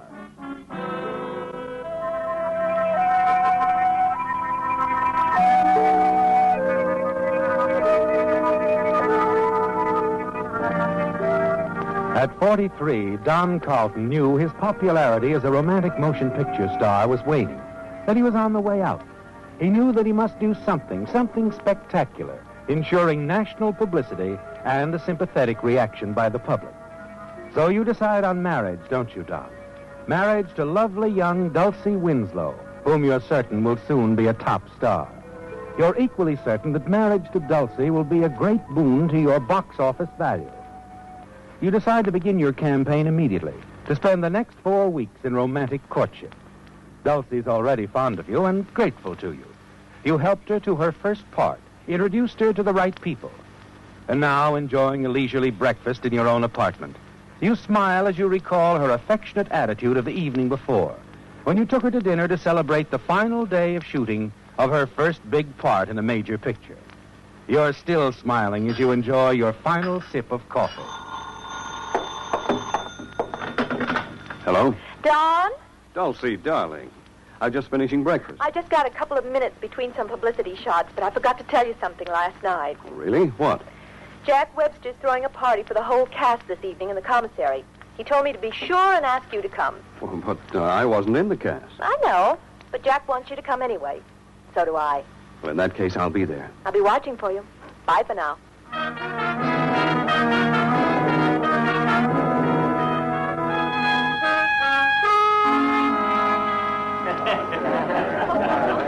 Well, it's quite a party. Everyone's saying you stole the picture. No, I wish I had. Who's the guitar-playing cowboy? Wally Barden. He sings the title song in the picture. Easy on the eyes, isn't he? Yes, he is. He's got a nice voice. I have an idea this picture will be a big break for him. Really? Mm-hmm. Come on. I'll make him sing for you. Oh, no, Dulcie, please. I'll take your word for it.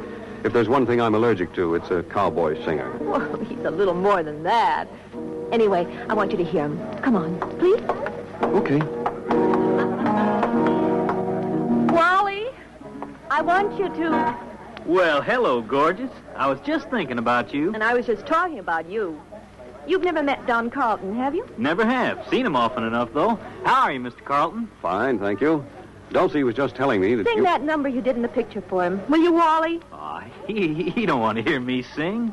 Well, then sing it for me. Oh, whatever you say, honey child. For you, I'd do anything. In the West, most men are young men, adventurous, ruthless, and bold. They fight for their fun and live with a gun. Just a few ever live to be old. Some men come west to forget what they've been. Some come to look for gold.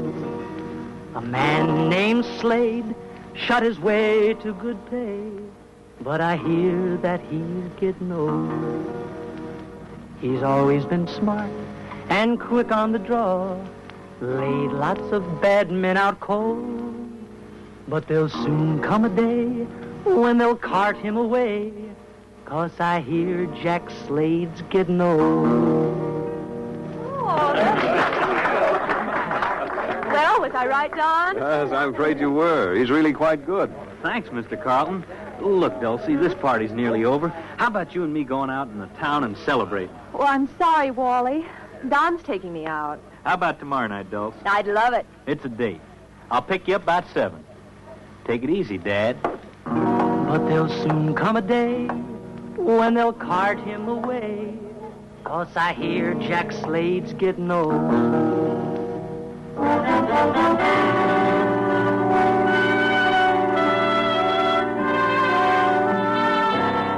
Wally Barden's needling you about your age was a jolt, wasn't it, Don? Dulcie's obvious interest in him jolts you even more. In the days that follow, Dulcie often speaks of dates with Wally, and you'd like to settle things with her right now, but something tells you the ideal moment for your proposal is days, if not weeks away. You wish you could find some way to break up their friendship. And a week later, at a party in the home of producer Jack Webster, an unexpected opportunity presents itself. Just before Martha South, famous singing star of Edco Films, takes her position at the piano to play her own accompaniment for some of her old favorites, you see her remove one of her famous diamond rings, wrap it in one of her gloves, and place it on a chair beside her fur coat. As the 40 or more guests, spellbound by her charm, edge ever closer to the piano, it's a simple matter for you to remove the ring, unobtrusively cross the room to the side of Wally Barden, and drop it into the side pocket of his coat, and then drift quietly into the group. When Martha takes her final bow, things work out exactly as you'd planned. Just wonderful, my dear. Oh, good heavens, my ring! My ring! Huh? What about it, Martha? My ring's gone. Just before I went to the piano, I put it inside my glove. And it's not there. The glove is empty. Oh, you must have dropped it there. Oh, it isn't on the floor. Anyway, it couldn't have fallen out of my glove. I hate to be nasty, but I'm afraid someone has taken it. Oh, come now, Martha. This could easily be a gag. Oh, now, come on. Whoever has it, speak up. I'm afraid it wasn't a gag, Don. I'm sorry, my friends, but you leave me no choice. I must phone the police. Oh, I must ask all of you to remain in this room until the police get here. Mr. Webster, I'm sorry, but I just can't stay. I told you that when you invited me. I'd have to leave early. Don't you remember? I'm booked to open at the Quadrangle Club tonight. I'm due on stage in 40 minutes. Sorry, Wally, but I can't make any exceptions. You'll have to wait like everyone else.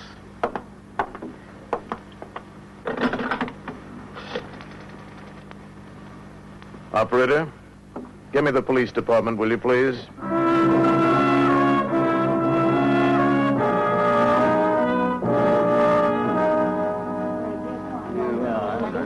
Well, Mr. Webster, we've got our man. You sure, Lieutenant? I don't see how we could be any more sure. This young fella had the ring in his coat pocket. Wally, no! I didn't steal it. Somebody else did, then dropped it in my pocket. I don't know why, but they did. Oh, but why, Wally? What could they hope to accomplish? I don't know. Maybe they got scared, changed their mind. All I know is that I didn't steal that ring. I know it's hard to believe my saying I had to leave to fill that club date just when I did. It makes me look bad. I'm afraid it does, Wally. Very bad. Oh, wait a minute. You mean this man wanted to leave before we got here? Yes, Lieutenant. Said he was due on stage at the Quadrangle Club. I am. You better get your hat, Varden. Things worked out even better than you'd hoped, didn't they, Don? Suddenly you get another idea. One you're certain will endear you to Dulcie forever. As Wally and the police lieutenant start toward the door... Just a minute, Lieutenant. For you too, Jack. Let's not act too hastily. Now, this young man could be telling the truth. I believe he is. I'm sure he is. I haven't known Wally very long, but That's the whole trouble, Dulcie. None of us have known him very long. He's the only person here we haven't all known for years. Mr. Webster. Excuse me, Mr. Webster. Can I say something? Yes, of course. What is it, Bill? This young fella never took that ring. Oh, wait a minute. How can you be so sure? 'Cause I saw him the whole time Miss South was singing. He was standing right over there against the wall. Never moved once. You're positive of this? I sure am. I opened a little crack in the door and peeked in. Saw the whole thing. Did you see any of the other guests near him at any time? 3 or 4 of them. A lot of them was kind of walking around between songs. But you sure this young man, Wally Varden, didn't leave his position on this side of the room? Positive. Well, thank you, Bill. You can go back to the kitchen. You've kept us from making a bad mistake. Yes, sir. Shall I go back to my work? Yes. Unless the lieutenant has some further questions. No, nothing more. You're excused, Bill. Thank you, Captain. Well, what do you know? Well, it looks like we're right back where we started from. How about me? Does anyone still think I stole that ring? Oh, of course not, Wally. Gee whiz. I never did think so, Wally. I heard you say so, Mr. Carlton, and I sure appreciate it. I'll never forget it as long as I live. Is it all right if I leave now, Lieutenant? I think I can still make it on stage in time. Oh, certainly. We've no evidence to hold you. Well, then I think I'll be going. Good night, everybody. Good night, Wally. I'm sorry. Well, I might as well be leaving, too, Mr. Webster. There's nothing more I can do. Good night. Good night, Lieutenant. And thank you very much. I think I'd better go, too, Jack. I've sort of lost my party mood. We all have, I expect. Well, we'll start over some other night real soon. Shall we? Sure, Jack. It's a good idea. Good night. Can I drop you off at your place, Dulcie? You surely can. Come up for a nightcap if you have time. I want to talk to you, Don.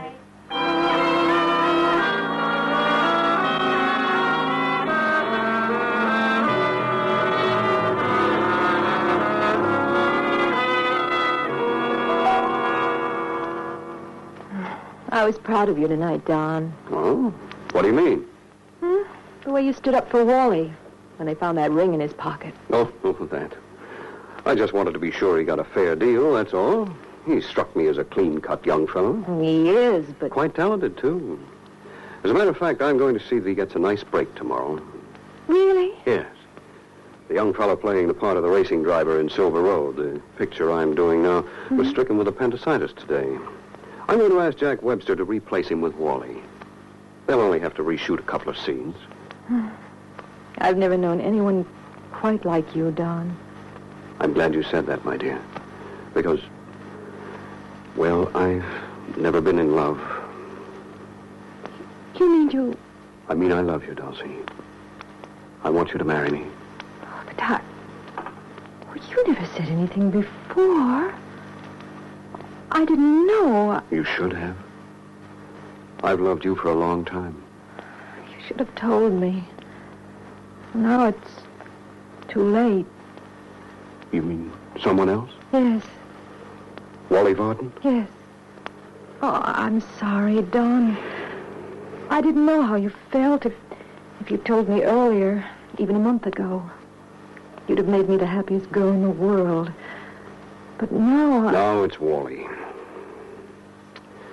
Tell me, how long have you felt this way? Well, I've liked him all along. But I wasn't sure how I really felt till tonight. Tonight? Mm-hmm.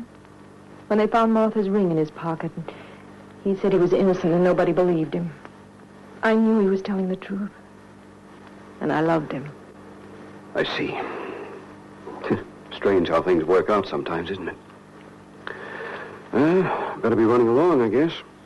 But be sure before you do anything rash. Let this new romance gel a while. Don't rush into things. Huh, baby? Mm-hmm. I won't. Your attempt to frame Wally Varden boomerang, didn't it, Don? And you curse yourself for your stupidity. At long last, you realize you're in love with Dulcie. That marriage to her means even more than the money it would bring you. Though that's still important, too, isn't it? And you're sure you can still win her if you can just eliminate Wally some way. Anyway, your jealousy toward him has turned into a murderous hate, hasn't it? And time is now a vital factor, isn't it? Even though Dulcie assured you she wouldn't rush into things, you learned long ago that women often change their minds. And whatever you do, you must do before Dulcie decides the time has come to marry Wally Varden. A few evenings later, in the living room of Jack Webster's, you're certain you see a sure and simple solution. Don, this is going to be the greatest chase you ever saw. Now, you'll be chasing Wally along that cliff road where we shot those scenes from the big car a couple of years ago. You remember the spot, don't you? Oh, sure. I've passed it 100 times since. I know every foot of it. Well, then you won't have any trouble finding it. I'll change the shooting schedule so you and Wally can drive up tomorrow, okay? Sure. Fine. That's good. We can use a couple of foreign cars, convertibles.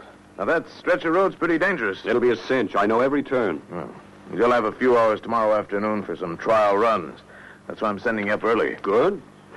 We'll be able to run it blindfolded, huh, Wally? If you say so. I'll have the cars checked from A to Z tomorrow morning. Put on special tires and tubes.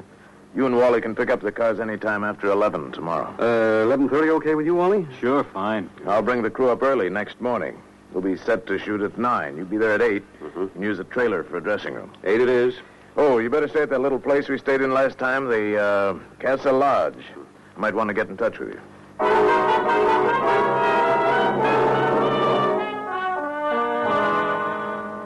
It'll be simple, won't it, Don? Jack Webster unknowingly gave you the answer to your problem of Wally Varden. You know that cliff road, and you know cars as well as most mechanics. All you'll need is a hacksaw and 5 minutes alone with Wally's car. You know exactly how to do it, don't you? The rod connecting the 2 front wheels and the steering arm. You'll saw through just enough to be sure it will hold through normal driving, but come apart after 1 or 2 curves at high speed. And once Wally loses control of his car, there's only one way he can go, isn't there? The following evening, after hours of driving over the scene of the next day's shooting, you and Wally arrive at Casa Lodge. Yes, sir. Double room? I think we'd better have our own rooms, don't you, Wally? Oh, anything's okay with me. Well, better give us singles, I guess. Right. Now, let's see. How about parking space? Oh, there's a private lot in the rear, sir. Mm-hmm. Well, I guess that's safe enough. What about dinner? Well, there's nothing wrong with the Haviland Grotto. About a quarter of a mile north. Nice bar, too. Oh, sure, I remember it. Yeah, it's okay, Wally. Fine. Mm-hmm. After we clean up a little, I'll drive you over. We'll have a couple of drinks before dinner. Celebrate, huh? You're due to go a long way in this business, barring accidents. But accidents happen, don't they, Don? And when you and Wally return to Castle Lodge at a little after 11, the accident you've planned has driven everything else from your mind, hasn't it? After a few minutes of idle chatter and a cigarette in the now deserted lobby, Wally yawns, says good night, and goes to his room. A few minutes later, you return to your own room, where you soon put out your lights and wait nervously in the darkness until nearly 2 a.m. Then you quietly leave your room and use the rear entrance of the lodge. Start towards your car parked right next to Wally. The cat, for a moment, panic seizes you. You stand frozen with fear for several seconds and then return to the rear entrance of the lodge. When minutes of silence finally convince you no one was awakened by the noise, you decide to go through with your plan and walk rapidly to the rear of your car. And just as you're about to lift the lid of the turtle deck... Get away from that car. Well, Wally. Oh, it's you, Don. Yes. What are you doing out here? Well, something woke me up a few minutes ago. I happened to look out the window, saw a guy walking towards the cars, and figured he might be an auto thief. I didn't know it was you. What's wrong? Nothing. Something woke me up, too. I got a crazy hunch somebody was after the cars, so I came out to take a look. Well, I'm going back to the hay. You'd better do the same thing. We only got a couple more hours. No, I'm going to stay up, Wally. I couldn't sleep anyway. All I do is toss around and worry about the cars. Not me. I'm catching some more shut-eye. You know what I think I'll do? Run these hacks around for a few miles. I've got a feeling about them. I think you're nuts, but it's okay with me. Here's the keys to mine. Thanks. I'll see you about 6:30, huh? Yeah, sure.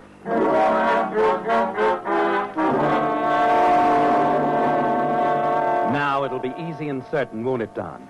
As soon as Wally re-enters the lodge, you take your toolkit and your flashlight from the rear of your car, slide behind the wheel of Wally's, and drive quickly away. A half-mile or so from the lodge, you turn into a quiet side road, and in a matter of minutes, your mission is accomplished. At a little before 9 next morning, after some friendly kidding from Wally about your worries of the night before, you're sitting tense and nervous behind the wheel of your own car, your motor racing, about 10 feet behind Wally. After what seems like hours, Jack Webster finally barks the cue you've been waiting for over the loudspeaker. Roll 'em!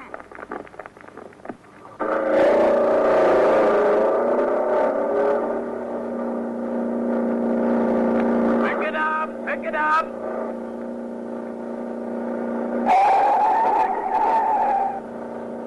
Step on it, Don. You're falling behind. Close the gap on this turn, Don. Wally! Wally, what's wrong? Look out, Wally!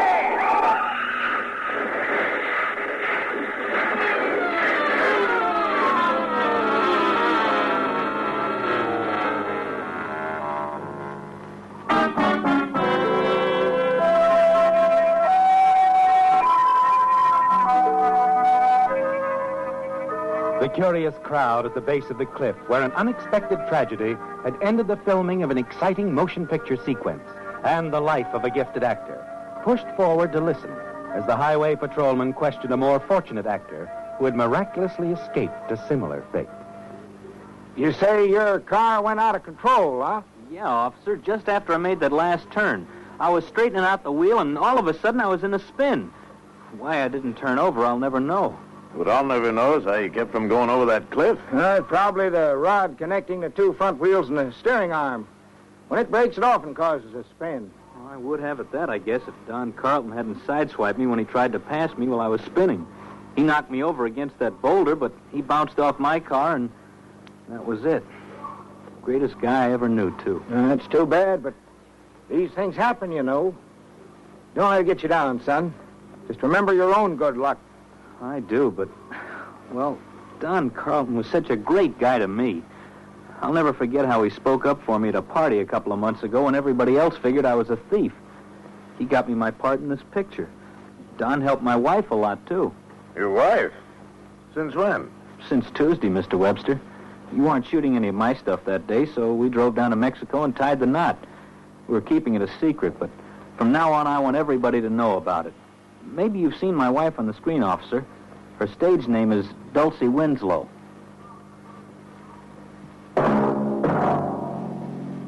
The Whistler. Listen next week when once again the United States Air Forces in Europe present The Whistler.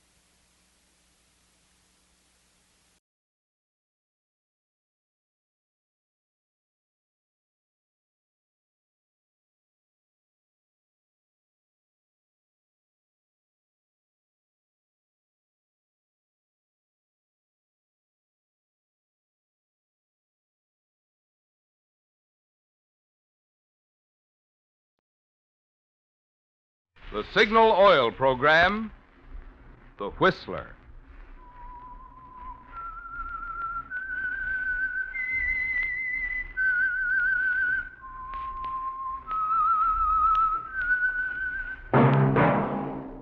That whistle is your signal for the Signal Oil Program, The Whistler.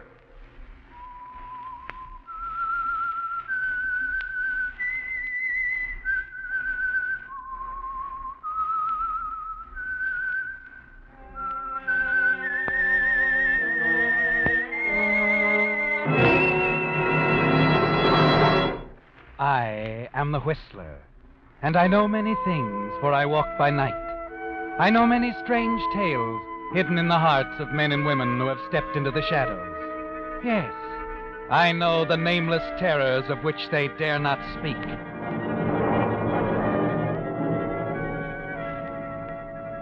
Yes, friends, it's time for the Signal Oil Program, The Whistler. Rated tops in popularity for a longer period of time than any other West Coast program in radio history. And Signal gasoline is tops, too, tops in quality. It takes extra quality, you know, to give you extra mileage. And Signal is the famous Go Farther gasoline.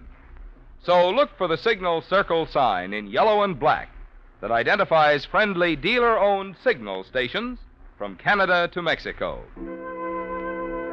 And now the Whistler's strange story.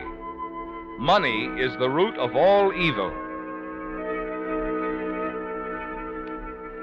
Some people spend more time scheming how to get money dishonestly than it would take to earn it honorably. Frank Davidson was one of these. For years, he'd been building an alibi to cover his many dishonorable activities by telling everyone who'd listen that money was the root of all evil.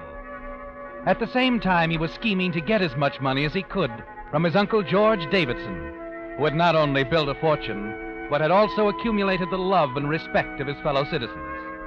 Yes, in bettering himself, George Davidson had likewise helped thousands of others comfortably employed in various Davidson enterprises. As purchasing agent for the Davidson Manufacturing Company, Frank Davidson was in a favorable position to add, through shady and illegitimate means, substantial sums to the liberal salary his uncle paid him. He'd been getting away with this grafting for years until he clashed with Jim Duran, the city's most ruthless racketeer and gangster. You know, Davidson, you're a pretty smart boy. Oh? A lot smarter than people around town think you are. You must net yourself a pretty neat little sum every month. You're crazy, Duran. The commissions I get... Commissions? It's pretty cute. I love the way you keep calling that dough you steal commissions. Well, they are commissions. As buyer for the Davidson Manufacturing Company, I consider every bid that comes in. Now, quit kidding, Davidson. For the last 2 years, you've been buying second and third-rate cement, plaster, and steel. Your uncle's been billed for grade A prices. You've been pocketing the difference as a kickback from the fellas you've been dealing with. I don't think your uncle would like it at all if he knew what you were doing. Well, I can't figure where it concerns you, Duran. Everything that happens in this town concerns me. Besides, I don't like guys that give all their business to my competitors. Competitors? Sure.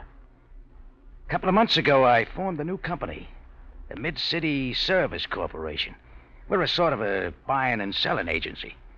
We buy and sell steel, cement, plaster, practically everything that Davidson Manufacturing Company uses. Look, Duran, I don't make enough to split. I think you do. And I'll tell you why. First of all, your salary's $6,000 a year. And for a guy making $6,000 a year, you cover a lot of territory. In October, you dropped $700 in 1 week at Eddie Sansoni's. During November, you dropped the G. Eddie said he'd keep his mouth shut. Eddie works for me. For Christmas, you gave your girlfriend, Helene Franklin, an $1,800 convertible.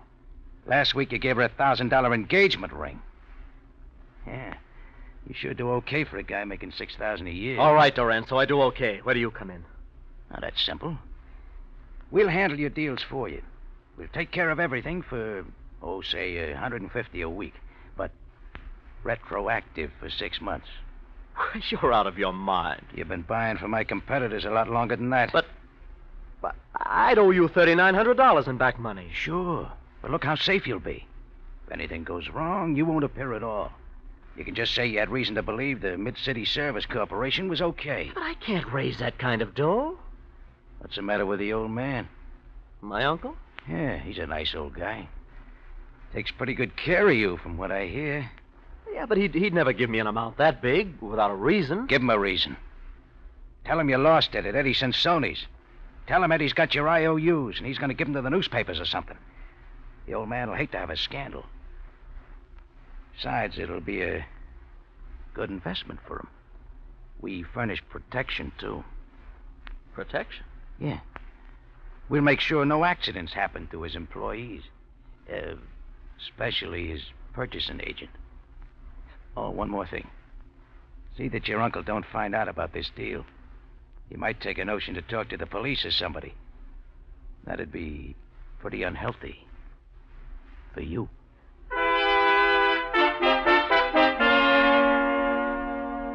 Well, Frank, when you began your double dealing, you didn't dream you'd be interfering with the activities of Jim Duran, did you? Duran knows everything about you, doesn't he? And from now on, he wants in.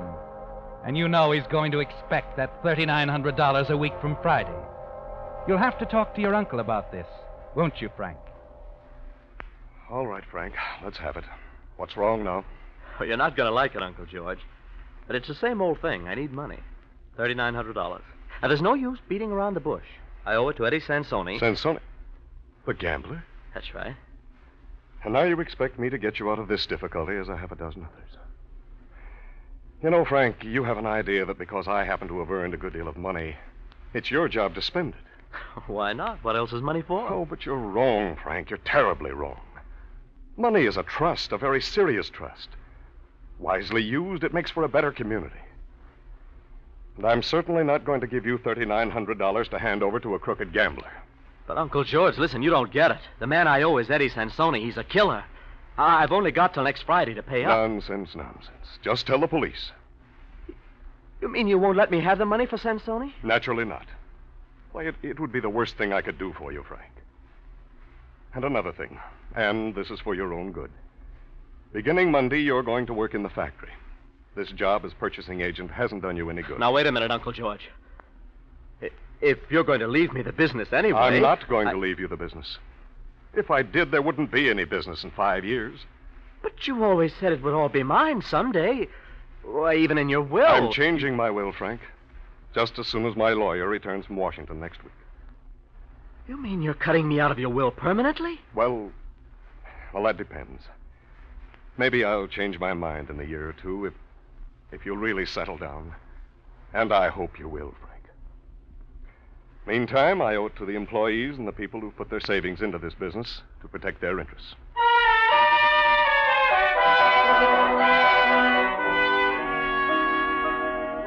An unpleasant morning, isn't it, Frank? So unpleasant you quickly leave the office and go to see your girlfriend, Helene. After all, Helene understands you. And like you, She believes that money is the root of all evil. That is, other people's money. You tell her about Duran, about Uncle George cutting you out of his will, all your difficulties. Helene is not only sympathetic, she's very practical, too. Your uncle can't do a thing like that, cutting you out of his will of all the dirty... He's doing it. Just as soon as his lawyer gets back from Washington. When will that be? Sometime next week. Wow. He hasn't cut you out yet, Angel. Oh, what difference does that make? He won't change his mind. Oh, a lot of things can happen in a week, honey. Such as? Take a look at that headline in tonight's paper. Mm-hmm. Wealthy playboy slain in love nest. I don't get you. Suppose your uncle had a little love nest, baby. The closest thing Uncle George has to a love nest is his little cabin out at Clear Lake, where he goes to rest up occasionally. And as far as girls are concerned, he doesn't even know they're alive. Well, he's got a secretary, hasn't he? Of course. Oh, But she's... from what you say, he pays her a lot of dough. Naturally, she's been with him a long time. Besides, Bill Lawton, her husband, was very badly hurt in an accident a while back and hasn't been able to work since. From what you've told me, Bill's not very happy about it. Mary says he's miserable.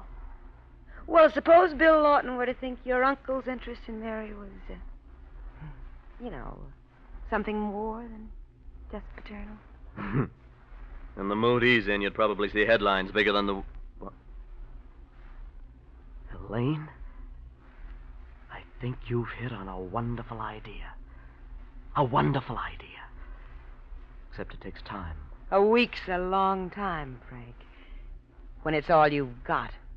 Yeah, it is at that. And this is one time I'm gonna move fast.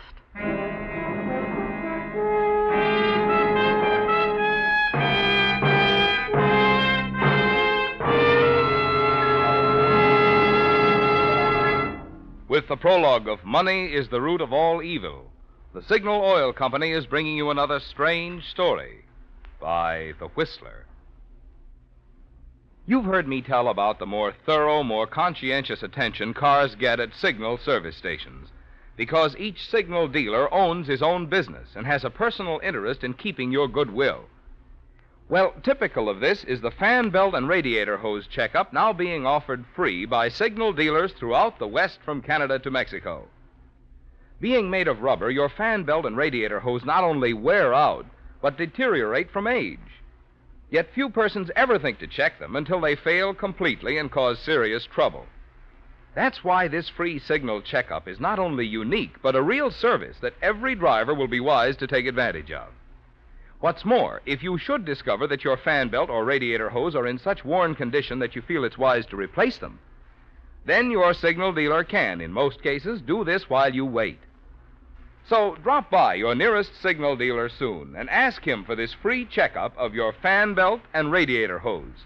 It's one of a complete line of safety services offered by Signal dealers to help your car run better and last longer. And now back to the Whistler.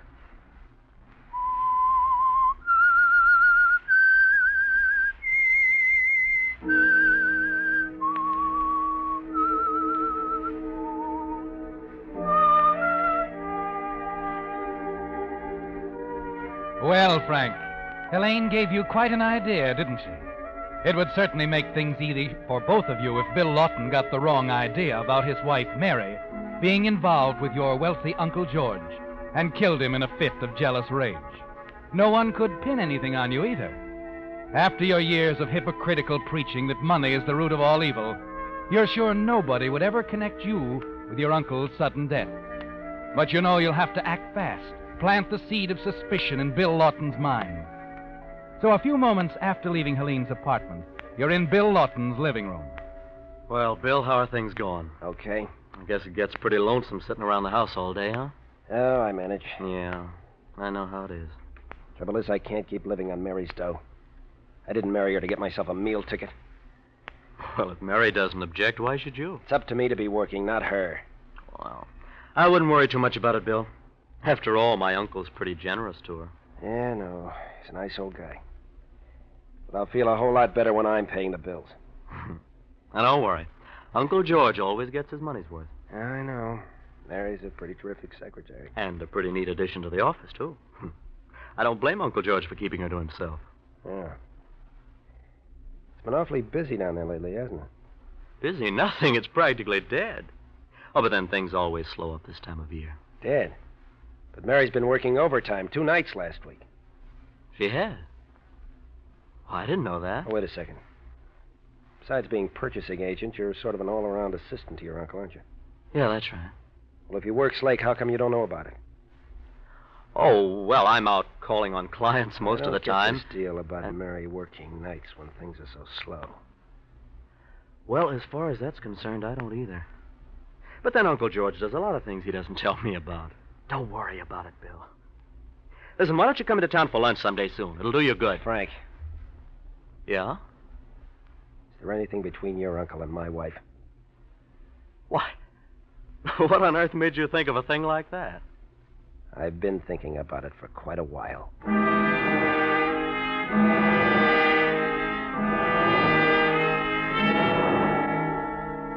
Well, you've planted the seed, Frank. You've set Bill to wondering in earnest about your Uncle George and his wife, Mary. And now you must nurture that seed so it will sprout and grow quickly. The next day, Bill himself makes it easy for you. Frank Davidson speaking. This is Bill Lawton, Frank. You busy? Well, not too busy to talk to you, boy. What's on your mind? Could you run out to my place for a few minutes? Well, I guess so, if it's important. It's important to me. Okay, fella, I'll be right out. You know what he wants, don't you, Frank? And you're sure you've got all the answers, the right answers. You're sure of yourself. Pleased, too, as you reach for your hat. And then your phone rings once more. Hello, Frank Davidson speaking. You know who this is, Frank? Yes, it's Jim... Never mind the name. Thought I told you not to mention our little conversation to your uncle. I didn't, Jim, honestly. I told him exactly what you told me to tell him. Oh, that's funny. A couple of guys with badges came over this morning and asked to see the books of the Mid-City Service Company. Well, I didn't have anything to do with it. I hope not. For your sake. If you did, it's gonna be too bad for you. Duran? Hello? Duran?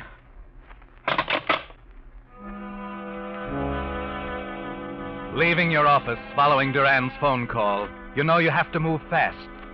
You're sure if your plans go through, you'll have no trouble stalling off Duran until you come into control of your uncle's fortune. And as you enter Bill Lawton's apartment, and note the grim expression on his face, you're equally sure your plans for the death of your uncle, through Bill Lawton, will work.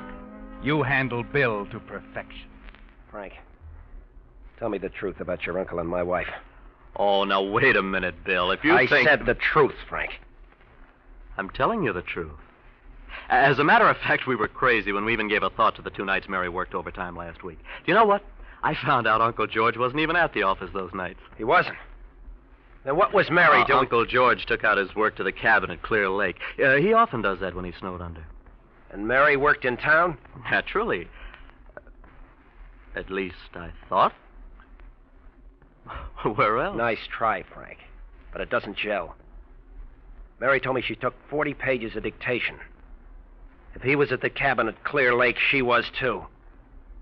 Well, now, Bill, maybe you're just jumping at conclusions. Wait a minute, Bill. What are you going to do with that gun?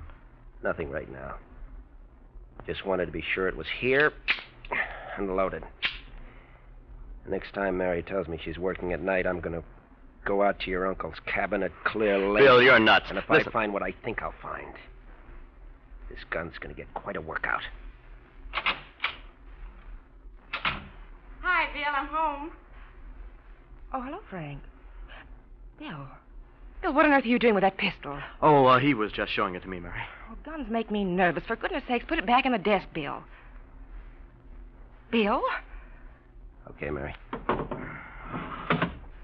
Since when have you become interested in firearms, Frank?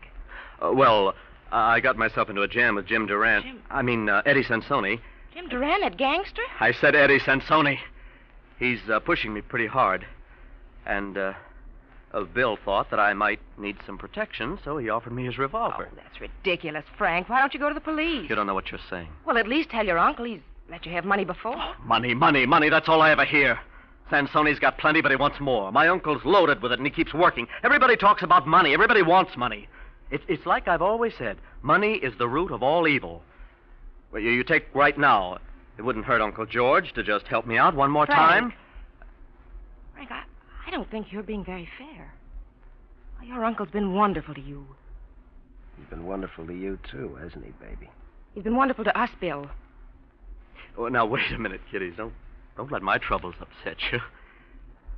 Thanks for offering me your gun, Bill, but I guess Mary's right. Carrying a gun would be silly. I'll see you at the office tomorrow, Mary. So long, Bill. So long, Frank. Bye, Frank.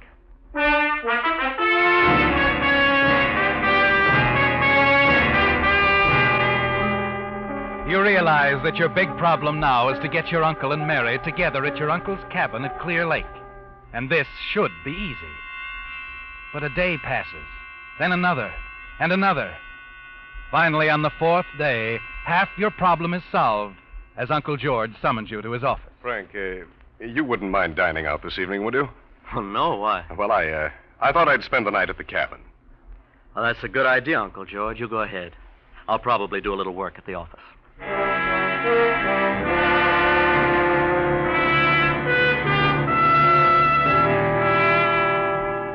Now, Frank, solving the other half of your problem should be very simple.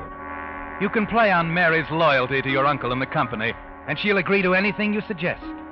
So a few minutes after your uncle leaves, you stop at Mary's desk. Mary, would you mind working with me tonight so we can have that Carson estimate ready in the morning? Oh, Frank. You know how Bill hates to have me out at night. Oh, I don't think you'll mind. He understands you have to work overtime occasionally. And I'd hate to see us lose that Carson account. Okay. Okay, I'll phone him right away. Oh, that's swell. Thanks a lot, Mary. I'll see you at the office about 7:30, huh?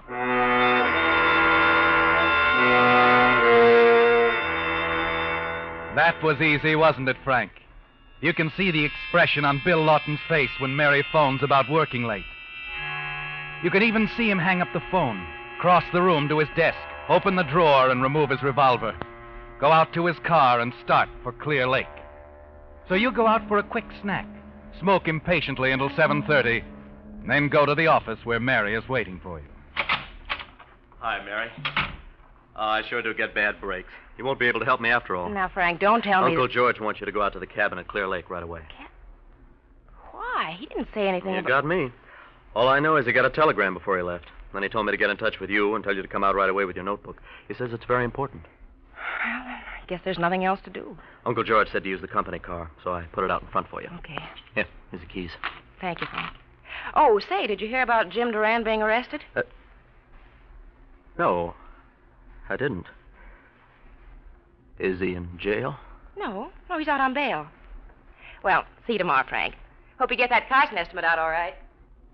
Don't worry, everything will be taken care of tonight. It has to be.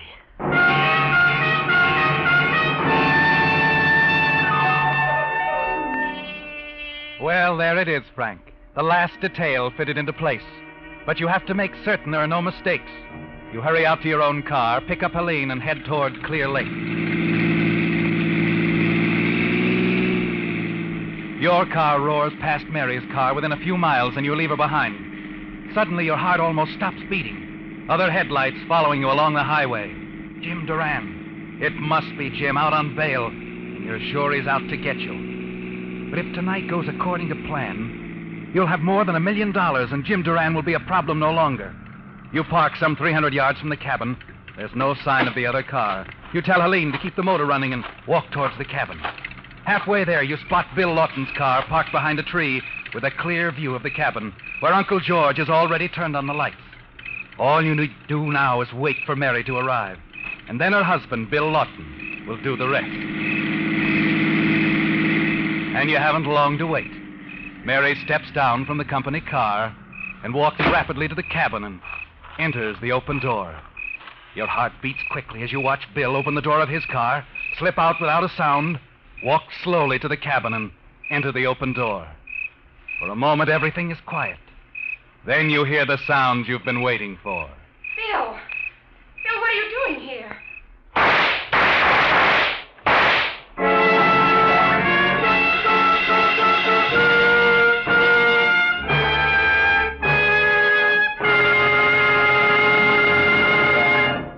The Whistler will return in just a moment with a strange ending to tonight's story. Meantime, a word about these chilly nights and mornings we've been having.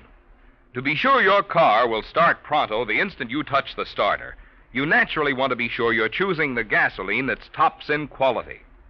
But how can the average driver measure gasoline quality?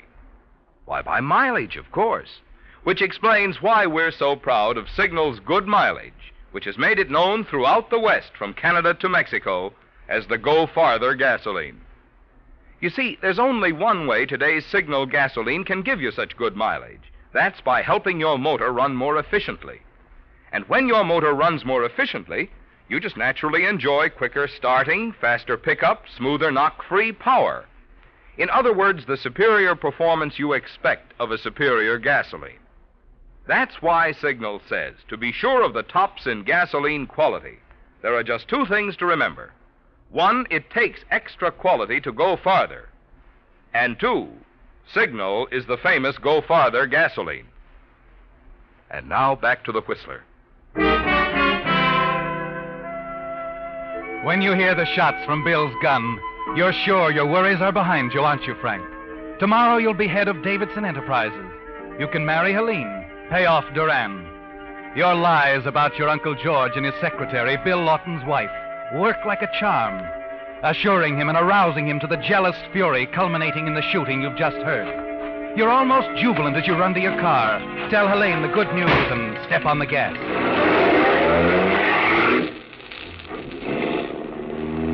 A moment later, you feel differently.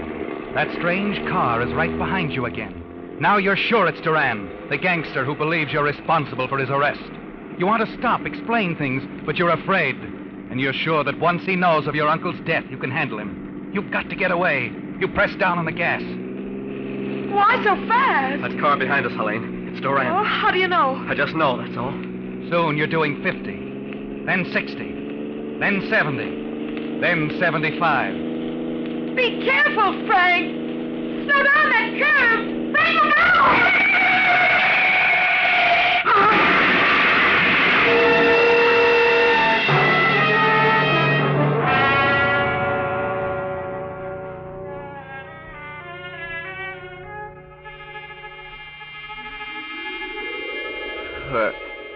Where am I? In the Davidson Memorial Hospital, and you're going to be all right. How about Helene, the girl who was with me? She's pretty badly hurt, but she'll recover. And we hope that plastic surgery may help her face. Hello, Davidson. Huh? Who are you? Chief of Police Roberts. Lucky for you, we were following you last night when you had that crash. If we hadn't been, you and your girlfriend would be dead pigeons. You mean it wasn't Duran? No, it was the police, all right. You talked too much the day Mary Lawton came home and found you and her husband fooling with that gun. She tipped us off. We've been tailing you ever since, for your own protection. Incidentally, Bill Lawton told us how you tried to get him to kill your uncle with your lies about him and Mary. Kill my uncle? That's insane. Just because Bill Lawton might have gotten mixed up on something I said doesn't mean a thing. It's his word against mine. In a few days, I'll be president of the Davidson Manufacturing Company. You'll be... Wait a minute. I've got a little surprise for you. You come in, please. Uncle George. Yes, Frank. Uncle George. But I thought... Yeah, you thought they were dead, didn't you? But those shots... They were quite harmless. Blanks. Mary substituted. If she hadn't, we wouldn't be here. Yes, Davidson, that phony alibi you tried to build, that line about money is the root of all evil, isn't going to get you out this time. It's too bad you never understood the right use of money, Frank. You're like a lot of others, Davidson, belittling money and success, misquoting. Uncle George, you taught me to believe the Bible. The Bible says money's the root of all evil. No, Frank, no. The Bible says that love of money is the root of all evil, not money itself. There's a difference, Frank. A big difference.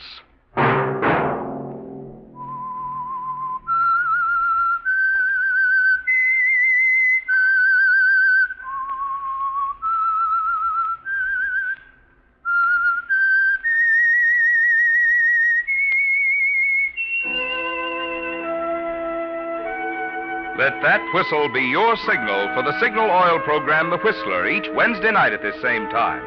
Brought to you by the Signal Oil Company, marketers of Signal gasoline and motor oil and fine quality automotive accessories. Signal has asked me to remind you, to get the most driving pleasure, drive at sensible speeds, be courteous, and obey traffic regulations. It may save a life, possibly your own.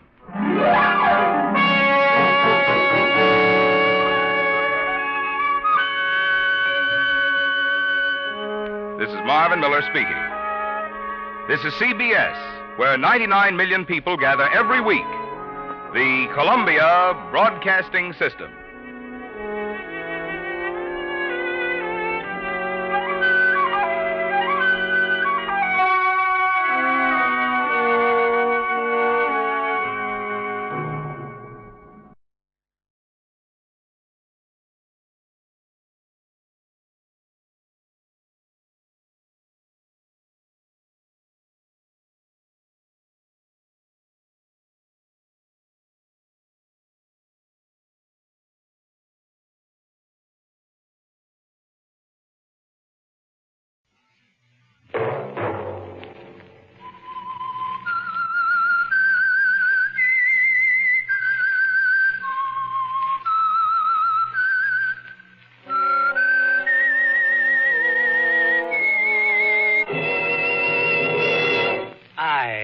The Whistler, and I know many things, for I walk by night.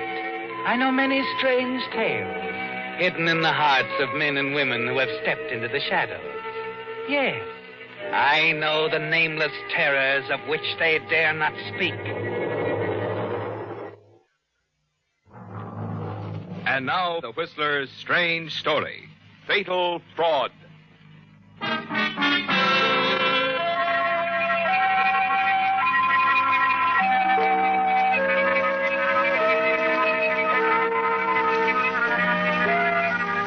The questioning by the Hong Kong police was brief. The suspect's guilt was clear. But even though conviction was a certainty, the motive and circumstances behind the crime were considerably more complex. It had started more than a week ago at a fashionable gathering across the city, a swank social affair with smartly dressed ladies in evening gowns and jewels and gentlemen in dinner jackets. And the precise moment might have been when most of the guests adjourned to the library and listened to a well-known voice and stared at the man who spoke. In my life has already been long and eventful. I have seen many changes, political, geographical, and social. I have seen tyrants rise and fall, traitors live and die. And through it all, I've seen the British Empire remain the British Empire. England remain England. Wonderful, wonderful, Chris. A perfect impersonation. Oh, that's Churchill, all right. You could sure fool me. Oh, that's what he's famous for. Isn't it, Chris? Thank you, but not quite famous. You should be, young man. All those voices are fantastic. It's practice, that's all. And a living. Is it a good living, Mr. Holmes? Huh? Oh, Catherine. You haven't met our clever young man. Chris Holmes, Catherine Dawn. How do you do, Miss Dawn? Fine, thank you. And you do very well, Mr. Holmes. Oh, you like the impersonation? Very much. That routine of yours must be quite tiring, though. Don't you think you've earned yourself a cocktail? He certainly has. Run along, you two. You join me, Miss Dawn? You know, Mr. Holmes, that's exactly why I came over. I hate to drink alone. Alone? You? Don't tell me. I'm not really an invited guest. Just part of the help. A secretary. I'm here with my employer, Albert von Leuven. Oh, the importer. Know him? The very nice little Dutchman, the rosy cheeks, bald head, eyes that sparkle. He holds his head to one side like this when he talks. Oh, not impressed, Miss Dawn? You don't think I did him rather well? You were excellent, Mr. Holmes. Excellent. Come along before the martinis get too wet.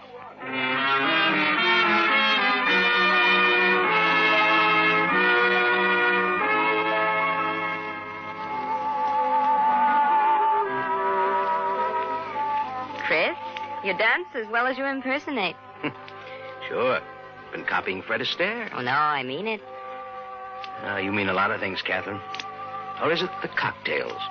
How many have you had? Well, I did become a bit impatient waiting while you were talking to your boss, Van Leuven. You shouldn't have. I was acting in your behalf. Oh? You're invited out to his home for a few days. What? Well, whose idea? Mine. I thought it might lead to something for you. Lead to something? I think your talents are wasted on nightclubs. Oh, thanks, but the importing business isn't something one picks up overnight. Catherine, I'm afraid... Oh, now, relax. You're not going to turn Mr. Van Leuven down. He wouldn't like that.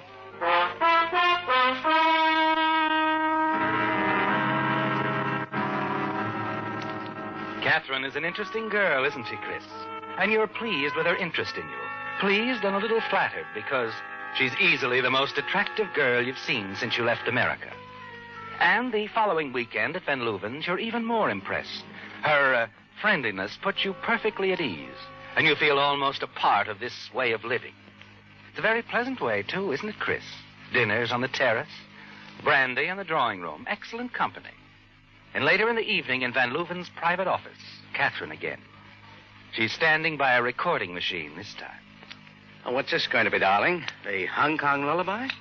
You'll see, Chris. Manila office. Attention, Carter.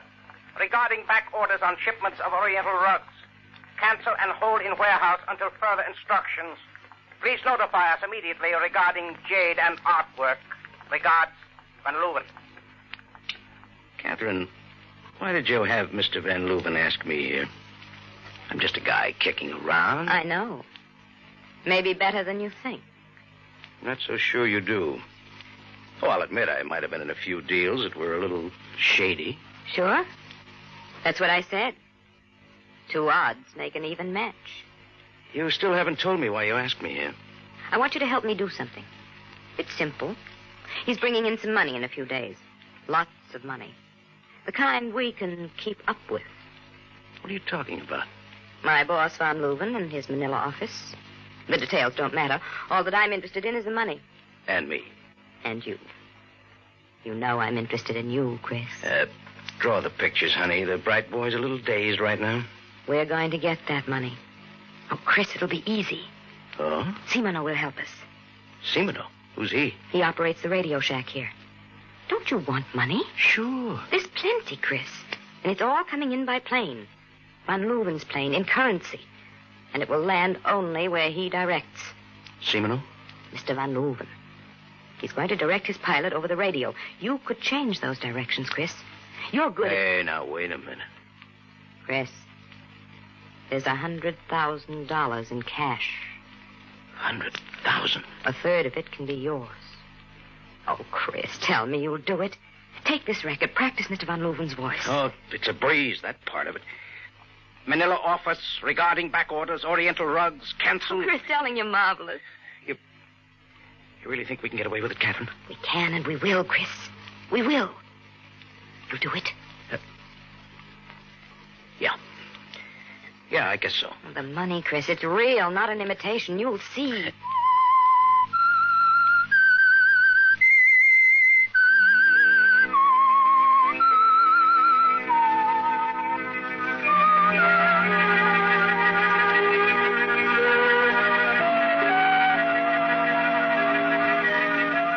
You've made a decision, haven't you, Chris?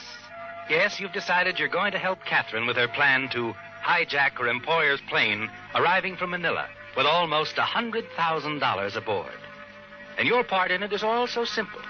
You've only to impersonate Albert Van Leuven's voice. Order the pilot to land his plane at another field where Catherine wants it to land.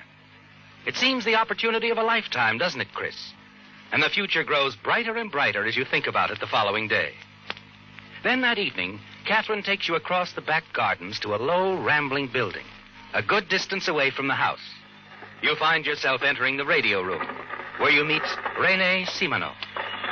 Rene, this is Chris Holmes. So this is the famous one, eh? The one with the voices. Hi, Simano. He's going to help us, Rene. Is he? Oh, you don't seem enthused, old boy. I am not. He's afraid our little scheme won't work, Chris. There are other ways, better ways of doing this, Catherine. If you would only listen to me. Rene, must we go through all that again? With Chris to help us, we can't fail. I do not like it, that is all. There are better ways. Maybe it's the money that bothers him, Catherine. Getting only a third of the loot instead of half. A third? Catherine, did you tell him? Yes, I think he's entitled to a third. I see. Don't look so glum. The third share will buy you a lot of scented hair oil, Simino. Oh, by the way, what's that you have on now? Eau de toilette? Listen, smart boy. If you know what is good for Stop you... it, Renee. You're acting like a child. Let him go. That's better. We've more important things to do than quarrel. What time do you expect the plane to arrive here in Hong Kong? Around 11 tomorrow night. Good. We'll be ready. Won't we, Chris?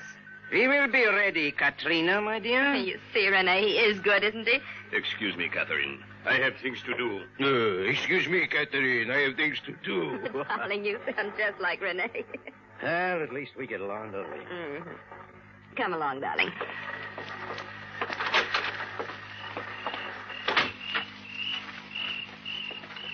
Catherine, can you trust him? Simano? Yes, I can trust him. What makes you so sure? Oh, I've known him a long time. He's in love with you, isn't he?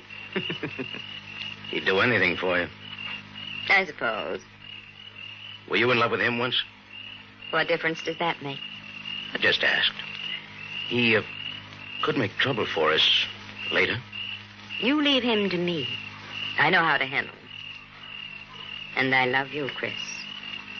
Remember that. I love you. You sure? I'm sure. Now come along. The guests are on the terrace. We don't want them to miss us. No, particularly Van Leuven. Check. Well, you must talk to him, Chris. Keep studying him.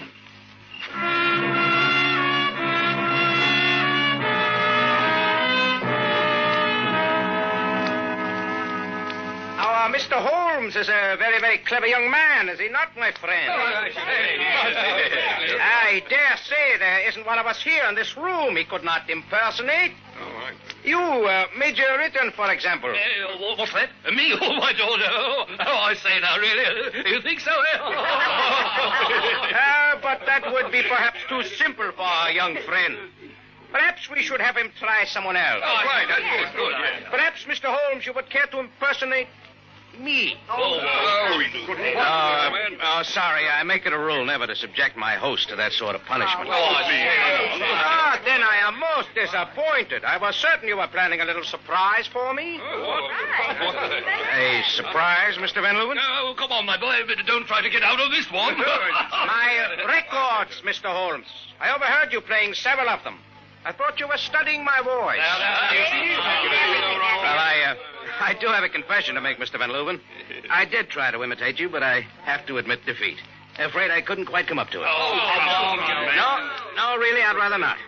But how about someone else? Oh, Mr. Holmes, you could try to impersonate my husband, Edgar. His voice is rather unusual, you know. Say something for the man, Edgar. Go on, say something. Anything. Go on. What's the matter, darling?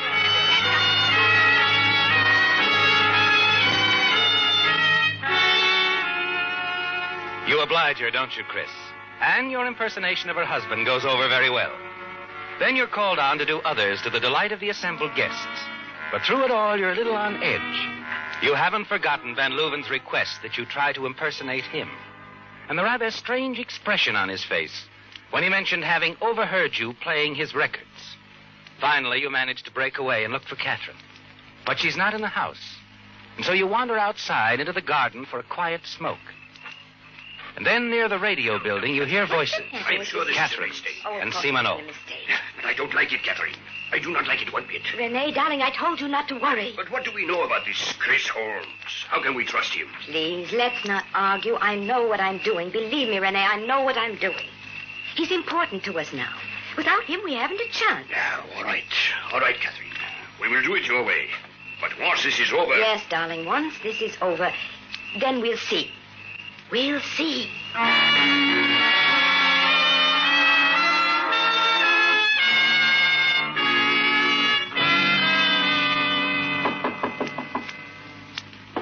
One moment. Oh, Catherine. I want to talk to you, Chris. Inside. Certainly. Chris, last night I know you overheard us. Overheard? When I was talking to Simano. I saw you walk away. I've got to handle him in my own way. You do believe me? Was there any reason why I shouldn't? I wanted to talk to you at breakfast. I didn't know of Van Leuven's plans for his guests, I mean. Oh, it was fun. Motorboating, lunch at the Hotel Royale, the races. Oh, I get quite used to this life, Catherine. Well, you might as well. You're going to have it. And soon now. Oh? There's been a slight change in plans. The plane has already left Manila. Already left? Yes. Simano just told me. It's scheduled to arrive here shortly before 9. 9? We'll be right in the middle of dinner. I'll tell Van Leuven that you're not feeling well. You won't be down. Huh. All right. Now, here's the message. Study it. Be at the radio room in an hour. I'll meet you out there. Right. The radio room. In an hour.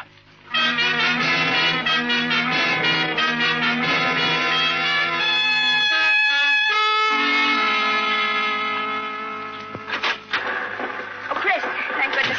Hurry. We've established contact with the plane. You know the message? Yeah, perfectly. Take the microphone. Oh, thanks. Wait. W682RC. This is Albert Van Leuven. You will disregard previous instructions to land. Proceed to the emergency field on Perlang Road for landing. Repeat, please. Disregard previous instructions to land. Proceed to emergency field on Perlang Road for landing. Got it, Mr. Van Leuven?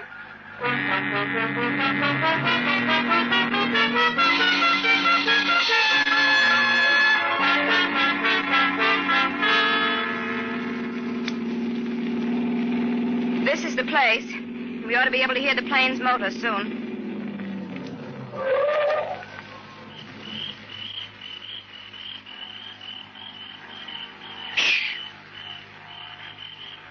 Yeah, that's it. Right on schedule. Let's get out there for the landing. You wait here for us, Chris. Renee and I will meet the pilot. Okay, but go easy on him. I won't hold still for murder. Don't worry, he won't be harmed. We'll just tie him up.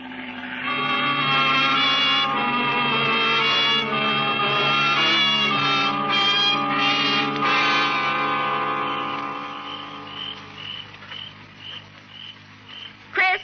Oh, everything go all right, Catherine? Perfect. Here, Simino, I'll take the briefcase.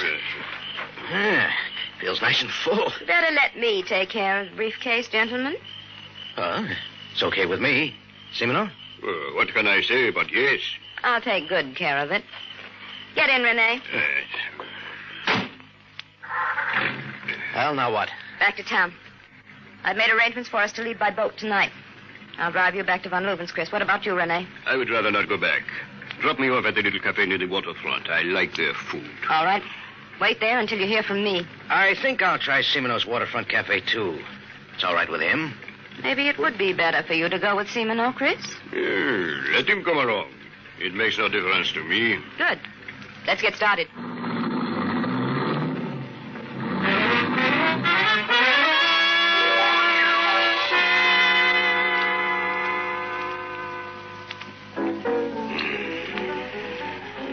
Come on, relax, Simino, relax. Enjoy the piano music. I do not like this waiting. Catherine should have been called by now. We have been here nearly 3 hours. Forget it. Enjoy yourself. And this brandy's wonderful. Hey, where you going, Simino? To get another drink. Our waiter seems to have too many tables to take care of.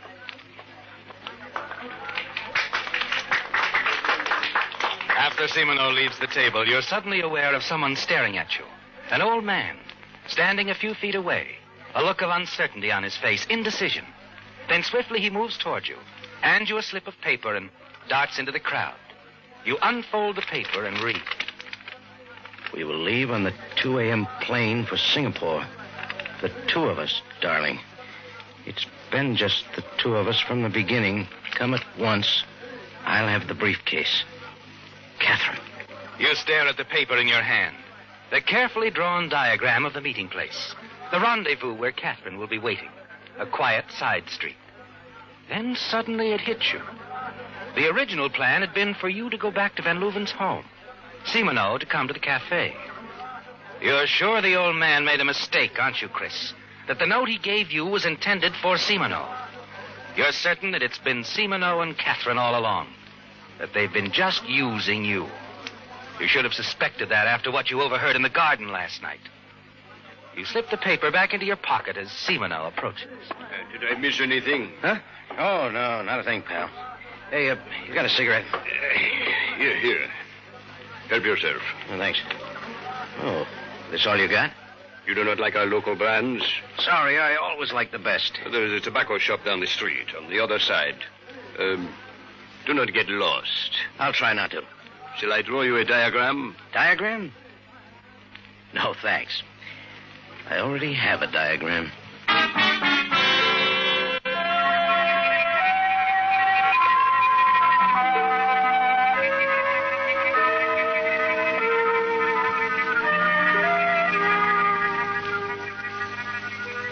Waiting here in the shadows for Catherine, you feel a little foolish about the way you've been used, don't you, Chris? Only the money matters to you now. And you're sure you'll be able to take it for yourself and leave them. Catherine and Semino. That's the way it is, isn't it? The way it's been from the beginning. You're certain of it. You were just a puppet who could help you. The man with the many voices. Especially the one that sounded exactly like Albert Van Leuven. Well, it's all over now. Your foolish dream that there was anything more to it than a coldly calculated hijacking job. As you stand in the darkness waiting for Catherine, it becomes annoying. The way her words come drifting back, mixing you up, challenging your judgment. 2 odds make an even match, don't they, Chris? I love you, Chris. Remember that. I love you. Yeah, sure. Sure you'll love me. You tighten, draw back into the shadows at the sound of a twig snapping. Then you see her, Catherine, approaching slowly toward you.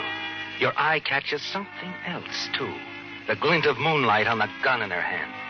Suddenly your blood runs cold as you realize the real reason for that note. It was sent to lure either you or Semino here to his death. And you were certain the note was meant for Rene Semino.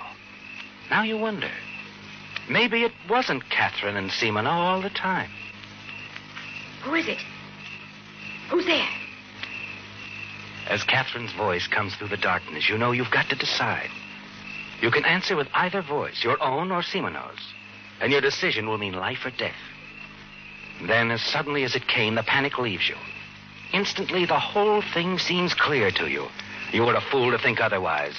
You're certain that the old man who gave you the note did not make a mistake, that the note was meant for you, and that the bullet in Catherine's gun is also meant for you. But you're sure there's still a way out, aren't you, Chris? Yes. You'll speak to her as Rene Semino. She'll come to you. Disarming her and taking the briefcase will be easy. You wait for her to speak again. Answer me. Who's there? Do not be afraid, Catherine. It is I, Rene Semino.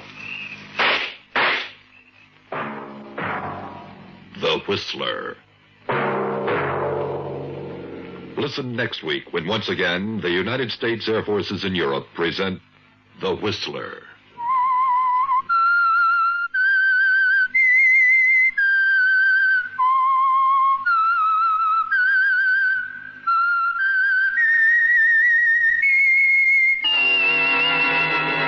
The Whistler has come to you through the world.